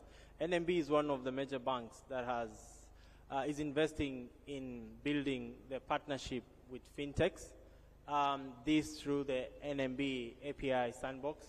However, what we are seeing is that if you look at the transition from the production environment, which is where you do the testing for a lot of these products, very few of them transition to the live environment, which is to the core banking system. Very few end up actually connecting to the bank system and working with the bank or building their product based on this bank product. So why is the case? Why is this the case? And maybe you can just highlight for the benefit of the fintechs, especially that are here. Thank you. So first of all, for the case of those maybe who are not very clear what is an NMB sandbox. The NMB sandbox environment, this is an environment purposefully made for fintechs to give them room to validate their ideas and applications. It also helps fintechs to familiarize with the APIs, to play around with them and know how the integration process is, and also to test their design concepts. Currently, we have 471 APIs which fintechs can play around and test. More than that, we have 3 phases of the sandbox. I would quickly mention them and what it means. The first step or the first phase that the fintech has to pass is the sandbox environment. This is the very first phase where the fintech have to do the registration first, and the registration is free. They can test among these 471 APIs that I've mentioned, and they can test as long as they can on the environment. Upon completion of the successful tests, they would initiate the access to the pre-production environment, which is the second phase. And currently, we have 289 fintechs in the sandbox environment. The second phase is pre-production environment. With the pre-production environment goes hand in hand with the successful application. After the successful application, the fintechs will have to come and sit with with the bank to agree on the business modality that will operate, what are the solutions that are offering, and of course the value that the solution has, and thereafter some regulations will follow. And the entire this process can run from up to 4 months. Upon successful, and again they'll be given access to the test core banking. This we are exposing them to the test core banking, means they have test data, exactly real data of the bank. And will be given an MB account for testing as well as test data. And they can do the test up to 3 months. And currently, we have only 3 fintechs on the pre-production. You see how it reduced. And the third phase is go live. With the go live, this is a successful solution. If successfully tested, and then we'll go to the live, or we'll launch that solution in partnership with the fintech. Just to go back to the 3, I mean, why 3? Maybe because of the processes, of course, all the audits and security assessments and risk and everything. Maybe you can speak to why from the bigger pipeline 3 of them qualify very quickly, just for fintechs to know the kind of process they go through. So why this the number decreases as we go down to the phases? I would say first, most of the solutions are in very early stage. They're in either ideation or prototypes. Yes, and the second is the technical capabilities of the fintechs to integrate with these APIs. So still there is I would say knowledge gap on how to integrate with these APIs. And lastly is the business development gaps, the business mindsets of the fintechs. So with this, it's why we have taken a couple of initiatives to ensure that the good numbers migrate from one phase to another. And that's why I think we have partnered with UNCDF to ensure that in the innovation space and the fintech, to ensure that we jointly provide holistic support to fintechs, startups in the technical areas to fill in the business gaps as well as operational areas. With the view to we'll see the strength and to grow the fintech startups in Tanzania. And more than that, we also have strategy internally to expand the fintech units within the bank. So means we'll have more time, more people to go and meet these fintechs, create awareness, share the skills and so, as well as we'll also, I think, run the hackathon sometimes later. All this is to create awareness, ensure that people or the fintechs move from one phase to another with the right skills. Yeah. Thank you very much, Jacqueline. And maybe just very quickly, and sorry we've taken time at the NMB Sandbox, because I think there have been lots of questions also from fintechs and interest around this, and that's why I gave a few more minutes there. But very quickly to Peter, the president of ISACA, 30 seconds to say what ISACA is about, but 2 minutes to say these fintechs have to do multiple integration in today's world. There are all these banks, there are all these MNOs, there are other companies that they integrate with. From what you see, and you as a cyber security expert, resource that a lot of these enterprises go to, what are some of these cyber security risks that come with these multiple integrations?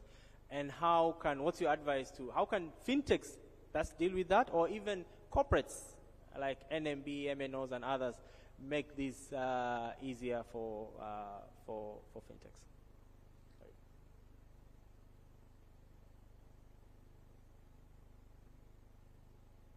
Hello? Okay, thank you very much. Before I speak, I always have a disclaimer. What I say remains here. If you go and use it somewhere else, that's your problem. I'm usually a bit controversial. So anyway, fintechs have a lot of challenges. Like we've seen the ones working with NMB, 230 something, and then only 3 are in pre-production. There are a lot of factors if you're working in the financial industry. I mean, there's a lot of regulation. But I feel part of the thing is regulators not allowing flexibility. In Europe, you can design your own software for banking because they have the open banking platform. Now, imagine me using the open banking platform with my idea, and I have to go to a bank. They're actually my competitors. So if my idea is to create an online bank from start to finish where nobody has to go in the bank, imagine how much difficulty I have if I have to go and test that idea in the bank itself. You know? So anyway, there are other challenges, but those are some of the challenges. Some of the other challenge that she mentioned was actually technical ability.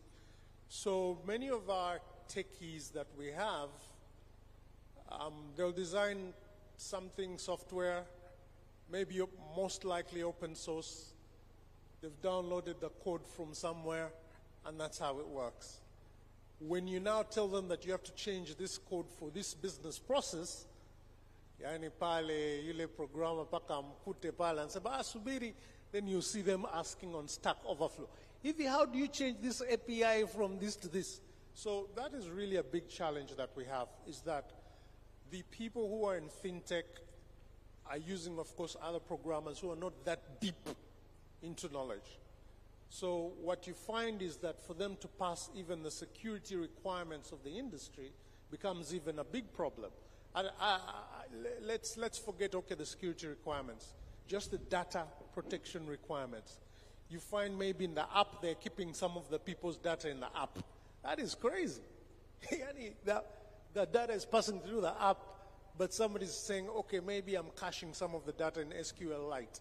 So some of these are the things that we're facing in the industry. Kwamba, they should be more educated about how the regulation works in the financial industry, but also understand the consequences of using software that you've not developed, that's patched from maybe open source repositories. Asante. Thank you very much. You mentioned a very important part, data protection. Tanzania just passed the Personal Data Protection Act December 2022. This act came into force May 1st of this year. The new Director General, Personal Data Protection Commission, came into office June this year, so it is a young organization. So, Mr. Emmanuel Mkilia, I don't envy you because you're setting up a whole organization. Being a pioneer means setting up systems and everything from scratch. But as you do that, what is your focus right now? For the next 1 year, what is the top priority for the Personal Data Protection Commission?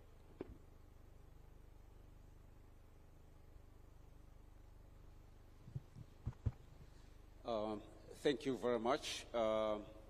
As you have said, the Personal Data Protection Act was enacted last year in December 2nd and come into effect in 1st May this year. So as I'm talking now, it's almost 3 or 4 months being on the office.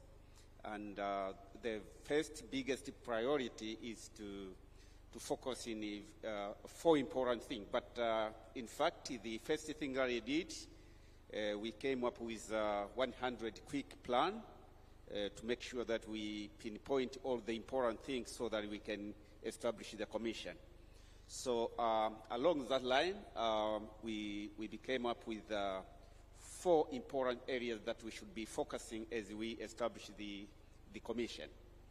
The first thing is to build up the institutional capacity so that the commission can start operating. And right now, we are building all the important aspects which will make the commission operational. And these include the systems for registration for data controllers and data processors, and also putting all the issues like logos, office, and all that to set, and the staffing, all the important priority that should be taken to make sure that the commission becomes operational. But second, most important thing where we will be focusing, it will be on the awareness creation on the law itself. And this is a very key issue because even the law appears to be very new to a lot of people, including data controllers and data processors. So our focus is to make sure that we create awareness to the public, awareness to the stakeholders, and to ensure that the compliance should be the first priority. And the third one is to make sure that the compliance is adhered. In fact, we couldn't prefer very much to go into enforcement unless we have very good awareness, and if somebody violates the compliance, if at all they did it by design, not by mistake. It is because, you know, when we talk about personal data protection, it is linked to the economic development, and particularly today when we are talking about the digital economy. So our attitude is to see most of people complies to the law, and then we facilitate the digital transformation as well. Thank you very much. Thank you very much. I think the big focus there is on awareness creation. The act just came into existence, and it's always critical to ensure the public knows what this act entails, the enterprises know what this act entails as they transact with data. But I'll move over to just one of the fintechs that we have. Matthew Ngwai is here from Kilimo Maendeleo. And startups are already advanced, by the way. They've reviewed the act, and they're already asking questions around compliance. How do they best comply to some of these provisions or requirements in the act? And Matthew will speak to us about his experiences with Kilimo Maendeleo and how they've been preparing to understand, to digest, but also to comply with this Data Protection Act. What have been some of the challenges? What's your understanding of it, very briefly, looking at certain key issues, and what are the main issues that stand out for you? And here you have the audience of the Director General. Thank you.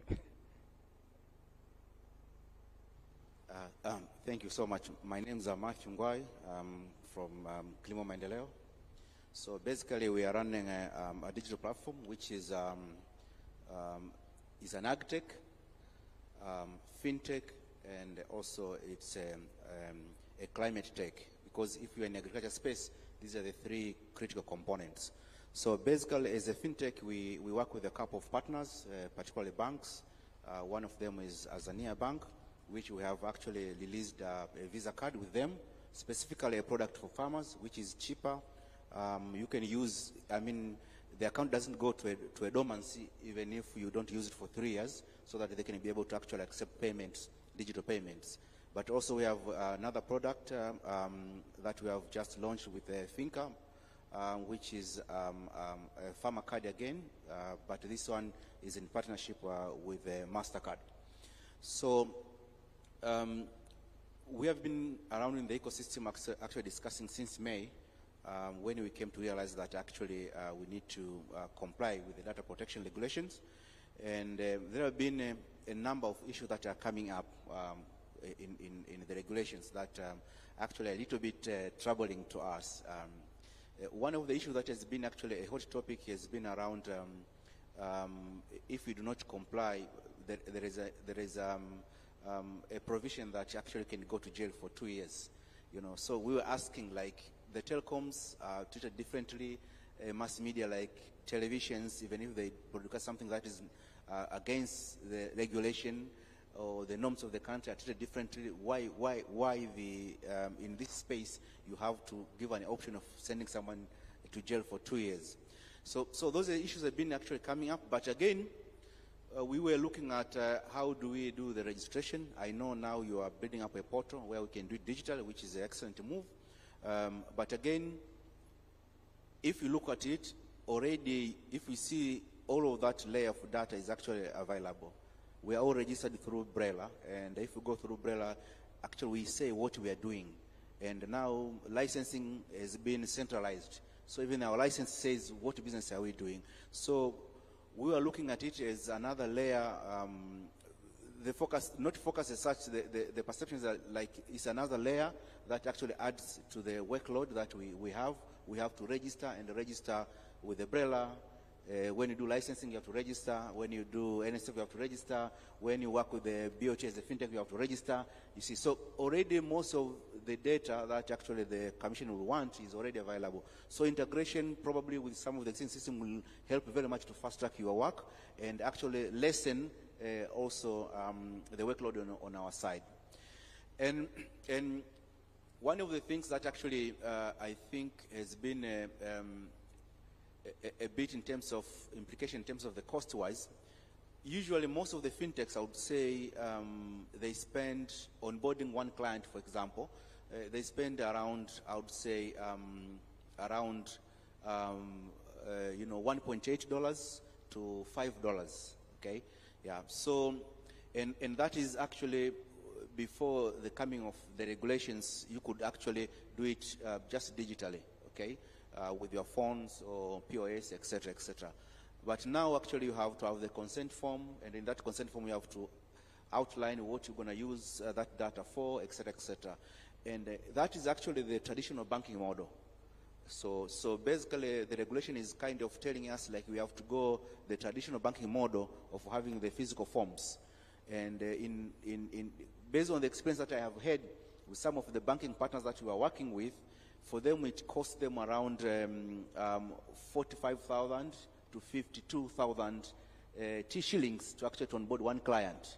And why is that? Because they have a thick pile of documents that you have to fill. Even if you do manual, but you have to have that as per BOT regulation. So actually, the commissioner, if to say, you are taking us, the regulation is taking us to that the same category of the form of financial. And if you understand the ecosystem of the fintech is still young, and I think probably you need to, I don't know, revisit or see how actually you can make that much more simpler so that we do not fall into the same category in terms of compliance as the banks. Because I would confess, most of the banks we talk to, one of their biggest challenges is last mile connectivity. How do they get clients? And especially in rural space where we work, most of them are not there. But the reason is very expensive to onboard someone from the rural space. There are a lot of solutions that we see, but the requirement of the paper documentation has been taking toll and increasing the costs. Yeah, so I think that's, if we are looking into the digitization really and the digital inclusivity, we need to think, I don't know how we're going to do this, but we need to think a way around that. Maybe, I don't have the answers, but it will be very nice actually to reduce that. And also, so if now we are moving into that in terms of onboarding the client, okay, it means we won't be in terms of efficiency or in terms of the economies or the costs, we won't be different from the banks. And us, when you go to the banks, actually that's our, what we call, that's our proposition. I'm saying I work with, let's say, I have onboarded or I work with 20,000 farmers. and these farmers are cultivating X number of acres, this particular crop, this is how much they are getting per acre. So it's a proposition, you see a business there. So I said to the bank that these farmers, they have to increase their productivity, they don't have enough capital. So would you care to invest on them? The first question is, oh, so I need to open for all of them an account. I would say, yes, I can give you, I can give you a solution for that. I can give you last mile connectivity.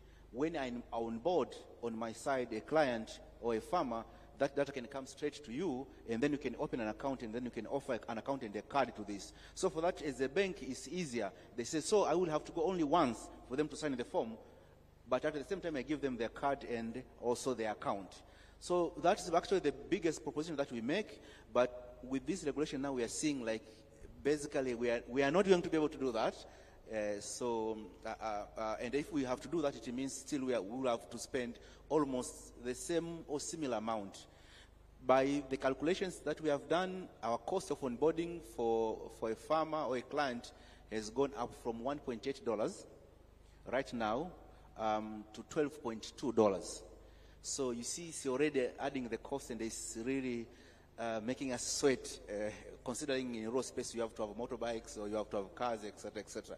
Yeah, so that will be like some of the practical experiences that we have had, but we are more than happy. We are discussing, and probably very soon you will receive a delegation from our side. Some people are trying to organize. They want to come to understand, or to invite you in on our side, actually, to get more understanding of what's going on, because for us it's really important. And in the digital space, the fintech space, we see a lot of youth are coming in.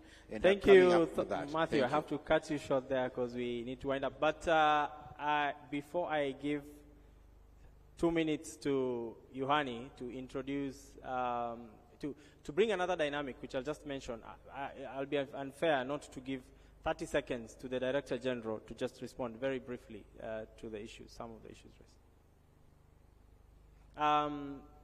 Yeah, of course, interoperability. How does this speak to other systems? There's BRELA that we have to register for all these systems. The Commission requires a new registration, of course, online compliance requirement, but one of the issues is interoperability as well as the other issues. Yeah, in fact, to be very brief, the issue is not registration alone, it's compliance. And what is very important here is not the, as I have said, the registration. It's about preparedness to ensure the data subject that you will protect the data that you are using. Because as we talk about the technology development and all this, the bottom line will be the business between an individual. And that individual have got, you have to protect his privacy. And the privacy is the most important. If you can remember today, we were talking about coming with a digital identity. It means all the services will be pinned to the personal information of one individual. And that is somebody's privacy. And then, if you are privileged to become a data processor or data controller, you have to use those data according to what you have agreed with the data subject. So it's not just registration. And that's why the Act is there. Thank you very much. Thank you. Thank you very much. And now, of course, Tanzania is part of the global system. One of the most referenced data protection standards is the GDPR by the EU. Yohani is part of the twinning project. I deliberately mentioned two aspects of the Digital for Tanzania project, the budget support project implemented by the Ministry of ICT, and the Inclusive Digital Economies project, TAIC, implemented by UNCDF. And the third component is the twinning project, which is a 2-year project coordinated here by Yohani. So maybe briefly tell us what twinning is about in just 1 minute, and just take another 1 or 2 minutes to talk about GDPR. How is this relevant to Tanzania? Is there one important thing you can mention that as we implement, as we go on this journey, we take into consideration? Thank you. Thank you, Mr. Chairman. Thank you, Paul. First of all, I wish to thank you for inviting for this panel. I think it's a great honor and pleasure to be here discussing about these issues and matters.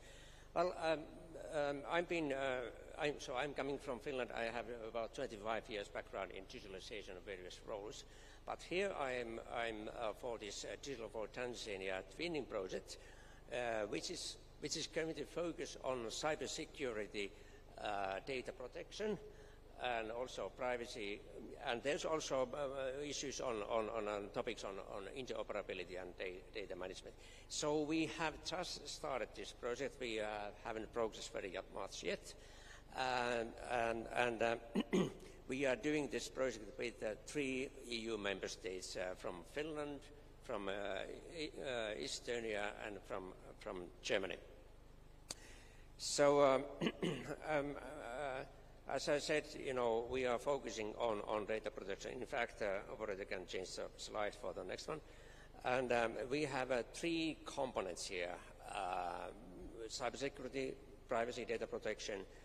And what are those issues in the public and private sector? I do know that Tanzanian government has done already quite a lot in this area, so we are mostly looking for that.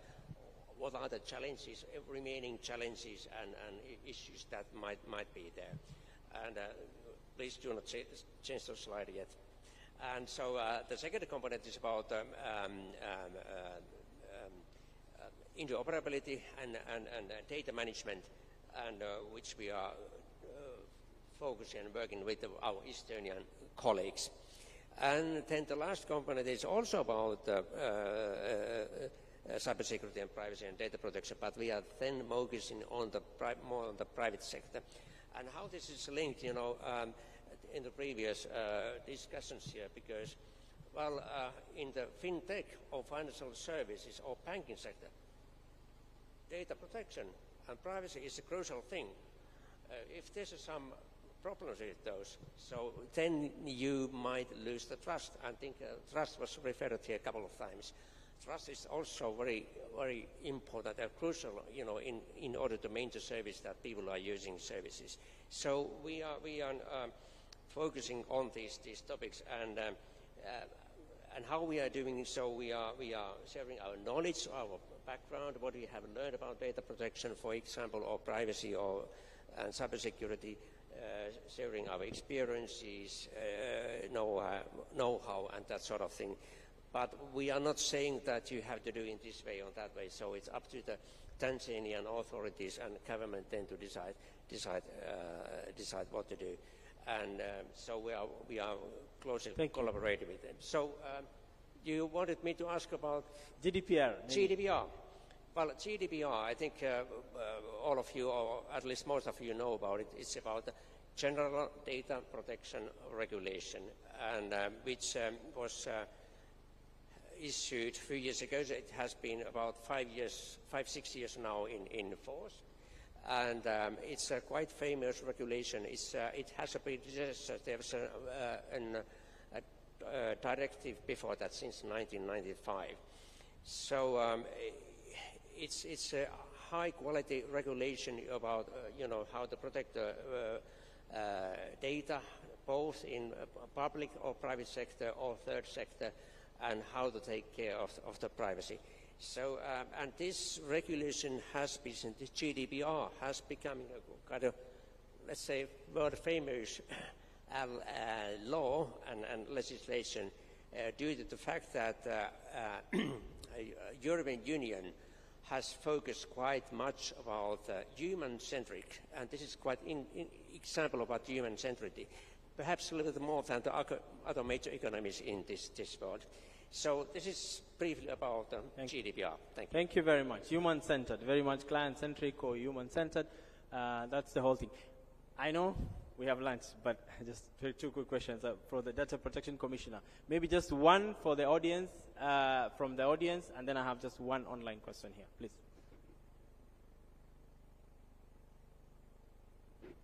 In the absence of a question from the audience, I'll just ask what I have. Okay, let me just quickly ask. So this summarizes many things. I see some of the issues have already been answered here. But one question I have is, what will the Commission do to ensure enterprises that deal heavily with data are engaged in a professional manner? What measures will be taken to ensure enterprises are aware of the requirements of the Act, before the act is enforced. Yeah, so basically you spoke about awareness and all that, but maybe could you maybe just talk a little bit more to answer this question? Do I need to repeat again? What will the Commission do to ensure enterprises that deal heavily with data are engaged in a professional manner? The issue is the language from the Act is that any of the data or officers from the Data Protection Commission have a right to go into premises, have a right to carry some of those devices, have a right to. So what's the process? And there are issues around no recourse. It mentions that the Data Commission can do 1, 2, 3 in case you're found culpable, but there are no mechanisms of recourse, for instance, for the enterprises in this. So that's why we are asking, how is that defined also in terms of how the Commission deals professionally or through a certain procedure with these enterprises? Are there certain things that the enterprises expect, a certain process, as you deal with them? For instance, do you need a warrant to get in before you do all this investigation? And are there mechanisms for recourse and things like that?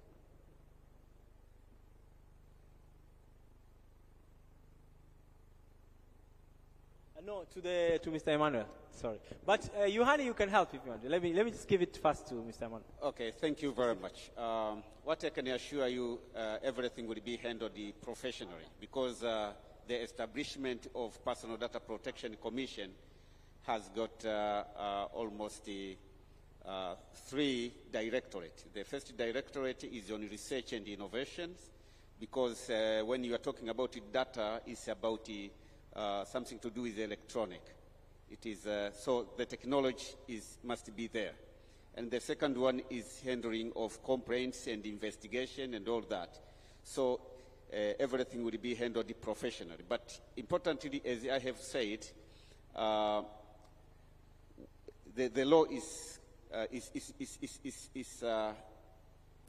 is direct on it, and very importantly, we will engage very much in awareness creation so that everybody will be aware of the compliance requirement. And if you violate, it means you have decided to do so, and the investigation will be done professionally. And just to ensure you that, even myself, I'm Assistant Commissioner of Police. Thank you very much. Thank you very much. So you'll hear that, professional conduct in carrying out the assessment, and of course in ensuring compliance to this. So sorry I've gone over time, but I would really like to thank each of the panelists. Thank you very much for this. Thank you all for listening. Asanteni sana. Thank you.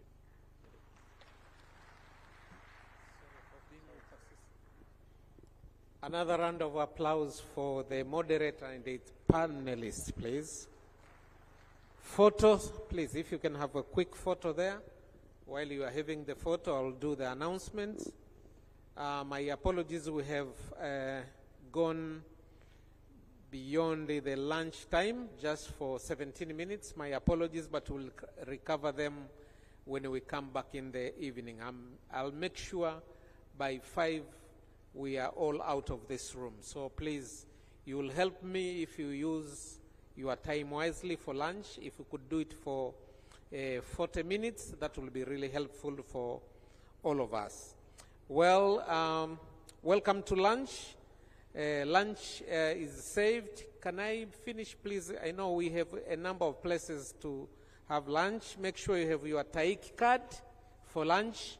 Make sure you have this one for your lunch. And if you don't have one, for those who have registered today, they'll be given a coupon outside there as they are moving towards the lunch room. For all invited guests, including our, I don't call them old men. No, they are not old. They are just statesmen in ICT. For those ones and all the VIPs, they will eat on the 3rd floor VIP room. They don't need cards because we know them. We can look at their hairs and tell. So our usher, Mr. Gewe, can you stand up, Gewe, please? you will be leading them. So for all our VIPs and all the young generation of yesterdays, they will be joining us, plus the leaders from several organizations here. Other participants, lunch is served outside behind the registration desk, third floor in Kilimanjaro Hall. Karibuni sana. Kama hamjanielewa, for those who hamkunielewa, you will get more information as you get out of the room. Thank you very much. Let's meet here at 3 sharp. 3 sharp, we have 2 sessions, and the earlier we come, the earlier we leave. Asanteni kwa makofi yenu. Mungu awabariki sana.